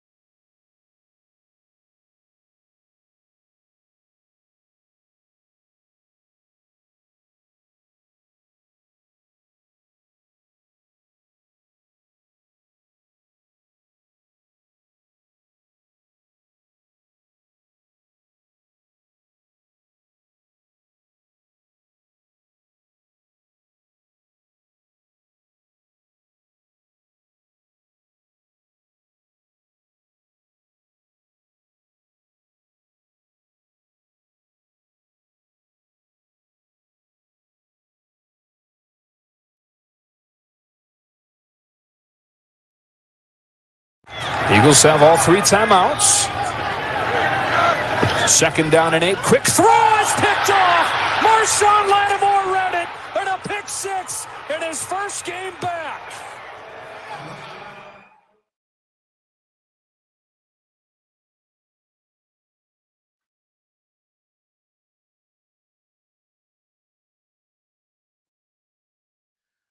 With Danny, I'm Grant. This is The Fan. It is NFL trade deadline day. The deadline's 30 minutes away. As anything breaks, we'll pass it along to you first here on The Fan. But so far, the Commanders have made the biggest move, and we wanted to get some more insight on their newest cornerback. They needed not only a starting corner, but a corner one, and they got one in Marshawn Latimore, a former 4-time Pro Bowler with the New Orleans Saints, who's coming to the nation's capital. Jeff Nowak is the sideline reporter for the Saints on their radio broadcast, and he joins us now on The Fan in D.C. Jeff, thank you so much for the time. So let's just start with how healthy is Latimore? I know he has missed this past game, 2 games this season with a hamstring. Yeah, that's going to be the question, right? And, there was, it kind of goes back to the 2022 season because Marshawn Latimore was remarkably healthy over the first 4 or 5 years of his career. And this all kind of started, and I know this is kind of a roundabout way to answer your question, but this all kind of bridged from an injury in 2022, kind of a freak injury, kidney injury, that took him a while to get back from. And there was some thought within the building that, hey, he should be back by now. It took him longer than we expected. And that kind of created a scenario where there's a rift between the coaching staff and Marshawn a little bit. Fast forward to 2023. There was some more ugliness. There was a high ankle sprain in week 10, never got back, finished the season, hurt, did not return. And then you kind of come to this offseason. Marshawn was kind of on the trade block, and then they kind of worked things out. You went into the season. Everyone was hunky-dory. Everyone said, hey, I'm committed, whatever. Then week 2, week 1, hamstring injury, leaves early against the Panthers. Misses week 2 with a hamstring injury, right? This is the same injury you've been working through. Left early in a loss to the Broncos with a hamstring injury, left early in a loss to the Chargers with the same hamstring injury, and then missed his last game with a hamstring injury. So the question becomes, how significant is this hamstring injury? And is it really more of a question of, is the motivation there to work back from the hamstring injury? And I think the Commanders being willing to make this trade and give up a decent amount. It wasn't the Saints are just trying to ship this guy out of town. We're going to give him, a bag of balls and move on. A 3rd-round pick, a 4th-round pick. That's a significant return mid-season. So clearly the Commanders think that this is not a hamstring injury that's going to linger. I tend to agree. I think there's a question of motivation when it comes to Marshawn. It just has not been there. You fired the coach. That's all kind of a product of the same thing. So, I'm kind of fascinated to see if this hamstring issue miraculously disappears and he's healthy the rest of the way. But that's kind of been the question because he's been hurt each of the last 3 seasons. And you start to wonder, okay, can this guy stay healthy? So that's it's going to be interesting to find out. Does he still have his max fastball from when he was a Pro Bowler, an all-pro caliber player, and one of the best in the game? Oh, I think so. I think so. He's 28 years old, and he was playing really well. When he's been on the field this season, he's been really good. He's kind of a true outside corner. He's the guy that the Saints haven't really shadowed much the last couple of years, but the matchups with Mike Evans and the Bucs were always kind of appointment viewing because he's the type of guy that you say, okay, this is their star wide receiver. He's going to follow him around the field. He's going to shut him down. And he can still do that. Now the Saints kind of went away from that a little bit this last year. They felt good about Paulson Adebo and they started playing sides a lot more. And I don't know if that's necessarily the best case scenario for Marshawn. He's the kind of guy that is at his best when he can really kind of lock in, sink his teeth into a matchup and frustrate that guy, take that guy away. And he's probably as good as anyone in the NFL at doing that. He's a man corner. He's a guy that you want to go to if you're just going to lock up on the outside. He's not a guy you want to throw into zone. And I think he can get lost a little bit in coverage when you don't have that kind of physical man matchup. But I haven't really seen a drop off when he's been healthy. The problem is he's missed a lot of games over the last few years. And when you're not on the field, it doesn't matter how good you are. So, I think that it all comes down to health with him. But I do think when he is out there, he is still that kind of top 5 man cover corner that every team wants. What did you and folks around the Saints make of the return from Washington for Latimore? I mean, I was a little surprised. I didn't expect to see that much coming back. I thought they'd probably get a third-round pick for him. I do wonder, we don't really have a lot of information on how that deal went through yet. I wouldn't be surprised if it was kind of like, hey, we could either give you the Dolphins third-rounder, it's going to be a lot better, or we could give you our third-rounder and a fourth-rounder. I think the return is about as good as you could hope. When you look at some of the other trades for cornerbacks over the last few years, you're talking third, fourth round range. Like it kind of goes in the same range as a Jalen Ramsey from the Rams to the Dolphins. So, I mean, you never want to trade away star players, but the Saints are in a situation that I think it was best for both sides to just move on.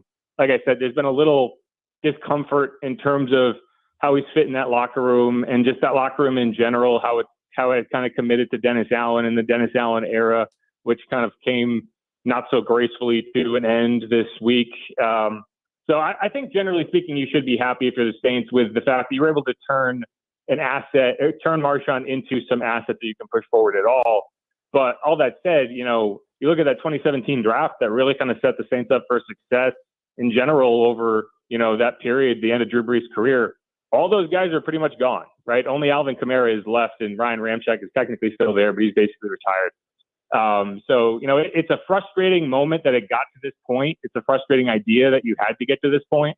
But when you consider that you were able to turn it into anything at all, you can't be mad about it. So it sounds like then really needed a fresh start at odds with the team and basically wanted out. I mean, am I paraphrasing correctly, or is that overstated? I mean, Marshawn it's tough to know because Marshawn does not speak much. I've wondered for a while if Ohio State has like some media classes where they teach these guys to like mumble under their breath to the point that no one really even tries to talk to them, because we've had a lot of Ohio State guys come through this building Terry over the McLaurin last. skipped those classes. Yeah, he didn't go to that one. Well, right. That's the weird thing is some guys aren't, but like Chris Olave, Mike Thomas, Chase Young, and Chase Young. We know him very well. How's he doing, by the way? Not very talkative. Like they try to avoid the media by not talking at all. So it's really tough to get a good gauge on where Marshawn is. But there has been some very clear, dissension. Like it just last year they probably felt like he could have gotten back and he didn't work back as hard as maybe he could have to get back from that ankle injury late in the year. And the Saints were still in contention at that point, right? They won 4 of their final 5 games. They had a chance to make the postseason. They missed out on a tiebreaker. I think a fresh start will do Marshawn good. And, they tried to make it work. They got a lot of really good seasons out of Marshawn. He is an elite player. But I do think, this break was inevitable. And, it happened now. It could have happened in the offseason. I don't think the offers were there. I don't think the trade interest was there. I think this is probably the best option for both sides. Yeah, you want a quote from Chase Young? I would advise not trying to catch up with him at OTAs. He will not be there. Jeff Nowak from New Orleans breaking down the Marshawn Latimore trade here on G&D. You touched on this a little bit, Jeff. I'd love for you to go into it. Scheme, design, fit. Where does Marshawn Latimore fit best? Because here in Washington, we have an amazing habit of taking cornerbacks that were thrived in different schemes and then having them do totally different things and have it be a failure somehow. Where is he best suited? How is he best deployed? I mean, like I said, I think he's a guy that you can just say, hey, that's their top receiver. Go take him away. Follow him around the field, shadow him around. He's not a guy who plays in the slot. So that's what you've kind of seen, when Marshawn is at his best, you'll see teams kind of shift, their top receiver into the slot to get away from him. He's not going to follow a guy into the slot. I mean, it's entirely possible that he would be at home in the slot. We just haven't seen the Saints do it. But no, he's going to be an outside guy. And he fits best in a scheme that's going to play a lot of man-to-man on the outside, and that's what the Saints have done throughout the course of his career. I've never been particularly impressed with him when you've tried to go into zone. He's also a guy that, when there isn't that elite receiver matchup, I think that he's the type of player that really kind of locks in when he feels like there's a matchup worthy of his attention. When you go up against a team that really doesn't have that true number one receiver, I remember a game against the Giants a couple of years ago where it was like, I guess I'll cover Sterling Shepard. I guess I'll cover John Ross. And he kind of got lost in that matchup. And I think that's where he can be a little frustrating because it doesn't always feel like you're getting top end Marshawn Lattimore effort when you're not going against a Mike Evans or even like a Nico Collins last year, kind of took him for a ride. So I don't know. It's tough, and I don't know exactly what the Commanders' scheme is. The Saints are going to face it later this year, so he's going to get a chance to go against the Saints, and I'm sure he'll be circling that matchup on his calendar. But that's what it is. Like he's the type of guy that you can trust on the outside. You can put him on an island and feel like you don't have to roll help his way. And when you can do that as a defense, it opens up a ton for you in terms of what you can do with your safeties, what you can do with your linebackers. You can send a lot more pressure on the quarterback because you don't have to worry about, putting a safety over the top. So I think that's where, if you're using him correctly, that's what it is. What kind of guy is he? We're kind of curious how he'll fit into this locker room. Sounds like maybe he and the Saints didn't love each other by the end. You guys didn't get to talk to him a whole lot, but what kind of dude is he that you've gotten to know over the years? Yeah, he's a quiet guy, and he's interesting because, there are a lot of guys you talk to and they'll say a lot, but they don't say anything. Marshawn is a guy who doesn't say much, but when he talks, he's going to tell you things. He's going to be honest. And I honestly think that's probably part of the reason he doesn't like to talk, because he's not really capable of doing the kind of coach speak thing where you talk a lot, but don't actually reveal anything. He's a competitive guy. He's a fiery guy. And he's someone who's going to kind of lead by example, right? You're not going to hear him go out there and talk about it. You're going to see him go out there and do it. And that's why when he's out there, guys kind of rally around him. And that's the frustrating thing, is he hasn't been out there enough. He missed 7 games last year. He missed 10 games the year before that. He's missed multiple games this year and left early in multiple games. But that's really who he is. He's a guy who's going to lead. He's going to speak through his play more so than anything else. And I'd like to think that in an environment that feels like it's headed in the right direction, a competitive team, a team that has playoff aspirations like the Commanders do this season, I think he should thrive. And the Saints just haven't been there for him in that way over the last 3 years. And you've come to see that in that environment, he's not at his best. But I'm a big fan of Marshawn. I've enjoyed watching him play over the last 6 years. So I'm happy for him, because the Saints are kind of rudderless right now. And you hate to see a guy kind of toil away in his prime on a team that is going nowhere. And that's the Saints this year. So again, I'm hopeful that in the environment he's going to, in a competitive environment with a really exciting young quarterback and an offense that's scoring at on 60% of their possessions, and all the defense has to do is go out there and hold serve, and they can trust that the offense can get it done behind him. I think you're going to see the best version of him. Again, it's just a question of whether he can get healthy. Jeff, great with us. Really appreciate it. And sorry the Saints are bad, but when we come down there, Bananas Foster at Brennan's on us, buddy. Thank you. All right, sounds good, yo. Done and See done. you then. That is Jeff Nowak, covers the Saints on Grant and Danny here on the Fan. There was more Chase Young shtick I really wanted to do with him, but we weren't able to pull it off. There's just only so many minutes in the day. You know what I mean? Yeah. I bet he's dealing with all kinds of triple teams down there at this point. Who's the only player ever to be double teamed? It's very true. It's hard to get to the quarterback. He's the first guy ever to have 5 guys block him at once. Every play. You've never seen that. Very, very odd. Is there precedent? No. Quick double play next. I also want to react to what he just said. He still got his fastball. He called him an elite corner. Yeah. Said when he plays, he is still really, really good. That should get you pretty excited. There's a little tingle. Adam Peters and the boys cooking over in Ashburn. Grant and Danny. Trade deadline less than 20 minutes away. We will take you up to the 4 p.m. deadline on the Fan.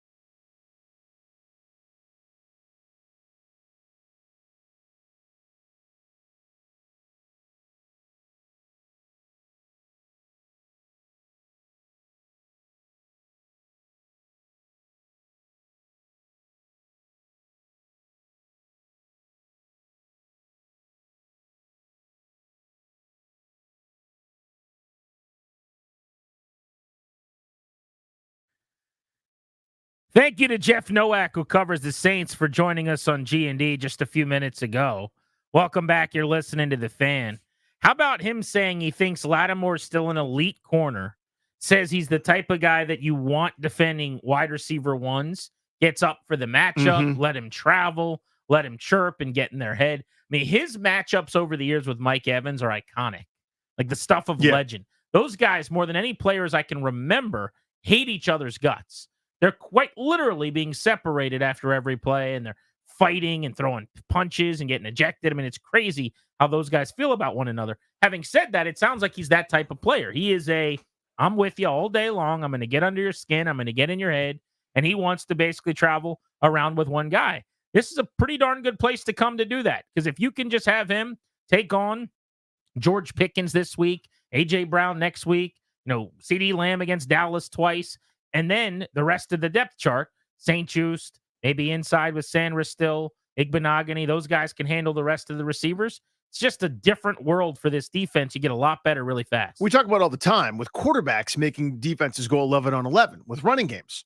Well, it's a similar advantage for the defense, if not more so, to go 10 on 10, right? Where in order to stop a really good wide receiver or any wide receiver, quite frankly, you've got to roll coverages. You've got to have help short, intermediate, and deep, certain kind of coverages you have to run. If you're worried about somebody getting beat over the top, you have to have shells. And the paradigm in the NFL has changed because everybody's so sick of allowing big chunk plays. That's why you see passing totals. It's now like, I don't say it's rare, but it's rarer for those 300-yard passing totals. Remember a handful of years ago with Breeze and Brady and Manning and Rivers and everybody, it was like, if you didn't throw for 320 yards, did you even play quarterback today, bro? That's just different, right? Where things are more underneath.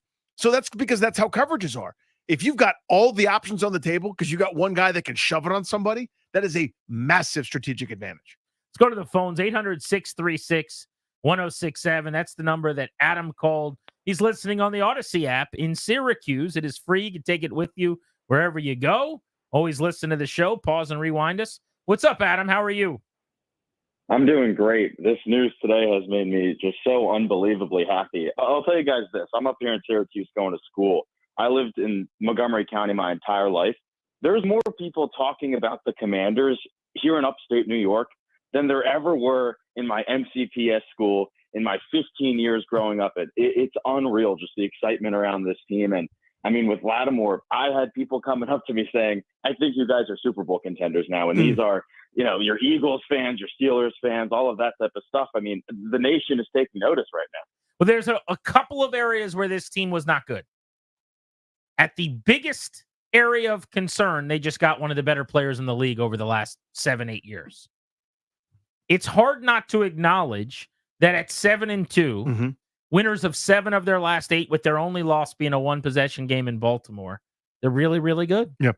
And they added the best piece that's at a position of deficiency, yeah. 8 minutes left in the deadline. It comes up at 4 o'clock. No one in the league, Danny, added a better player today than them. You could say the Lions are a close second maybe because they traded for Zadarius Smith, who's got 5 sacks. And that fit is every bit as good. Yeah, I was going to say, they did something similar to what Washington did. They had a vacancy now because of Hutchinson's injury. Regardless of how they got there, they needed to upgrade that spot, and they did. 5 sacks this year, 65 in his career, really, really good player.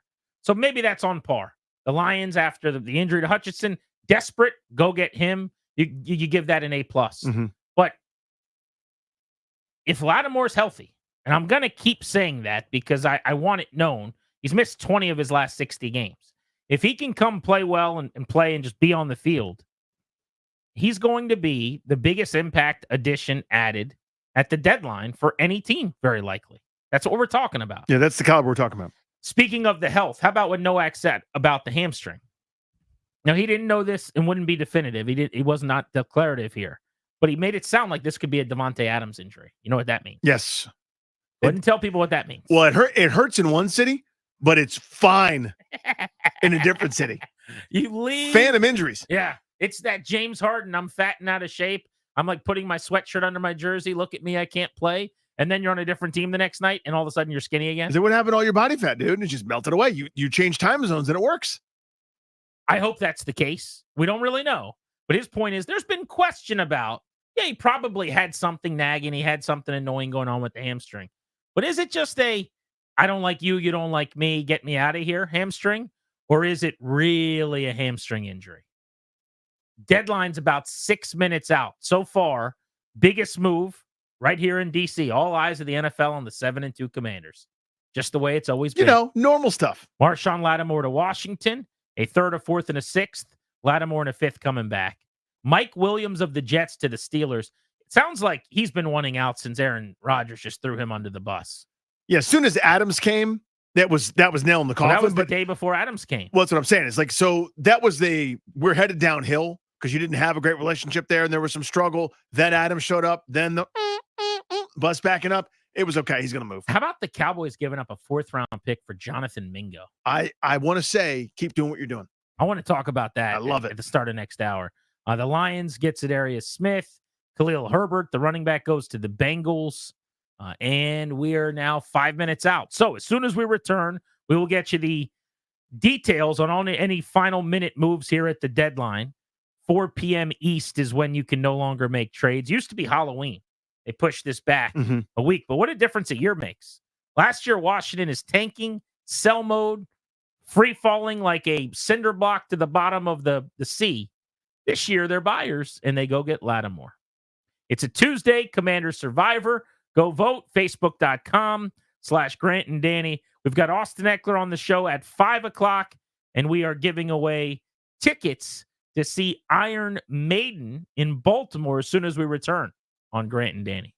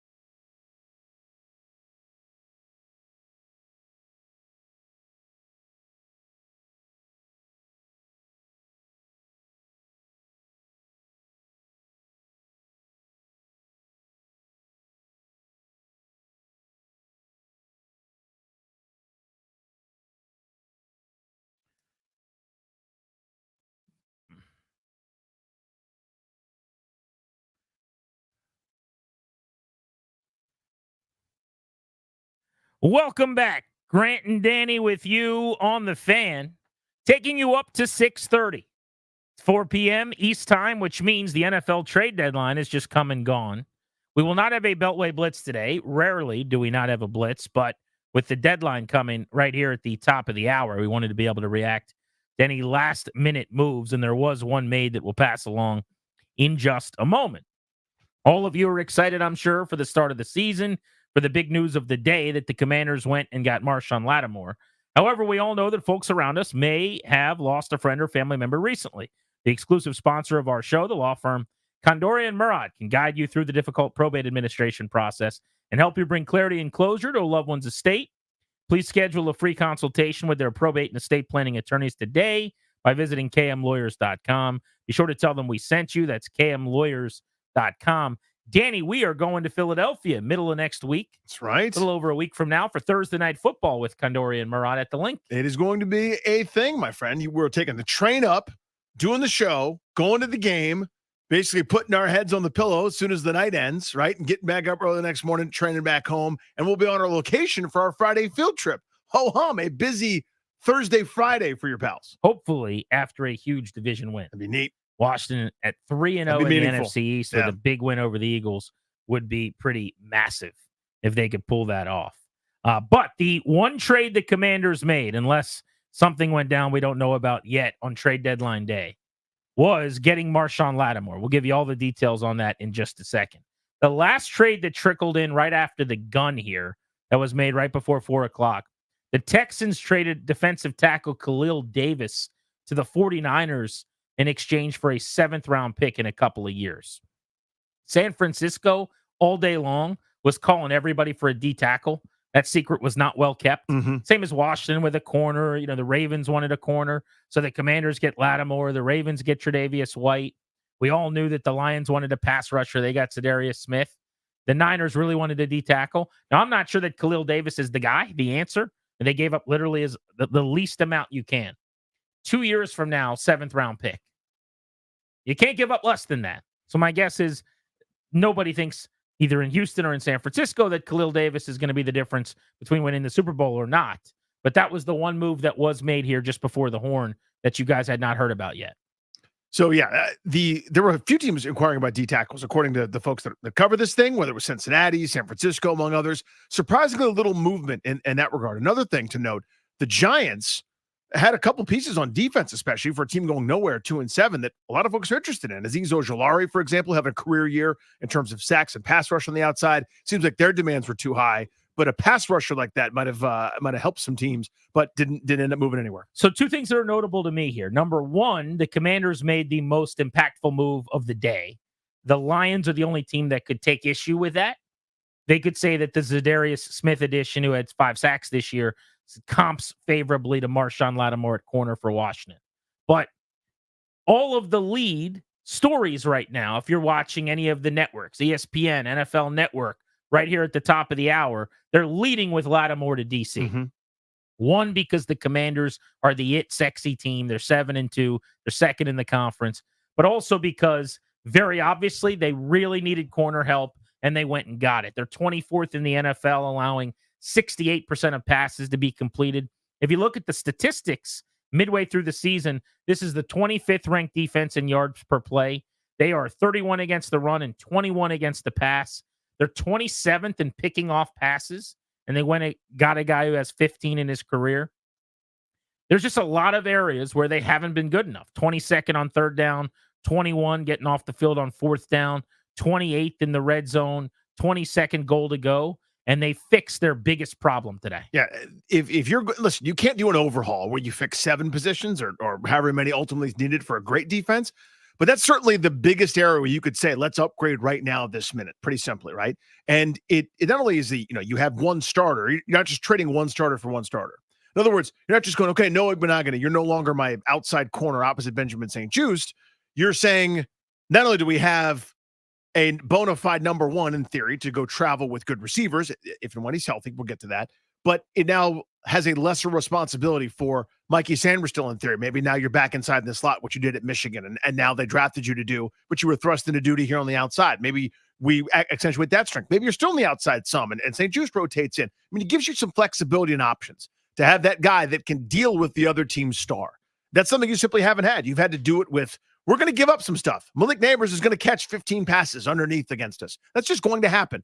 Maybe now it doesn't have to happen. Maybe now you can give up certain other things or try to take some things away at this point. Having a player like that can only help. All right, deadline has come and gone. Those are the moves then in finality. Nothing else is coming down the pike. The Commanders go and get Marshawn Latimore, give up a 3rd rounder, a 4th rounder, a 6th rounder to do it. The 3rd rounder will be the second of their 2 third-round picks. That's their original 3rd rounder. So based on where they finish in the standings is where that pick will be right now. It's a late 3rd-round pick because they're one of the best teams in football. But they are keeping the 3rd rounder they got from the Eagles for Jahan Dotson. Of course, that 3rd-round pick correlates to where the Dolphins end up in the standings, and the Dolphins have been one of the worst teams in the league. So right now, that's a very early 3rd-round pick that Washington is keeping in its midst. Before we get back to the topic at hand, and that is how much better they got defensively, and I want to give a grade. I want you to give a grade as well for what they got for what they gave up. I did tell you that we'd give away these tickets to see Iron Maiden, so let's do that right now. Caller number 10 at 800-636-1067. Congrats, you're winning 2 tickets. The Future Past World Tour, Tuesday, November 12th at CFG Bank Arena. Tickets are on sale now. For tickets and more event information, go to thefandc.com/events. Remember, we've got Austin Eckler on the show today for his normal Tuesday appointment. I can't wait to see what he thinks about this trade. Seriously. I want the perspective of a veteran player. He's on the show in 50 minutes. You were in the locker room, bleeding, sweating, busting your butt, trying to win so that you could get to the playoffs. You think Eckler cares about next year or 2 or 3 years from now? These guys feel like they can win right now, and Adam Peters just gave him a lot better chance to. That's the way I would view it. So I wonder how he's been around. He's been on teams that were good, bad, building, rebuilding, contenders, everything in between, right? So that's the way that I would think of it. And I can't wait to hear his perspective at 5 when he joins us. But I would say when you turn in this kind of work through just now past the halfway point of the season, right? 9 games in, you are 7-2, exceeding almost everybody's expectations. Maybe not their own internally, but maybe in deep, dark secrets, maybe indeed their own expectations, right? You've turned in this work and you're going, what are you going to do for us, right? Where's our reward? And then here it is. How about a marquee player? How about a star where you're not worried about, as you said, 2 years down the line for a lot of guys that probably won't even be here to see the fruits of their labor, right? I mean, you're trying to build something around a couple of guys. I got news. A lot of these short-term dudes won't be here in this cruel NFL world that moves at light speed as you go forward and build teams year over year. So that's got to feel really, really good, I would guess, right? As something where it's, again, I would look at it as my reward for turning in such good work through 9 games. Yeah, I just want my executives to match my energy and intensity. And when I've done everything I can as a player and as a group of players, that it looks like with a little bit of your help, we might be able to finish this thing, I want you to respond accordingly.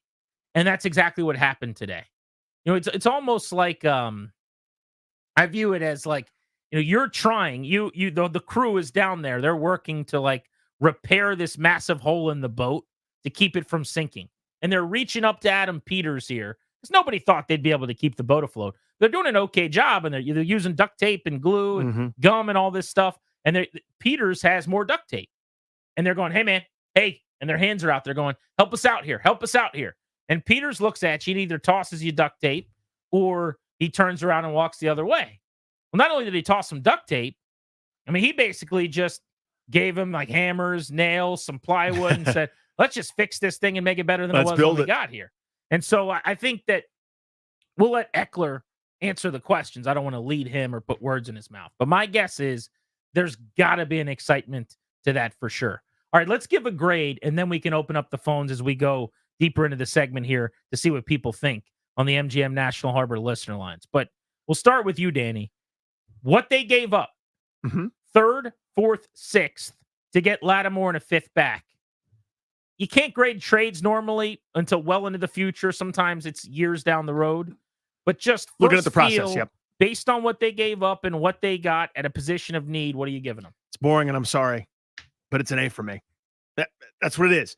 The process here is what I care about. if Marshawn Lattimore, God forbid, walking off the plane today at Dulles Airport as he's landing, slips on a banana peel and can't play the rest of the year, it doesn't make it a bad trade, right?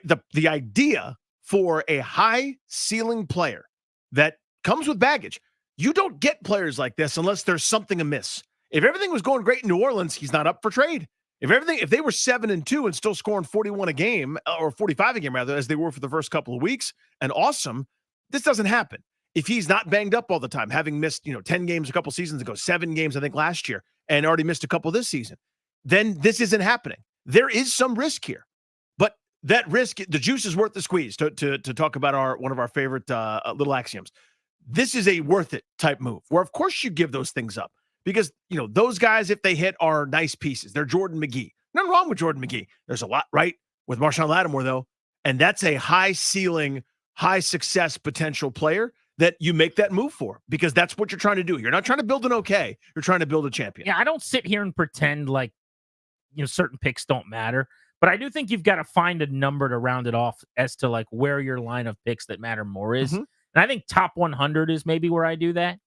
And they still have picks at 29, 62, and 72 in the top 75. 3 picks right there in the top 75 that would have been top 100 selections to go along with the pick in the 90s that they gave up. And so you've still got 3 of those, right? You give up the pick in the 90s or 80s, whatever it ends up being, your second, third round pick. And then the swapping of late round picks, which, by the way, Peters is a pick swap guy. I think we've learned that about him. They did it in the Sam Howell trade. They did it in this deal. They did it in the Ridgeway deal. He does not mind whatever chart he and Newmark and their crew looks at, Sasna and the analytics department, whatever they're looking at, they don't mind moving around the board and saying, okay, what's this 4 worth? It's a 5 and a 6, and that 4, and move the 2, and add the 9, and 16 divided by 4. They're all about the pick swap, it seems like. No problem. Cool. Because they've got a plan. They've got a vision. So I'm giving it an A as well. I think the only way this doesn't work out as being an A trade is health.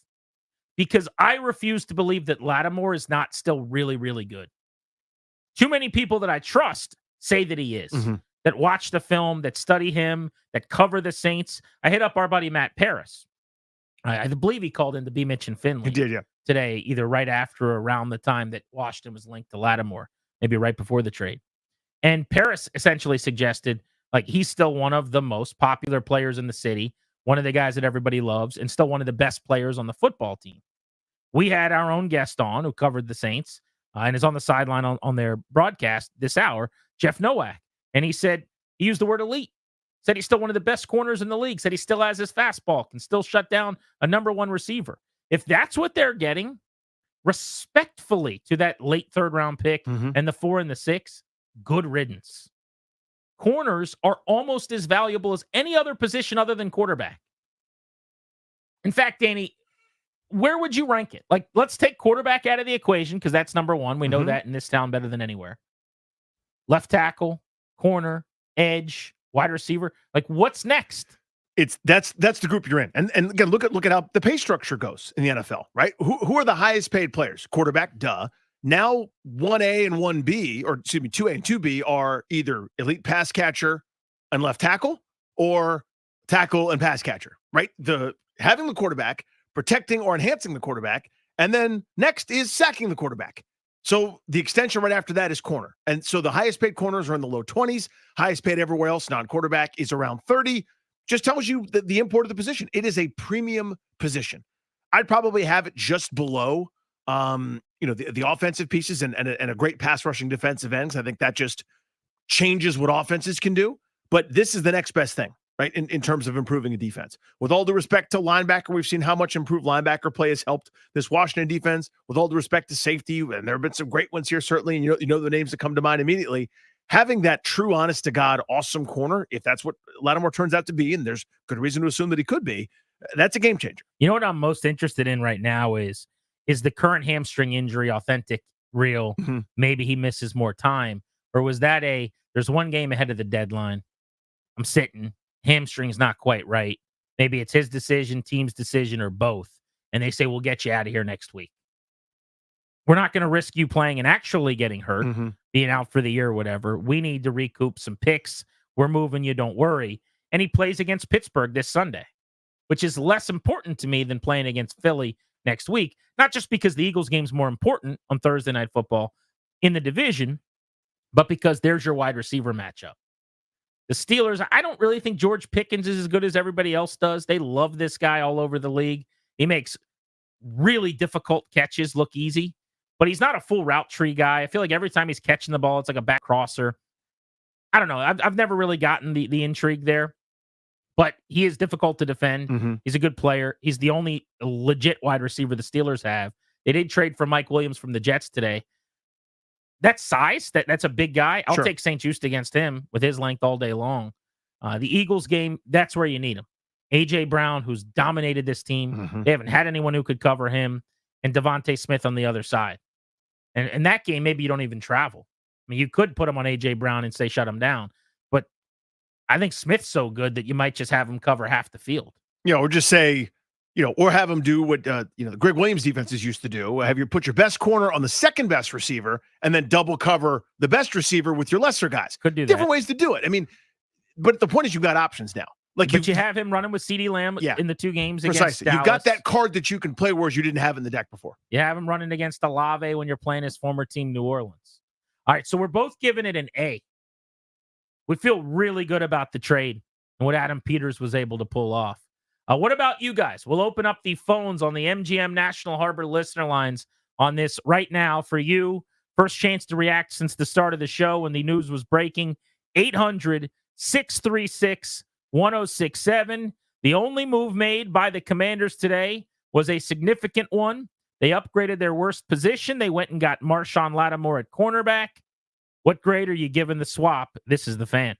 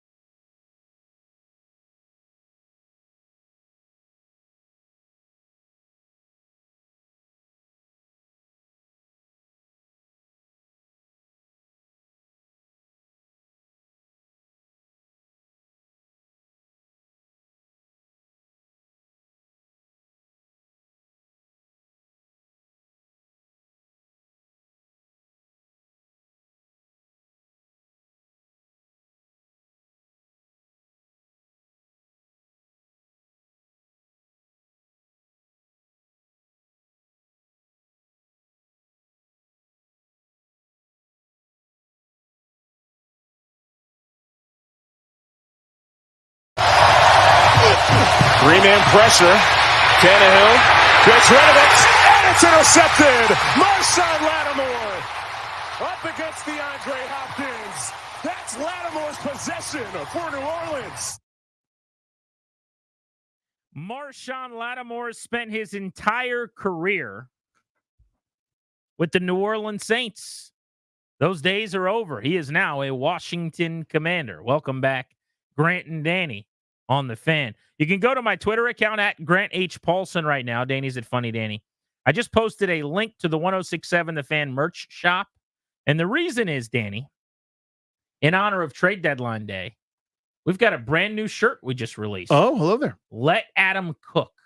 An all burgundy shirt with yellow lettering, says 1067 The Fan. Small numbers and letters right underneath.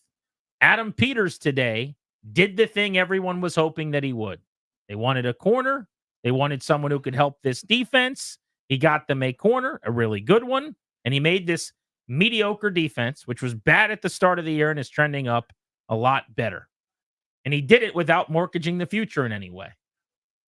Adam Peters continues on the surface to make all the right moves. Sounds like it. I mean, even ones that I'm not saying you personally, GP, but that one might have a hard time seeing how it fits or why, they've all made sense. And I guess what I mean is going into the season, I'm like, hey, I don't think this receiver position is a particular spot of strength. They went and got a guy off of waivers after cut downs to improve the group. He becomes their second best receiver. Are we sure you could trade away Jahan Dotson?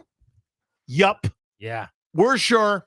That's proven out here over time.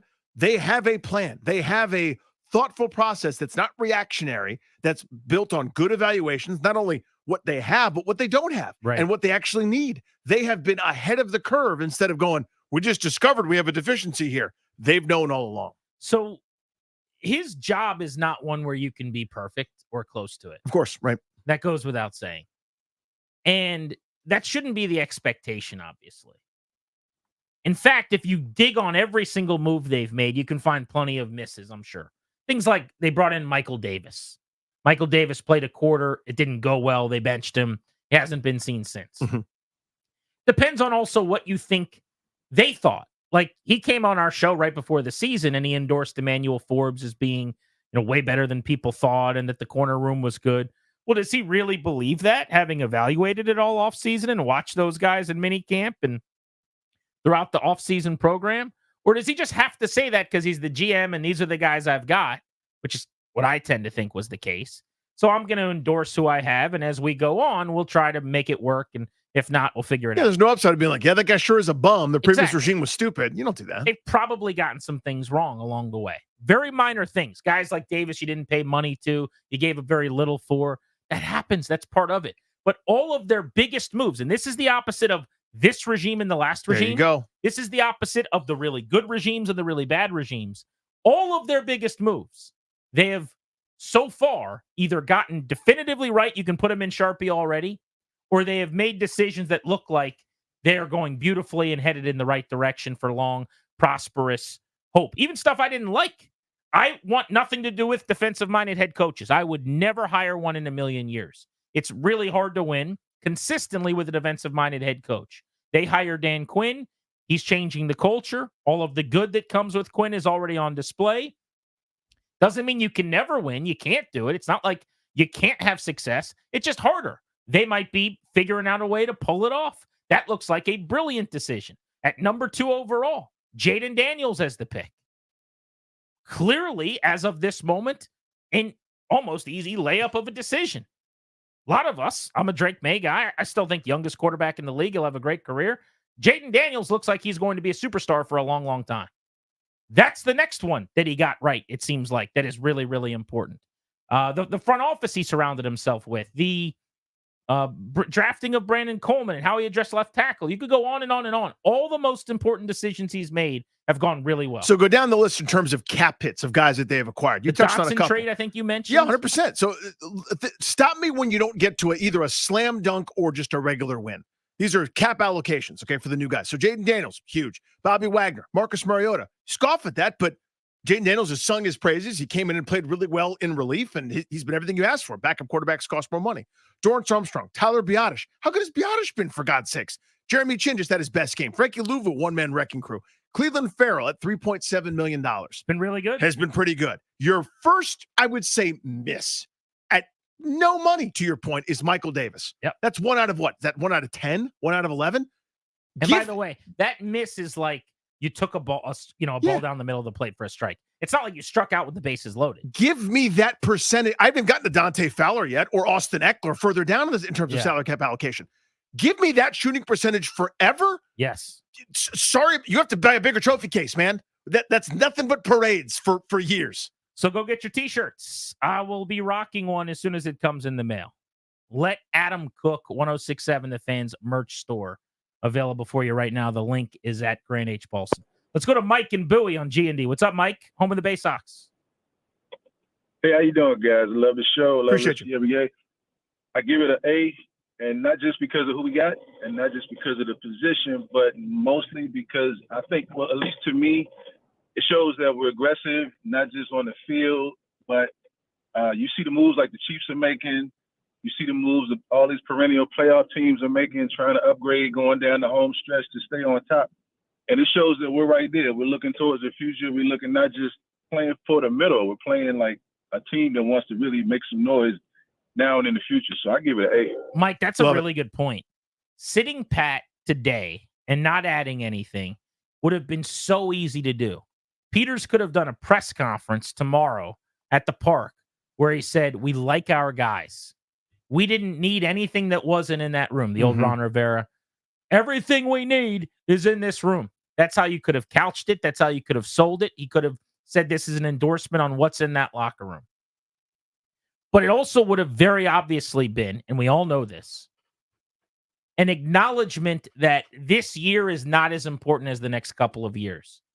And I think what happened today was you saw that the front office said, yeah, we get it. We're really, really good. And guess what? It's hard to be this good. We didn't plan on this. I didn't think I'd fall in love with you, lady I met at the airport, while we were both waiting for our flight because our plane never showed up. But here we are. Now, what do we do? Do you want to go get coffee or not? Do you want to try this thing or do this long-distance relationship or not? You stubbed your toe into being awesome at 7-2. You made a lot of good moves to get there. But you're 7-2 now. What are you going to do with it? You're going to try to make noise. Try to be as loud as you can come playoff time. Be a pain in everybody's butt and be tough to out. And that's what they're going to do. I love the idea that ultimately what had to happen was a discussion where you wouldn't say this certainly, but you'd go, we actually did too well. You know what I mean? Like every decision you make, you know they're not all going to be perfect. You've been around this game long enough, whether it's baseball, football, basketball, whatever. Every trade, every draft pick you pick or ones that you don't. Everything you do is a bet. Howie Roseman turned me on to that years ago at speaking at the Sloan Analytics Conference. And I listened to it and I went, nobody in my organization thinks that way. I think these guys do. You understand that not all are going to hit. Well, we just went through it a moment ago, the ones that did hit. The amount of hits that they've gotten that got them to this place way ahead of anybody's schedule. This is beyond anybody's wildest dreams. If Jaden Daniels was awesome and everything was great in terms of the rookie scale, you're 5-4. That's normal great. That's normal awesome for a rookie. Right. Sorry, it's transformative. Apologies. Everybody's kicking everyone's ass and you're winning games all over the place and the sea's kind of crumbling around you in the East. It's a 2-horse race and the NFC ain't as good as maybe we thought. Some of those looming monsters like San Francisco haven't really done it yet. Now McCaffrey's on his way back. We'll see if they're the same team, but it's you and a couple other teams that are potentially at the top of the conference. Not in your dumb division. This is not the 7-9 NFC East that Ron Rivera won in 2020. It's a different animal. So why not? Why not break glass in case of emergency? Let's go to Mac and Stafford on Grant and Danny. Want to hear from you guys your grade of the trade. Danny gave it an A. So did I. What say you, Mac? Yeah, it's an A+. And to Danny's point, just right now, we have grown-ups running the building who looked at our schedule, looked at what's going around the NFL and said, hey, we got a shot to go to the playoffs and to make some noise. And this does it for us. This makes our defense better. That was the weak link. If you watch the last few games, it was our defense, especially the secondary. And this solidifies that. and makes us a contender. So what keeps you from A+ status? I'm going to give you my answer on that, Danny.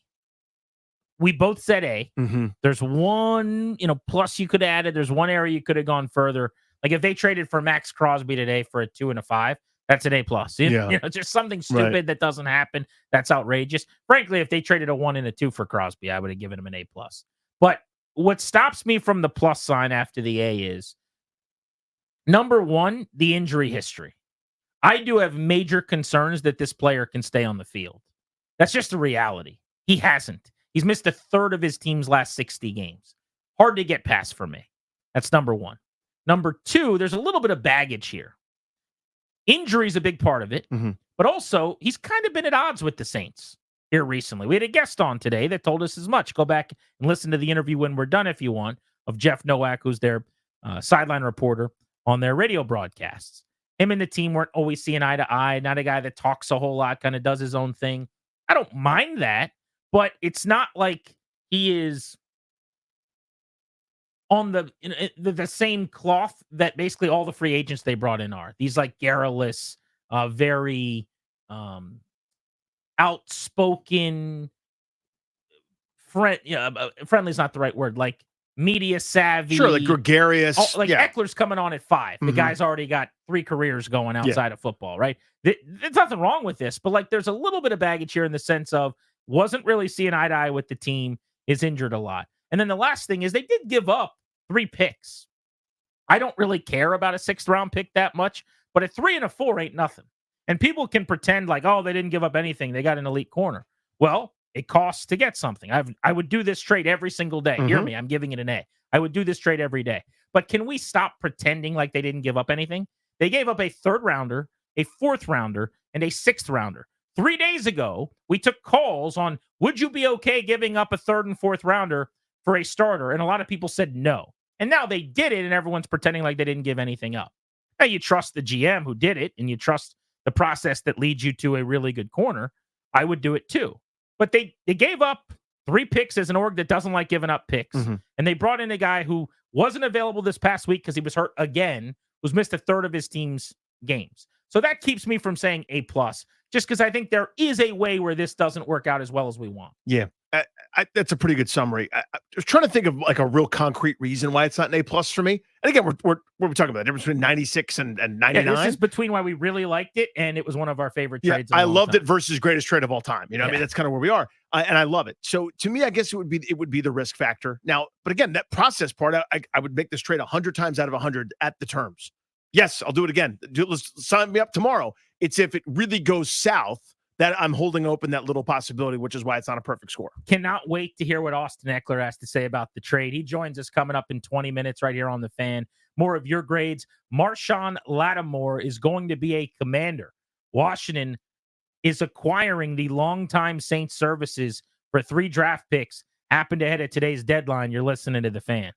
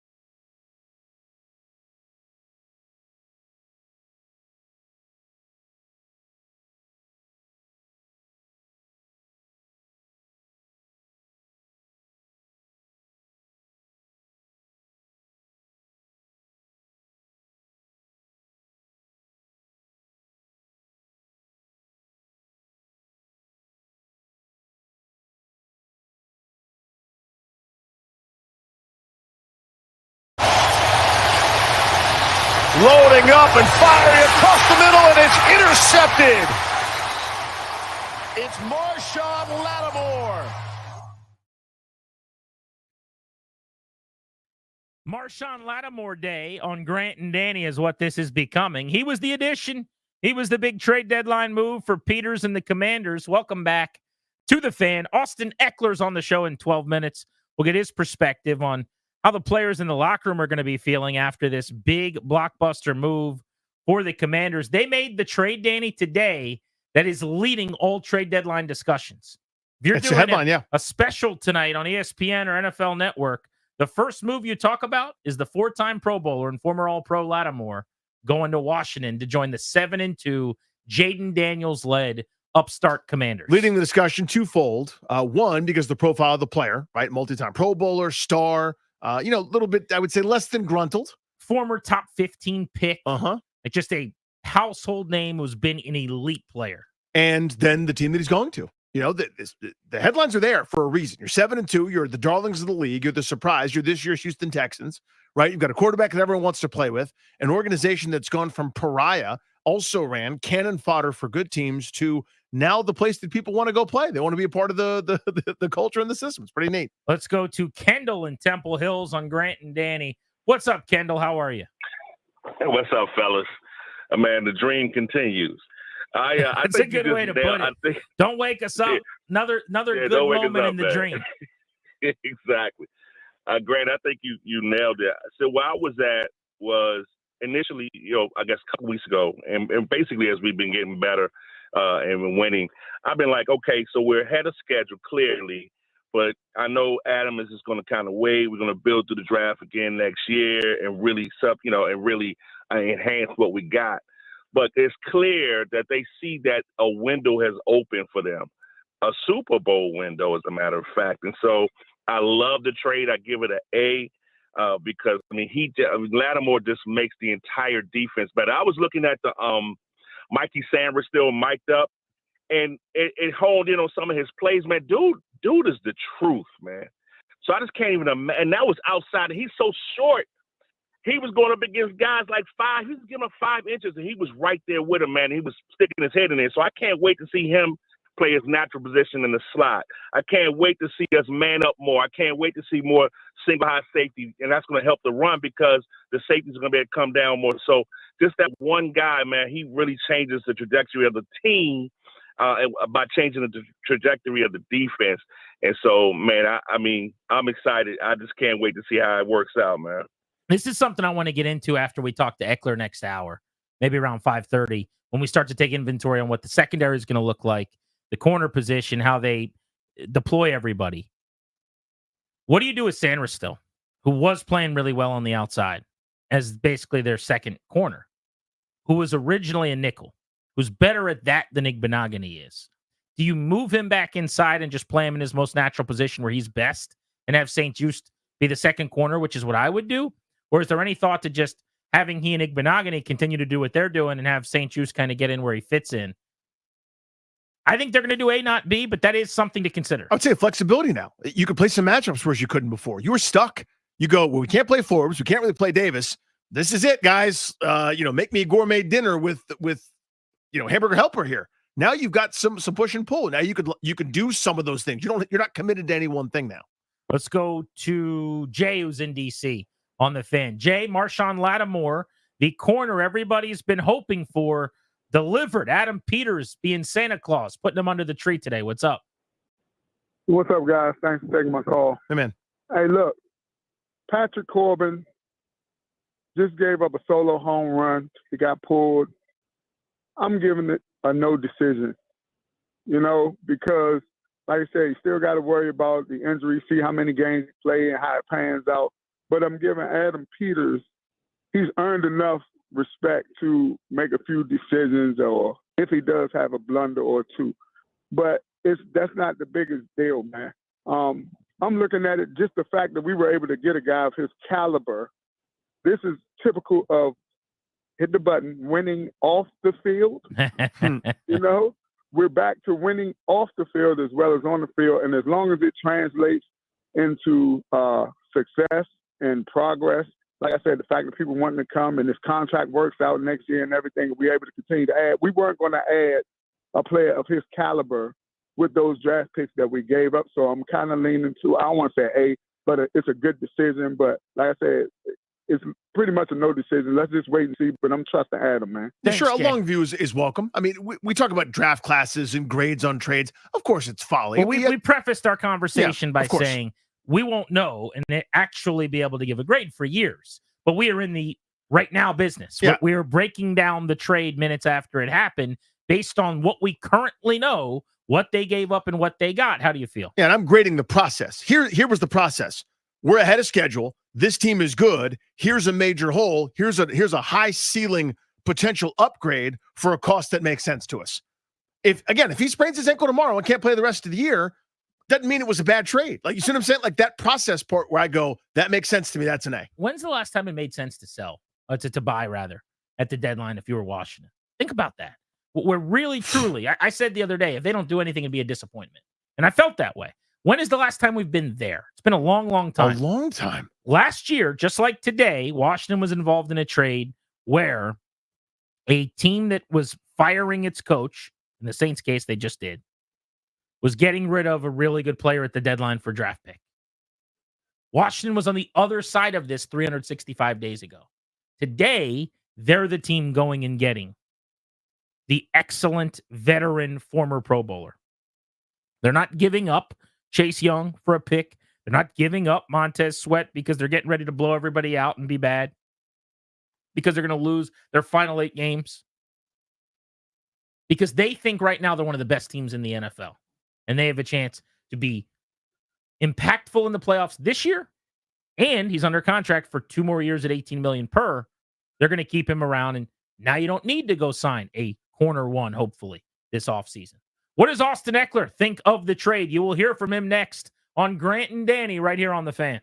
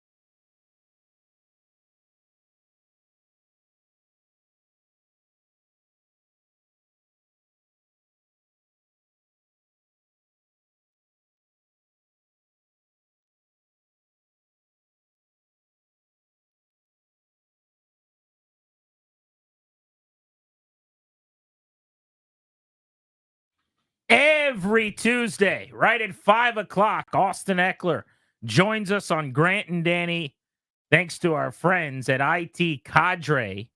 He provides trusted insight. He is our trusted insider. Presented by IT Cadre, where DC sports insiders share their exclusive perspective.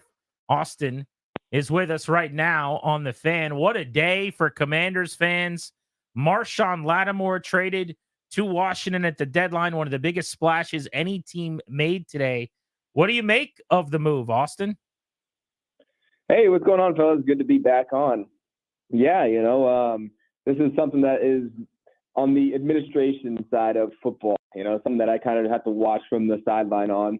Obviously, as players, we don't really know what's going on the GM side of the conversation. So when you see moves like this, obviously it impacts your team, and it's interesting to kind of hear all the takes on it and know if it was worth the picks and things like that. But all I know is, I'm hoping that he comes in and is a great teammate and adds more to our culture and what we've been building. Yeah, and here, I don't want to lead you to an answer, Austin, but, here's me just pudgy slob. Here's how I would view it. Like, if I'm you guys, I'm going, we have kicked ass. We have had an unbelievable 9 games. We're 7-2.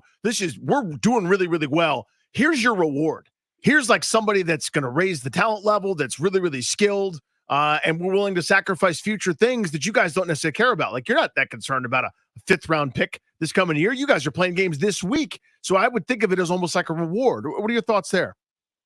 I don't know about a reward or anything like that. I don't want to, take the human side out of it. I think it's more so for us. Look, we have a great thing going, absolutely. And we are trying to win now. Like, that's the mentality of the NFL. You got to win now. If you're thinking about, down the road, maybe as a GM, that's something you can think of. But as far as us as players, as far as me on this team, like, we're trying to win right now, because I don't know if I'm going to be here or be around for next year, right? It's not ever promised. All I know is I have this opportunity right now. And if we have guys that can come in and help us win and do that right now, then look, that's a good move. Let's get it done, and let's get these guys in the locker rooms. Along those lines, you mentioned the GM. I mean, what does it say that clearly Adam Peters thinks enough of you guys as a contender to be a buyer? He could have just stood pat, or around here. I mean, you don't have to experience this in the past, but we did. It's been a lot of years as a seller, and that is not the case anymore. Again, hey, this is some of the other side, right? We have a lot of new things going on. Obviously, Adam Peters is one of those. Some new ownership as well, new head coach. And so those are the decisions that they're going to sit down and they're going to look at the team. They're going to see, where can we use help? Is this going to affect us in the long term? But in my opinion, these guys want to win now as well. Like, they're in the place where, yes, we want something for the long run, but guess what leads to that? Well, we need to have success now, because if we don't, we're not here in the long run. You know how this league works. So, hey, let's show some success. Let's do everything we can to win now, and you'll deal with later. I'm sure you guys at some point, you and Marshawn Latimore, you played against each other a bunch, but I would think with Pro Bowl pass like you guys have, and just the quality of the production over the years as stars in the AFC, you guys had to have crossed paths. Do you know him at all, or do you recall playing against him? No, I don't know him at all personally. So it'd be good to see kind of, what kind of personality he is, what kind of team guy he is, and bring him into our culture. I know, regardless of where you come from, coming into the locker room, what we have that we built over here, our culture, you're going to feel that's different. I've had other guys be like, man, it's different here. Like, it just seems like everyone's like so into it. Like, everyone's reactive, everyone's, responsive, and kind of has this aura of like welcome to the squad. And it's just a culture that's really fun to be a part of, really fun to play around. And, Dan Q is definitely the center of that, and continuing to make sure that stays the case.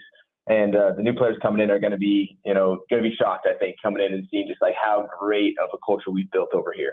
Austin Eckler with us here on G&D, and that's what I was going to ask you about, Austin. Like, how is that almost more important than what happens on the field? Is that somebody kind of fits into the program that you guys have done such a good job building here? I mean, that's definitely part of it. You obviously want to have people that are bought into the game, absolutely, and that comes down to your culture, right? Being around the people that you want to play around, being around guys that you respect and things like that. And it takes time to really build that up. And so it's tough being a guy that jumps around. Even just me coming here for the first time, and that wasn't really established yet. It was like, okay, like, how is this going to go? Like, who's who? Like, how does everything work?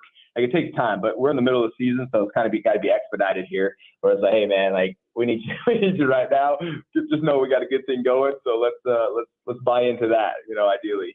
Austin Eckler is with us on Grant and Danny for his weekly Tuesday appointment presented by IT Cadre. Let's go back to Sunday's win over the Giants, 27-22 victory at the Meadowlands. We find out about 90 minutes before the game, and we all saw the video of B-Rob after his workout talking with Dan Quinn, and they kind of make the decision he's not going to go. So soon thereafter, presumably, you get the word, and then your role changed a good bit because you were kind of bell cowing it in the first half, getting almost all of the work.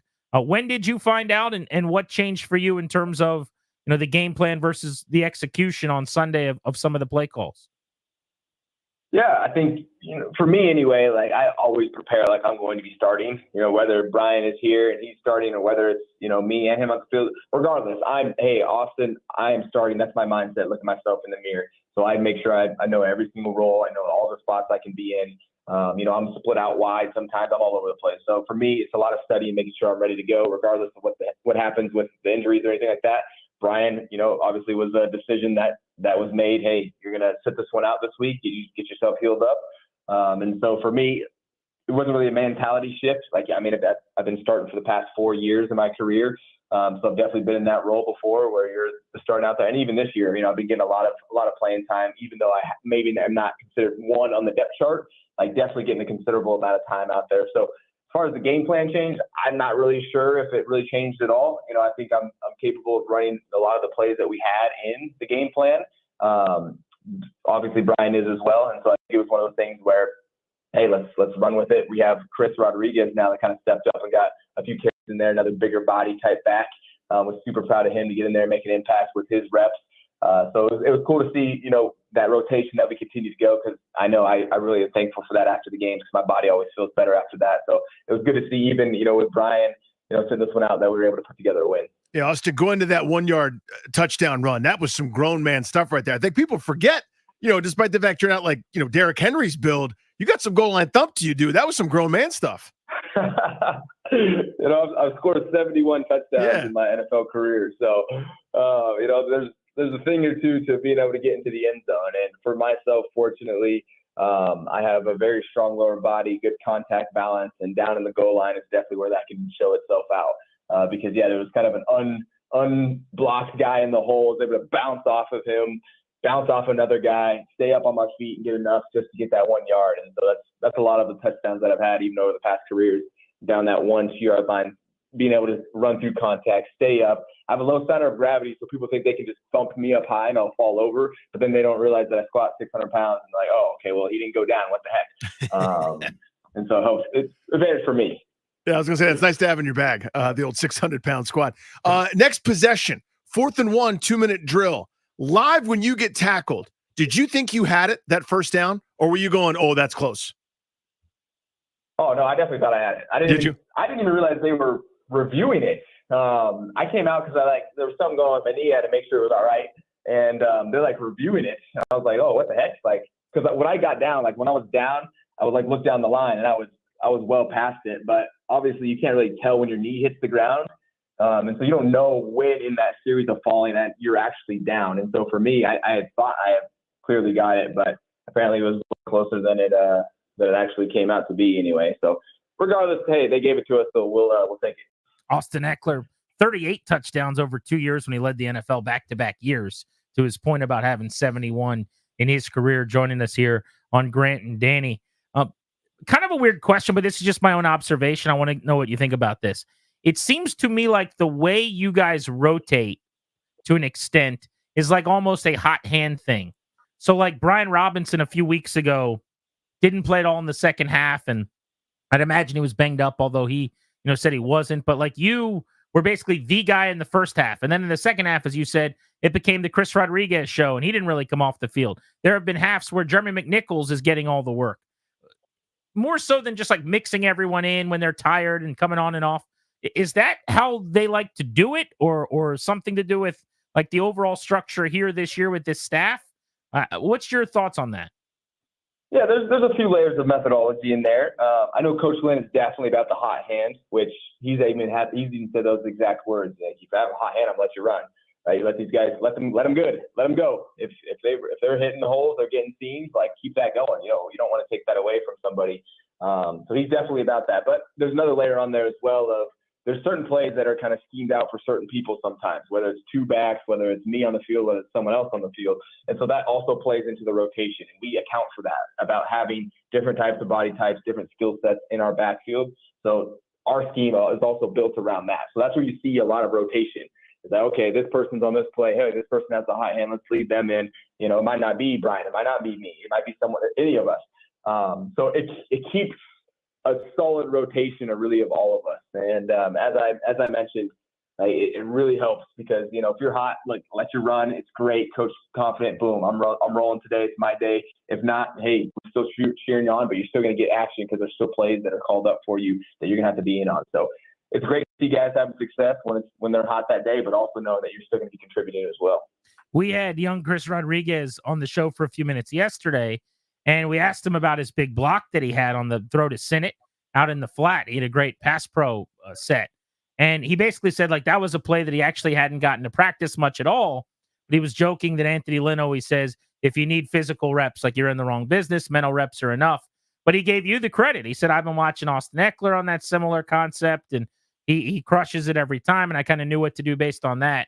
I wonder, number one, I don't know if you have watched the film to the extent of, when you weren't on the field, what was going on, but did you see the block he had and your thoughts on that he kind of gave you the credit for having him ready? Of course. I'm not closing my eyes when I'm not on the field. I saw the block, of course, man. He went in there and chopped the heck out of zero. And no, it was a great block. Opened up a critical, third down pickup with Ben catching the ball running down the sideline. So, hey, when you're called upon, it's your opportunity. You got to make sure you capitalize on that, and that's what Chris did. That's a perfect example of a guy that hasn't been getting a ton of reps. Took basically no reps the entire practice as far as with the first team, and then was called upon when it came to be his time. And it's one of those things where, hey, you stay ready, you don't have to get ready. But it's a lot easier said than done because having the physical reps definitely helps you, gather some muscle memory and some, thinking reps. So it's okay, I know where to go. I can maybe tweak this that way. So yeah, I shout out to Chris for going out there, showing out, running that thing hard, and also picking up some key blocks. Definitely a big contributor there at the end, especially in the 4-minute drive, picking up some first downs and getting us into a place where we can get into victory formation. Austin, overall, the Giants came into the game kind of having struggled against the run. And I actually thought for the first few quarters, they were doing a really good job, seemed very committed to slowing that ground game down. You guys ended up finishing, though, with some pretty good rushing totals, as we're sort of used to. Did you sort of know as the game was going, we're not getting them now, but we're going to get them? Did you have that feeling like you were going to wear them down and kind of impose your will that way? Well, when you go into a game, we obviously know, hey, this team has been struggling against the run. They obviously know that, so they know that we know that. They know that we're going to try to run the ball because if they were playing themselves, what would they do? They tried to run the ball. That's how we think. So This is the chess match. Okay, so let's go out there. You never want to give up the run game, and we know that in our back pocket, Jaden has built-in run game even in the pass game, right? Because he can run and be explosive at any time. Not only that, but we also have him in our own run game as well. So our run game is very dynamic because it can be any play and it can be turned into a run play. So that's something that we account for as well, where it's hey, we're going to have a running game, but also we know our running game is also Jaden's feet when things start collapsing in the pocket, as they do time to time. And so for us going into, we want to continue to establish that because you don't want to be one-dimensional. You get really one-dimensional, you start to get a light box, and then all of a sudden now it becomes hard to pass. So you got to make sure you're able to complement it so you can continue to do play action, stuff like that. So it's this whole hodgepodge of making sure you stay balanced. Because you get one side, you get predictable, you have more opportunities for the defense to exploit you and stop you. So you can never really give up on the run game entirely until it's okay, we have to throw and get ourselves back and we need chunk plays. So that's really the philosophy that we have. Whereas you especially with Anthony Lynn as our run game coordinator, heavy run guy, obviously been coached running backs for a long time, and now being in the run game coordinator, he's going to make sure we have enough diversity in our runs. We can run pretty much at any time in the game, no matter what. We have runs for every situation. So that's where we come from a running standpoint. We're always going to have something up our sleeve where we can run the ball. Great intel from Austin Eckler. That's Trusted Insight from a Trusted Insider presented by IT Cadre. DC Sports Insider sharing their exclusive perspective is with us on Grant and Danny. Let's get an IT Cadre listener question for Austin, and it's sent in here. If Austin Eckler wasn't playing football, what would he be doing as a career? We've heard about some of the other things you're interested in the past, but that's a good question.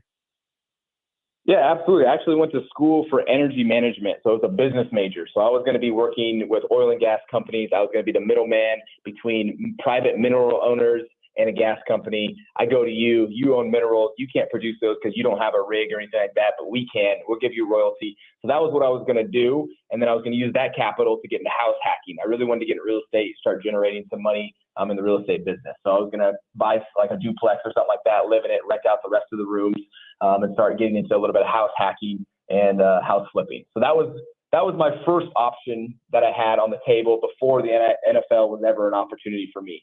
Then the NFL came to me about my junior year of college and was starting to look at me as a prospect. And so then I decided, I should probably start looking into the NFL. So I'm still heavily in the business world because that was where my roots were from. And that's what I'm really interested in. And then actually the NFL was kind of I almost say I accidentally made it to the NFL.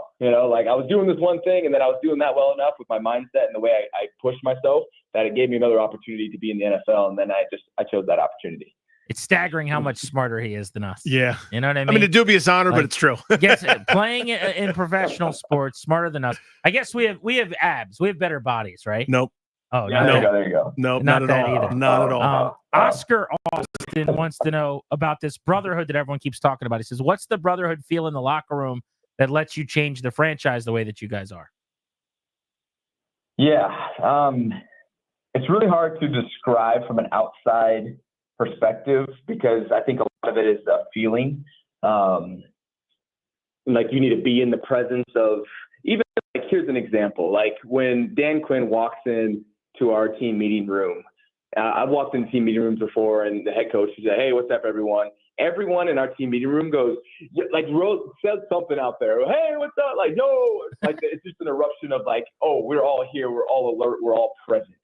And it's little things like that you notice when you've been around a couple teams where some teams are really quiet. This team is really vocal and bought into this kind of message that Dan has been putting in our minds of brotherhood, of being involved, of having each other's backs, practicing the right way, of having a standard, calling each other out. He'll put plays up on the board. This is not the standard. This is the standard. This is how we get down. This is how we don't get down. That's what he uses, those phrases.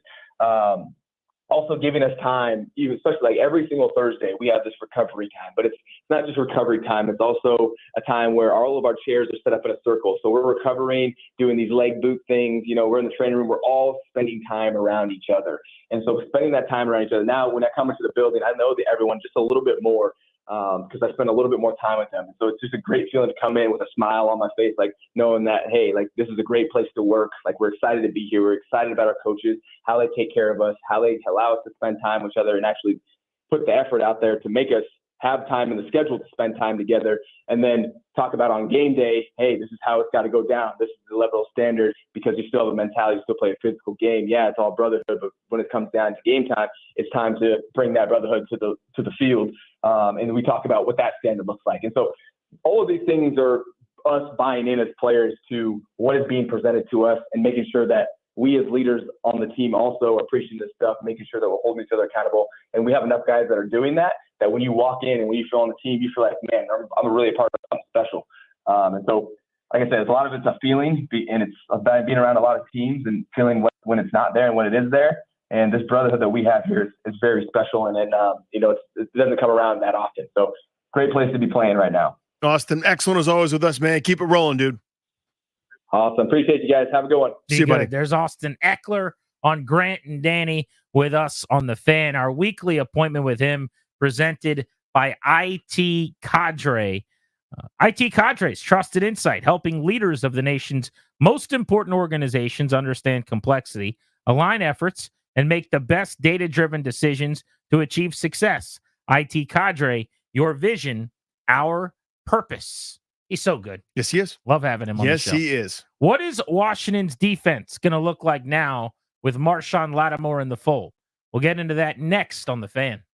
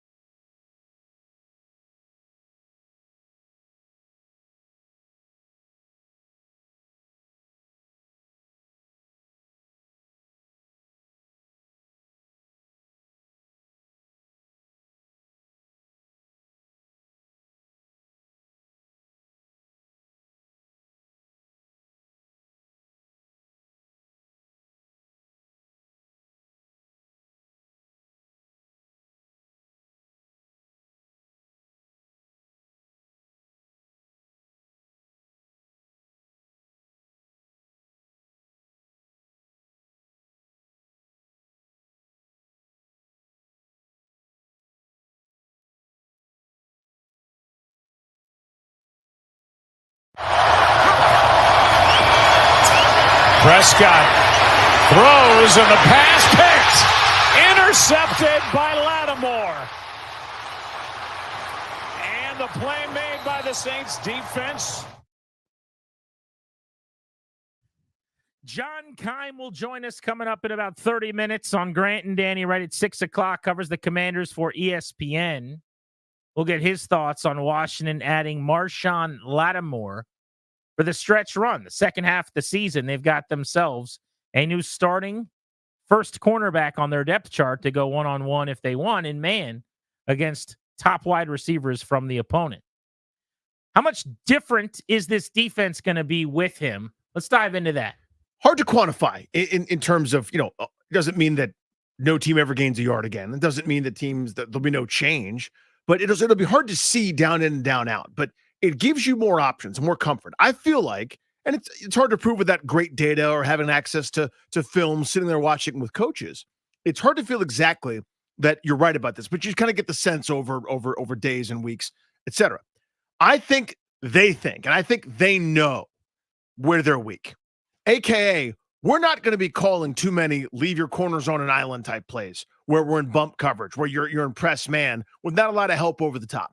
There's a lot of too deep shell, sometimes more so, maybe quarters coverage where you're backing off. You're going to give up those games like they did the first time they played the Giants to Malik Neighbors where you have double-digit catches. You're going to give up plays to Zay Flowers underneath. And maybe a couple times he catches and runs with it, but they don't want to give up over the top.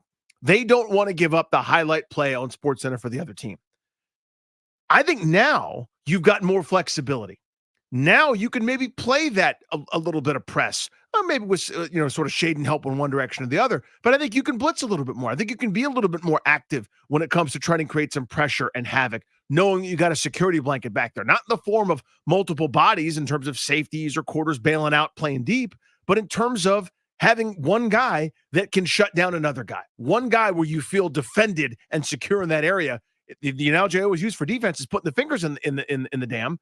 That's one hole you don't have to plug. I think he's going to make a massive difference in select matchups.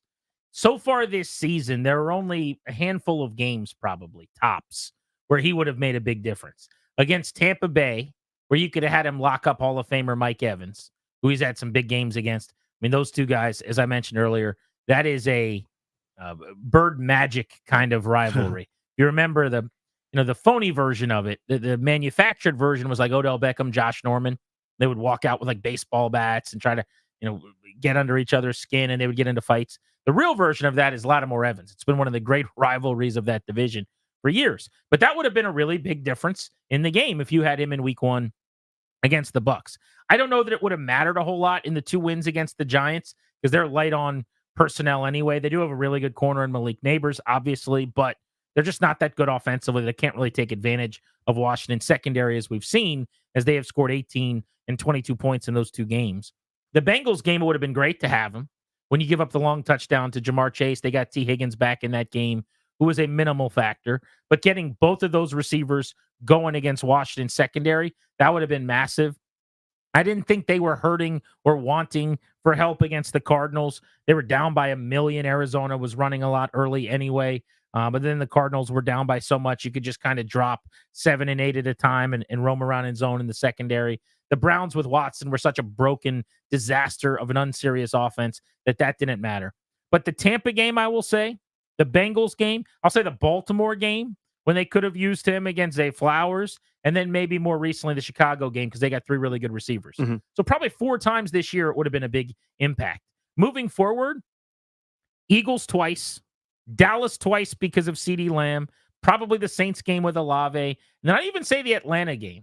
Mooney's been really good for the Falcons, and Drake London, bigger-bodied guy, I think St. Juice might match up well with anyway, but you can kind of figure out what you want to do there. I might put Latimore on Mooney because he's a little more explosive and dynamic, and he goes down the field for chunk yards more so than London, who's kind of an underneath the war daddy for 4, 7, 9-yard routes at a time and tries to pick up some in-breakers. But they're going to use him in those matchups in a way that gives them a really good chance to have better outputs defensively. Danny, I think this is a huge deal. I think a bad defense, which was already improved enough to be kind of middling, somewhere in that 15 to 20 range in the league, or maybe 16 to 22, I think this makes them a few spots better again. I'm not sure how it works, with one player on defense and whether that is like a night and day overall difference. But when it's corner and when it's such a weakness and you upgrade it with this massive of a jolt, assuming he's healthy, I think this is going to be huge. I really believe that this is a game changer for them on that side of the ball. I really do. It's not crazy to think that. I mean, the impact is outsized. I mean, you go back to over the years where you had that, and I'm not putting him in this category. These are gold jacket, greatest of all time type dudes. But remember, you pretty much, in the old school way of doing it, where there were two receivers on the field, right? It's always multiple running backs, multiple tight ends, one receiver one side, one receiver the other. You eliminated half the field when Deion Sanders was on the other side. He was so good at pass coverage, you were terrified. You wouldn't even throw it near him. You'd just go, half the field's eliminated. As a safety, it doesn't matter what the quarterback's doing. You don't have to look that way. You're not fooled by any kind of head fake or manipulating with your eyes. You're not bothered by that. You're looking at the other half of the football field pretty much, right? So that opens things up for everybody else. So even if Deion Sanders didn't have 10 interceptions, didn't have 11 pass breakups or whatever, the impact he has is still bigger than just him.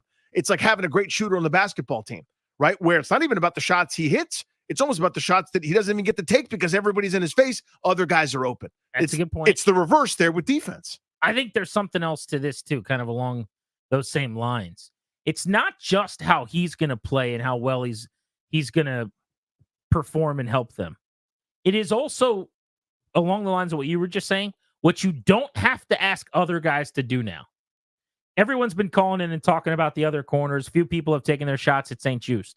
But St. Just, who has been moonlighting as your first corner now, as a corner two, think about the difference in ask. When you are out kicking your coverage, when you're being tasked with something you're not capable of. When my wife goes away for the weekend and it's me with 3 kids and it's all hands on deck, I'm calling in reinforcements. I'm asking if my mom wants to come up and if my sister wants to come over. And I mean, it's just me and the kids for 72 hours and the wife's going to be back, right? I know I can't do this. I'm just trying to get by. That's all I'm trying to do. We're surviving and we're advancing. When it's normal and I'm asked to do the thing I'm capable of, which is, hey, I'm going out for a couple hours. I'll be back. I can handle that. When it's, hey, you got 2 kids today, take them and, go have fun. We'll go to the movie theater. We'll go to the park. We'll go to the mall. I can do that. That's what I should be doing. That's what I'm built to do, right? Is to be the fun dad, the guy that's doing the activity. Benjamin St. Just is not built to be the number 1 corner. So now you move him down and he can play with more confidence and he can be better. Same with Sanders still. He's a nickel corner being asked to play outside. The fact that he's played pretty well out there and then it's worked out, that's great. That's a bonus. That's not the point. You drafted him to be this really, really good player at a position. He gets back to being able to play. Just moving everyone down a notch that was being stretched and you were doing more than you should have. And now you have to do a little less. There's less asked of you. You get to do the role that you're actually here to do. I think that's the real game changer, honestly. Compare it to your own job. Compare it to your own life. And just, I was doing my job and someone else's, right? Or I was doing something that I wasn't qualified for. Now I'm going to be asked to do the thing they actually hired me for. Awesome. That's what this move does for you. Yeah. While you were talking about that, I think of a friend of my life who's going, I've been doing this one job that I wasn't supposed to be doing they said, we're going to hire someone imminently. And for almost 2 years, he's like stuck doing both jobs. And they finally just did that, where they hired someone that they said they were going to do a couple years ago. And now he's doing what he wants to do. But just to your point, is over his skis or underwater, whatever you want to call it.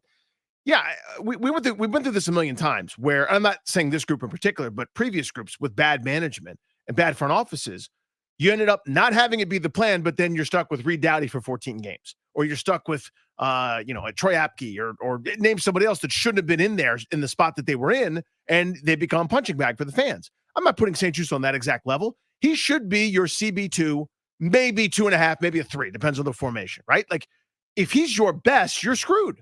And they kind of knew they were screwed. They had a first-round pick that they didn't have any incentive for moving on from in terms of cap savings in Forbes. They weren't going to go big game hunting because there really wasn't that much available over the summertime in free agency. So you were kind of going, let's roll the dice and see where we're at.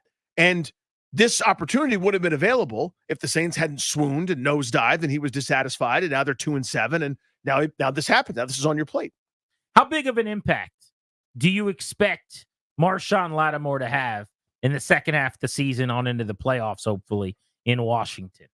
800-636-1067 is the number if you want to join us. That's 800-636-1067. Plus, we got a huge show shaping up for tomorrow. I want to tell you who's going to be on the show in a couple of minutes. And at the top of the hour, John Keim stops by. That's right, at 6 o'clock. We're taking you up to 6:30 on the Fan.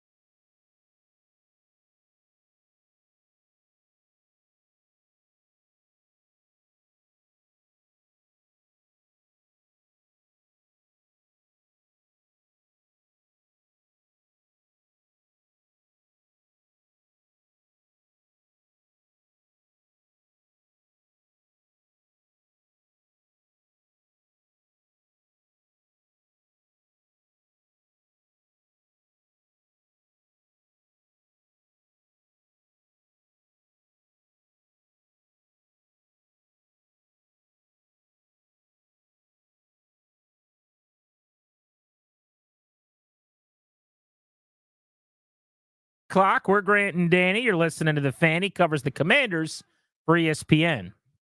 Looking forward to catching up with him. Marshawn Latimore acquired. He's the new top corner on the depth chart. How much of an impact will he make down the stretch? We'll ask John.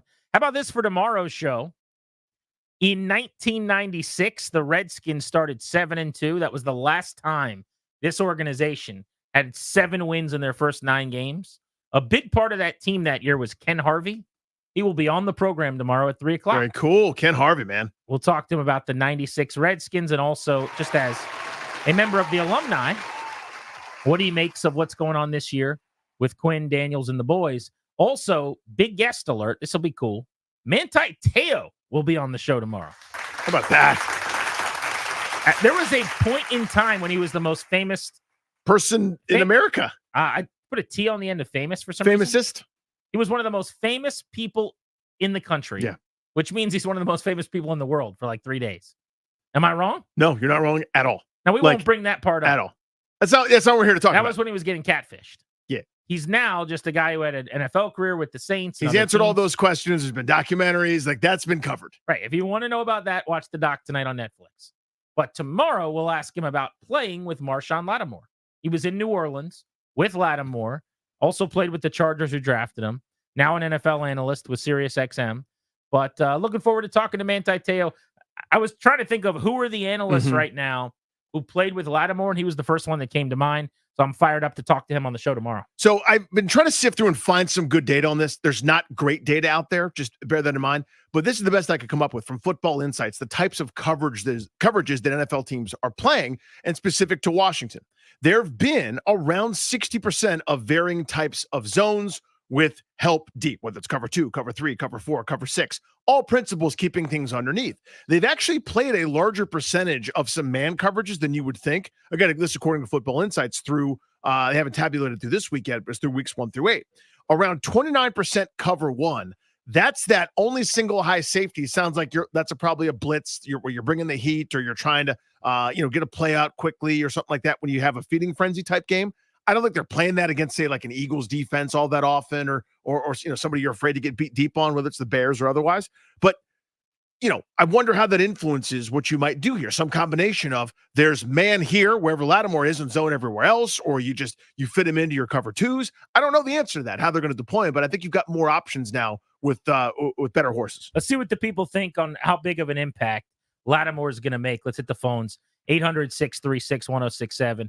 I should point out while we're talking about future shows. So tomorrow, Ken Harvey at 3, Manti Te'o at 5. On Thursday, we've got Mike Golick Jr. at 3 o'clock on the show. And Alex Smith makes his first ever appearance on Grant and Danny at 6 p.m. How about it? ESPN Monday Night Football's Monday Night Countdown. Former quarterback here in D.C. Want to talk to him about Jaden Daniels. Alex Smith will be on the show at 6 o'clock on Thursday. We're very, very excited about that. To the phones we go. Reese's in St. Mary's on G&D. What do you think of the Marshawn Latimore trade? Well, that's an awesome trade because it makes St. Jude's better because now he got to go against the number 2. But I'm going to tell you who is going to impact the most. Forbes, and I'm going to tell you why. Because Forbes now get to play in the zone and ain't got to tackle the running backs, ain't got to do nothing. He can play underneath coverage, and they're going to help him out a whole lot. I think, and then we're going to maybe blitz the way we want to. It's going to make our defense awesome. Forbes survived the deadline. There was all kinds of speculation first thing this morning that he could get traded. Supposedly the Commanders were shopping him. I'm not sure how much it's going to affect Washington, if we're being honest, that Emmanuel Forbes is still on the team because he just hasn't played a lot. And if you look at the snap percentage for him defensively, he's playing at 37% of snaps. If you go game by game, I mean, there are games where he's either inactive or he plays 4 snaps. Did have an interception a couple weeks ago. But if he's on the team, he's going to have a chance to help them at some point. You know your number's getting cold. It's only a matter of time. The only reason it mattered really for me is I have a bet with Rick Snyder that Emmanuel Forbes and Jamin Davis, one of the two of them would last the entire season. And he bet that they wouldn't. And since they've already cut Davis, if they traded Emmanuel That's your last Forbes, best hope there, yeah. I would have owed Rick Snyder lunch. So far it looks like for the second time in 2 years, he could be owing me lunch. Last year, he made a terrible bet, by the way. What was his bet last year? Oh, it was so bad. Rick's my guy, but it was a bad bet. He bet that Jake Fromm would start a game at quarterback.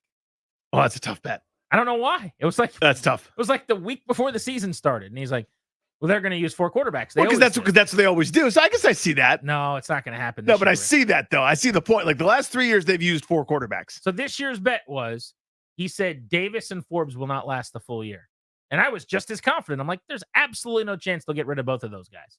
Well, sure enough, they've cut Davis, and Forbes now can't see the field for the most part. And as of about 10 a.m. this morning, I went, "Uh-oh. Uh-oh." Let's go to Tony in Clinton, Maryland on G&D. What's up, Tony? Hey, Tony. Hey, this is a boss move, man. We still playing chess, man. We finally got a chess player in the building as opposed to the dollar store checkerboard we've been playing with for the last 30 years. That's a good one. Listen. He can't make it worse. He, like you said, he bumps everybody down the peg. And the first thing I thought about with Latimore is he is actually known for head-to-head dog fights, in-your-face football with Mike Evans. Who do we have that would you leave out there to go toe-to-toe, hands-on-hand, in his face, dog fight with Mike Evans? Everybody we have on this team would get cooked, and that's a dude 4-time Pro Bowler we we're bringing literally out. He saw don't it have just in week the pivot 1. He skills. caught 2 touchdowns. Yeah, he was pretty comfortable. Exactly. So we got a guy that is notorious for getting under that type of player's skin, who's in your face, and he has the same mentality of what we're developing. He don't mind getting dirty. He don't mind tackling. He don't mind being up in the face. You need that. He fits the mold of the type of cornerback that I think they're trying to establish on that defense. The Joe Witt, like, we arrive violently. You're not going to like us when the game's over. How we play is not for everyone. That's Marshawn Latimore. The way that we live is not for everybody. Marshawn Latimore is hated by every receiver he's going up against by the end of the game. Fine by me. The way he lives is not for receivers. Because we're going to run and put our bodies on people in a violent manner. Grant and Danny here on the Fan. To me, that's okay. Not everywhere. You can't have 53 guys like that, but you can have a couple. You can have a couple where it's like, I hate him if he's over there, but he's wearing my colors. So let him bother people. Jermaine's in Bowie on G&D. Hey, Jermaine. Hey, how you doing? What's up, buddy? I love the trade. Love the trade. Did you think at all they gave up? Like, if I was telling you an hour before the trade, they get Marshawn Latimore, would you have thought a third, a fourth, and a sixth with a fifth and Latimore coming back? That wasn't a lot for you at all? Not at all. He's a top tier cornerback in the NFL. He's more like, for what I think, a second or third. So for us to get him, for what we got him, I think that's a bargain. And he improves everybody. I mean, St. Juice didn't give us anything. With St. Juice, we could, if I could say, okay, he's not a cover corner, but he tackles. Yeah, I can't say that. Or, he's he's got the second most pass interferences in the NFL right now. So he gave us nothing. So Latimore is definitely an upgrade. I think he'll make a huge difference in the defense. I mean, we're 7-2 with a really bad secondary. So imagine with this upgrade, I mean, we might be able to make some noise in the playoffs. Well, they definitely can. Appreciate you, man. I mean, the matchups will determine that. Health will determine that. But at 7-2, they might have otherwise. And now with a really good corner added to a room that needed it, they got a real good chance to. To your point, and we asked a guest we had on right after the trade today, Jeff Nowak, who's the sideline reporter covering the Saints, does he still have his fastball? He said, yes, he is still an elite corner when he's healthy. And I would agree with that point. He said he's worth a number 1 or a number 2 pick. At the peak of his powers, he certainly was. 4-time Pro Bowler, All-Pro. When healthy, he certainly is. Is he healthy? We don't really have a good answer. I don't mean can he play soon. I think he will be. But can he stay healthy? Can he stay on the field? There was a little bit of baggage where he was at odds with the Saints. And because everyone knew they were trading him, that can lower value a little bit because he hasn't been able to stay on the field a whole lot over the last few years. He's missed a third of games, 20 of the last 60, 33% of their last 60 games. That's how you can get him for lesser value. We talk about this with the Capitals all the time. A guy that's playing worse somewhere else comes here and plays better. It's always been the opposite with the Washington Football, 53, Redskins, Mandos, WFT, where you played well somewhere else, you come here and you play worse. That's not the case, hopefully, with the new regime. John Keim covers the team for ESPN. He joins us next on Grant and Danny.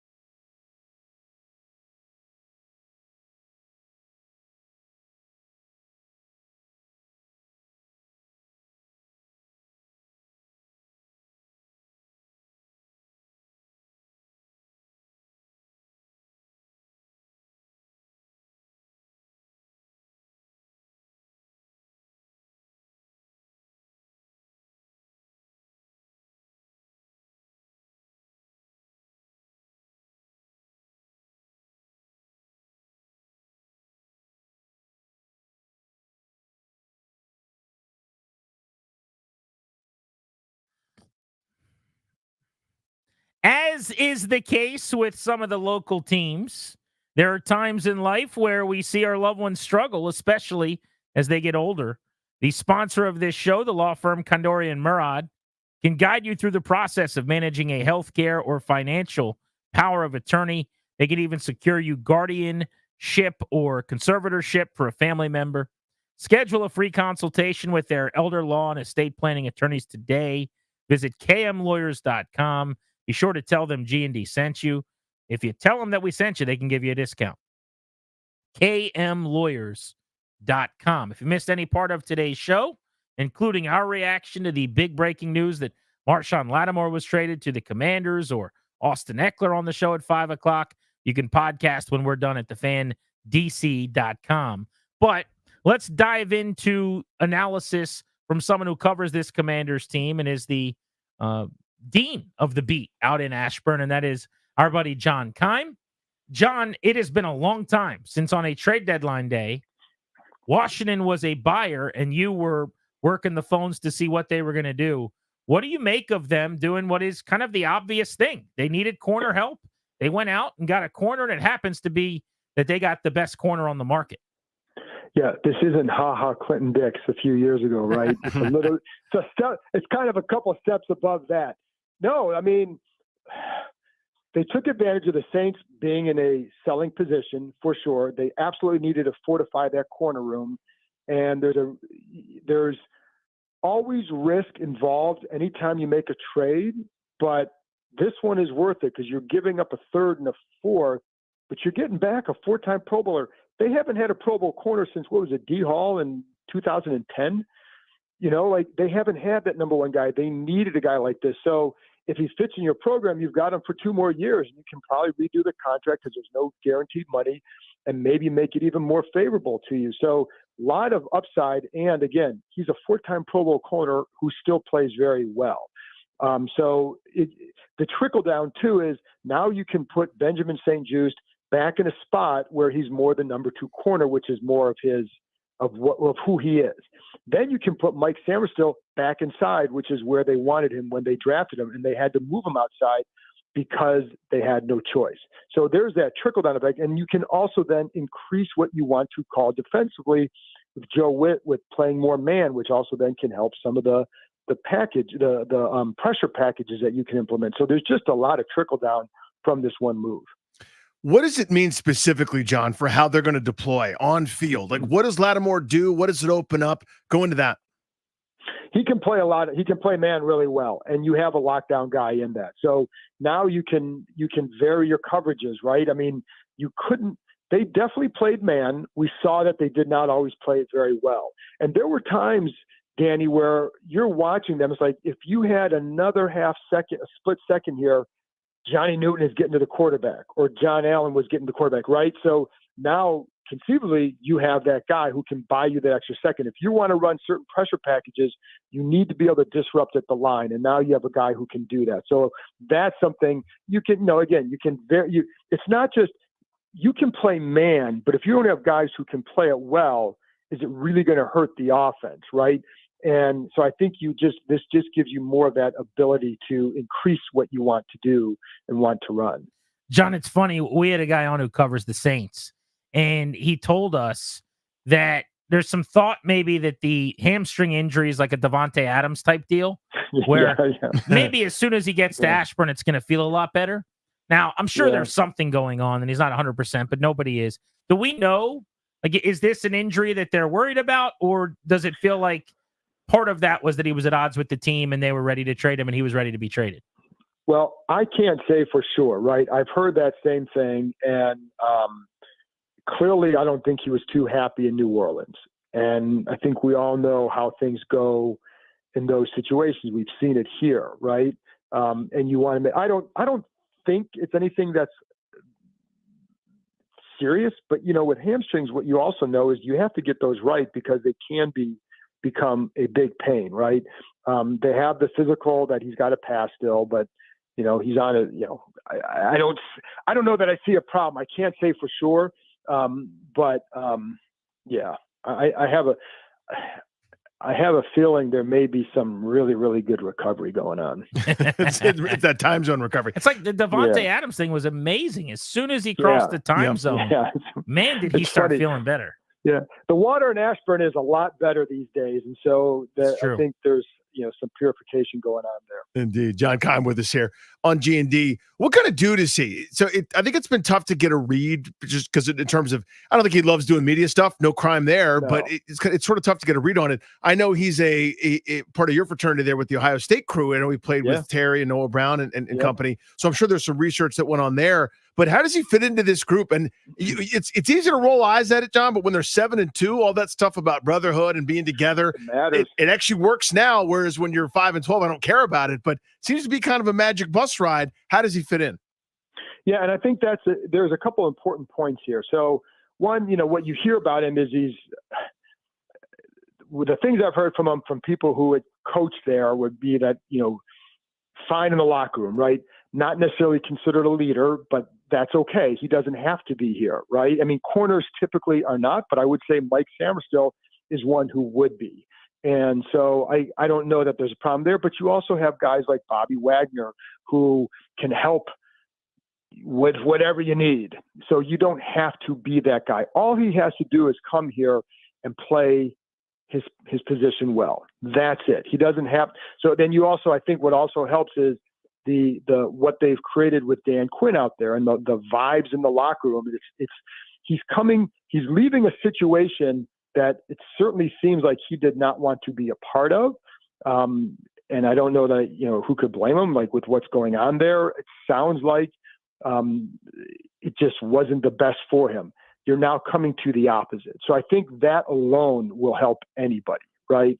So I think that matters too. But the leadership you have with guys on that defense right now, I don't think that you could have, even in some other years, even when they were okay a few years ago, I don't know that you could have absorbed somebody, not necessarily Latimore, but you could have absorbed someone and felt good about the culture they were going into. And I think this is a good spot for someone to come, especially if you're coming from a place where maybe it wasn't going as well for you in recent years.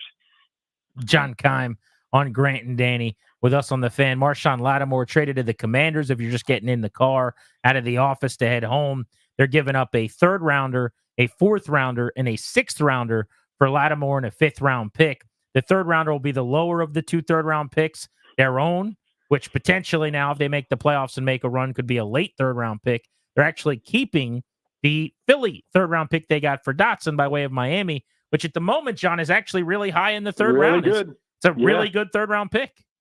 It is. And that's the thing. Like, again, I didn't know that they were going to be willing to go this high, but if they were going to do that, it had to be for a guy who factors into your future as well.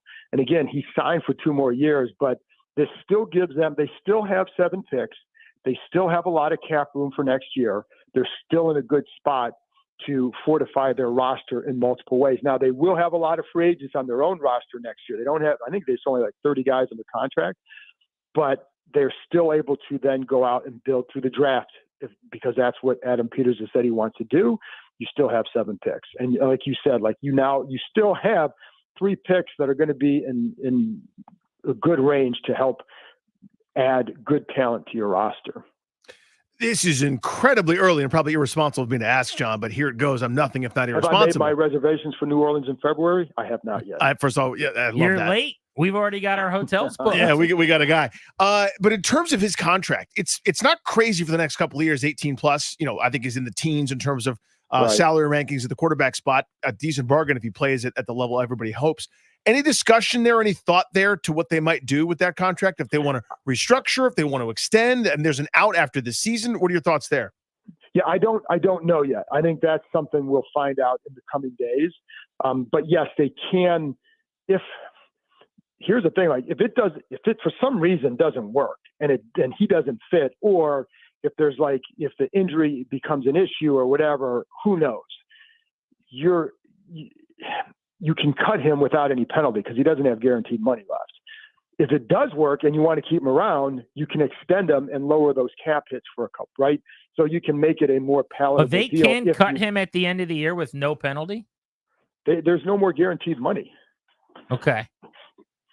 So that, so I think like that's a key. And so, yeah, I mean that they're in a good spot with that. So like I said, it's the risk is you're giving up some of those picks and all that. But when you have a chance to get a guy who can be considered a number one corner, it's one and I don't even think it's a big risk. I just think it's one you have to take.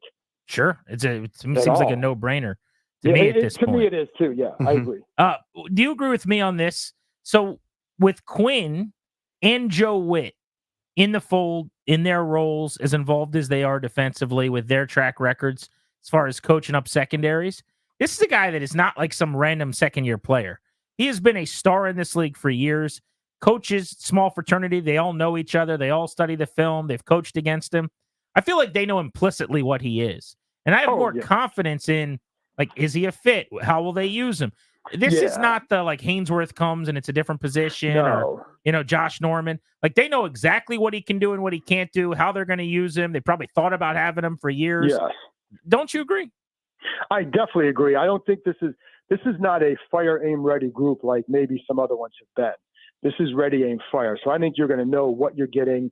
The one thing with like Peters and Dan Quinn, like the collaboration, et cetera, I think makes a difference. We saw, Grant, we covered those teams where you had, Bruce Allen, those guys signing players the coaches didn't want, and then them having to figure out how best to use them. Like, it was, my God, the moronic things that went on out there, right? I mean, and like that was part of it. That's not what's going on now. So yeah, if you're going to have a chance to get a guy, those guys are going to know this is how I would envision using him. And we also know in that defense, they like corners who are physical. Marshawn Latimore is physical. They like corners. I mean, he can play man coverage very well. They like that too. So yes, I don't worry about the fit. And I think one thing that you saw in free agency last year is how important fit was to them. What you didn't see with this is like usually a lot of the players they brought in, almost all of them, had connections to the staff somehow. And like you don't necessarily have that with this one. However, I think you know what the talent is, and these guys have connections in the league. They know what they're getting. So I don't worry about that at all. I think they have done a good job of finding guys who fit. It's so hard in a team game. I mean, quarterback's maybe the only spot that really does change everything. So it's hard to say that this changes everything. We know they're better. Quantify it for us, though, right? If you want to put a number to it, if you want to say now they can compete with some of the best teams. I mean, I have no idea how to do it, John. But this makes them better. How much, I guess, is a fancy way to say it. Well, so here, let's look at it like this. Like I said, there's a trickle down. Benjamin St. Juste was being asked. Benjamin St. Juste was like the new Reed Dowdy, where he's being asked to do things because the organization prior and whenever had not done enough to improve that position. And so he now gets to move back to a spot where he's got someone opposite him where he doesn't have to cover every top receiver because sometimes those receivers were not good matchups for them or for him, right? Different styles. Now you can match for a style with him. And then you play in again, Samra still goes inside where he excels. Like that guy is tough and smart and competes outside, but they like him inside. So now you strengthen your inside as well. But the other part of it too is they play in a division where CD Lamb twice a year, AJ Brown, Devontae Smith twice a year, Malik Neighbors now twice a year. You needed to get somebody who was good at that position to just compete. And especially you got the Eagles in a week and a half. Like, that's going to be a fun matchup. And you now have a guy who can go out and cover AJ Brown and maybe, and it makes them better because you can match up better. And again, I think it really enhances, in theory, on paper, it should enhance your pressure packages too, because you just, I think if you had just gotten like a defensive tackle, it's not going to have that kind of an impact because this one is like, there's a trickle down that I think is a little bit more tangible, I think. John, awesome. Thank you. We appreciate you. We'll read the work at ESPN.com. Thank you, buddy. All right, guys. Thanks. You got it. Thanks, it's bud. John Keim with us on Grant and Danny. I just can't get past 1 year ago, trade deadline, sell-off, Sweat, Young, we're reacting. It's completely not only unforeseen and everyone should be shocked, but it doesn't happen that 1 year later you kind of see where you were going back up. In other words, the elevator went all the way down to the basement. Exactly. The elevator, we went past the lobby, and we went down to P3, where we're parking, right? And now we're going back up and seeing the lobby 1 year later on the way toward the penthouse.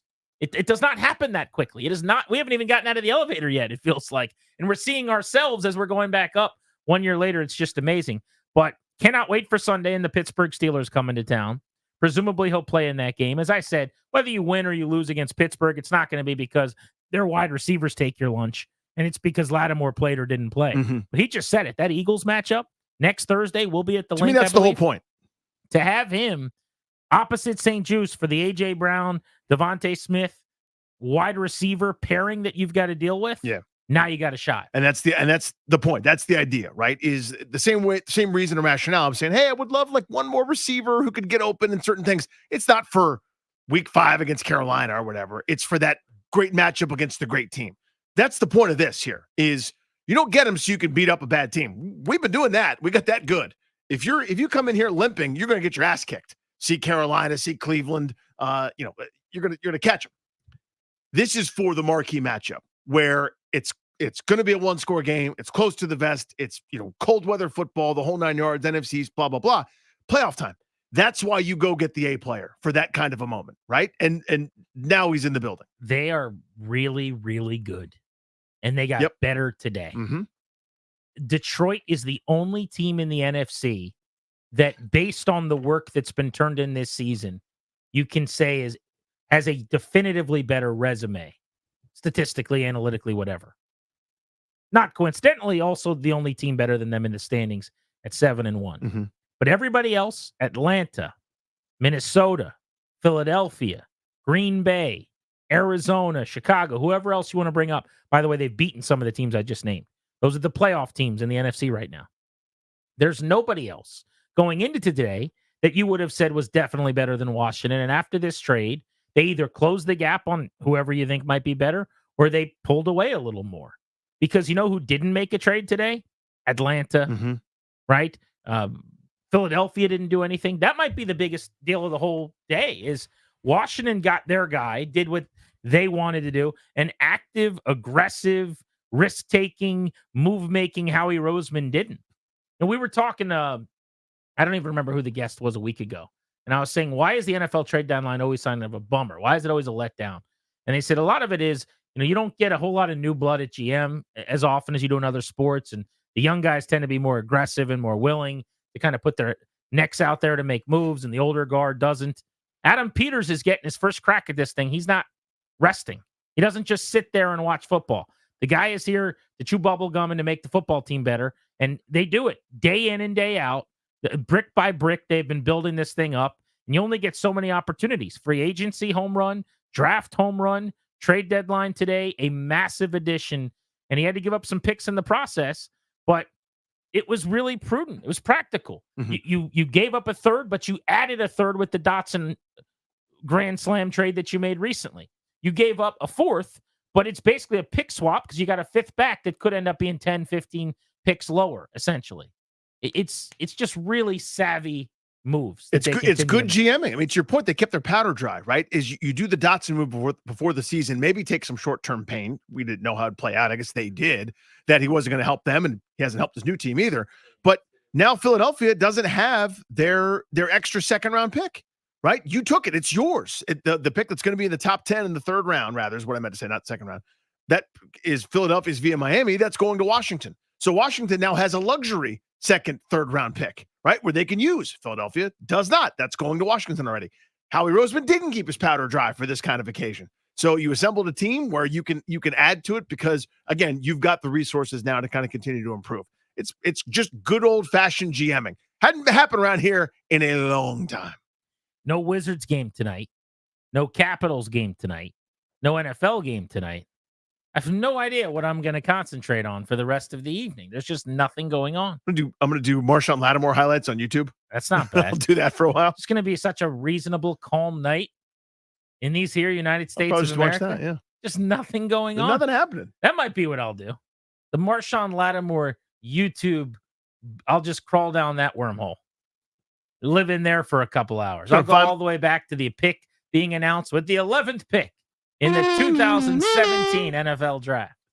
I've been pulling Marshawn Lattimore highlights all show long. Just I've seen playing that. highlight. I mean, watching his highlight reel is just a blast. Yeah. What's your breakdown? Having just watched, you probably watched highlights for most of the last 2 hours. Darius Kuiper. Yeah. Todd McShay. A lot of it is just he seems to have a knack for making the game-changing, game-swinging play. Oh, good. Yeah, there's a lot of like the peanut punch, picking up the fumble, the big breakup on the third down or fourth down. I'm in love with what we're about to get. This is our version of like Eric Bickle's 5-minute scouting report on quarterbacks. Yeah.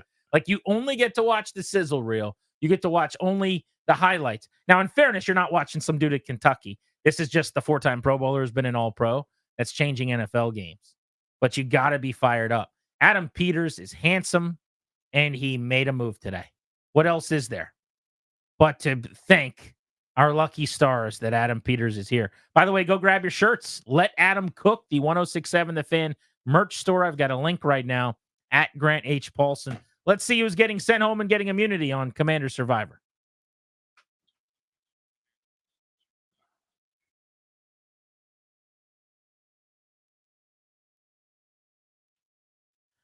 All right, let's get the bad news out of the way first. Who is getting knocked off the island on a week where nobody really deserves to?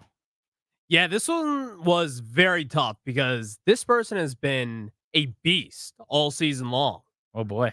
Brian Robinson. Wow. No way. He has been sent off the island. He got immunity all season, like every other week, more than any other person. The leader with immunity. It's unbelievable. He was the betting favorite on FanDuel to win Commander Survivor. He was. And then the people voted him off. It was a very tight election here, but we had to vote him off. He tried to play, you jerks. He went out on the field pregame. You saw the video like I did. He was lobbying Dan Quinn to play, and you guys kick him off the island? What a stunning upset. The biggest election in D.C. today. Brian Robinson gets kicked off. God forbid Austin Seibert gets eliminated. A couple of 37-yard field goals. Really put the Triscuit crackers in your stomach, huh? Take my arm, but don't vote off Austin Seibert. You just kicked off Brian Robinson, and you kept Austin Seibert. Why are you yelling at people? Because they voted off the bell cow in the backfield, the beast. I'm sure Austin Seibert. Brian Robinson. If they handed Austin Seibert, I still bet you get 4. The kicker is still left. You guys know that, right? Yeah. You could have eliminated him. Everybody, listen, this is what happens when you're good. Everyone's playing well. You win games. It was your endorsement that did it. Celebrity endorsements. No. They are telling. They are revealing. Listen, it's who I voted off, but I didn't like doing it. I held my nose. You should have held your words and not told people to vote off Brian Robinson. Oh, I didn't tell them what to do. You know what you did. You shake the tail when you walk. Foreign influence over here. Darius. That's hilarious. It was close. Actually, no, it wasn't that close. Jeremy Chin got a lot of votes, which was great. Everybody recognized how great he played this past weekend. How many votes? It was. Let me redo my calculations here. Last minute calculation. I'm sure that'll go over well. Has Maricopa County announced how many votes that we came out of there yet? It'll be a little while. That's right? a good Grant Kornacki bet. Of the Grant 200, Kornacki, it's my night. I'm such a Kornacki mark. I can't wait. Of the 200,000 votes, he got 100,000 of those. So he got a good portion. That's a big chunk. That's good. Yeah. So who's getting sent home? No, this is for immunity. Sorry, who's getting immunity? That's what I meant. Of those 200,000 plus votes, Terry McLaurin got the majority. When you catch 2 touchdowns, you get immunity. God forbid he misses next week. You'll send his ass packing too. As long as Austin Seibert gets to win the thing. How many chip shots does it take to get to the middle of the Tootsie Pop? Listen, just certify the votes and we'll move on to the next thing. Unbelievable. We almost made it the whole day without doing any bad elections. I know. It was, 6:26? I woke up today, everyone's doing the what a big day. Can't wait to see who gets traded. I'm like, ugh. I was like, if we can get through the whole show, but we couldn't. We almost did. I blame myself. Just doing election dad jokes over here. We're fine. Everybody's having a good time. We're going to be fine. Be nice to people. Don't hate people, right? Everyone can be friends. We'll figure this thing out together. And remember, the Commanders are 7-2. They're 7-2. Marshawn Lattimore's coming to D.C. All right. Let's be in a good mood when he gets here, one way or the other. I know what you are. I know what you're not. You're not a cop. Grant and Danny saying so long. Thanks for listening. Linnell's next with Overtime. Thank you for coming.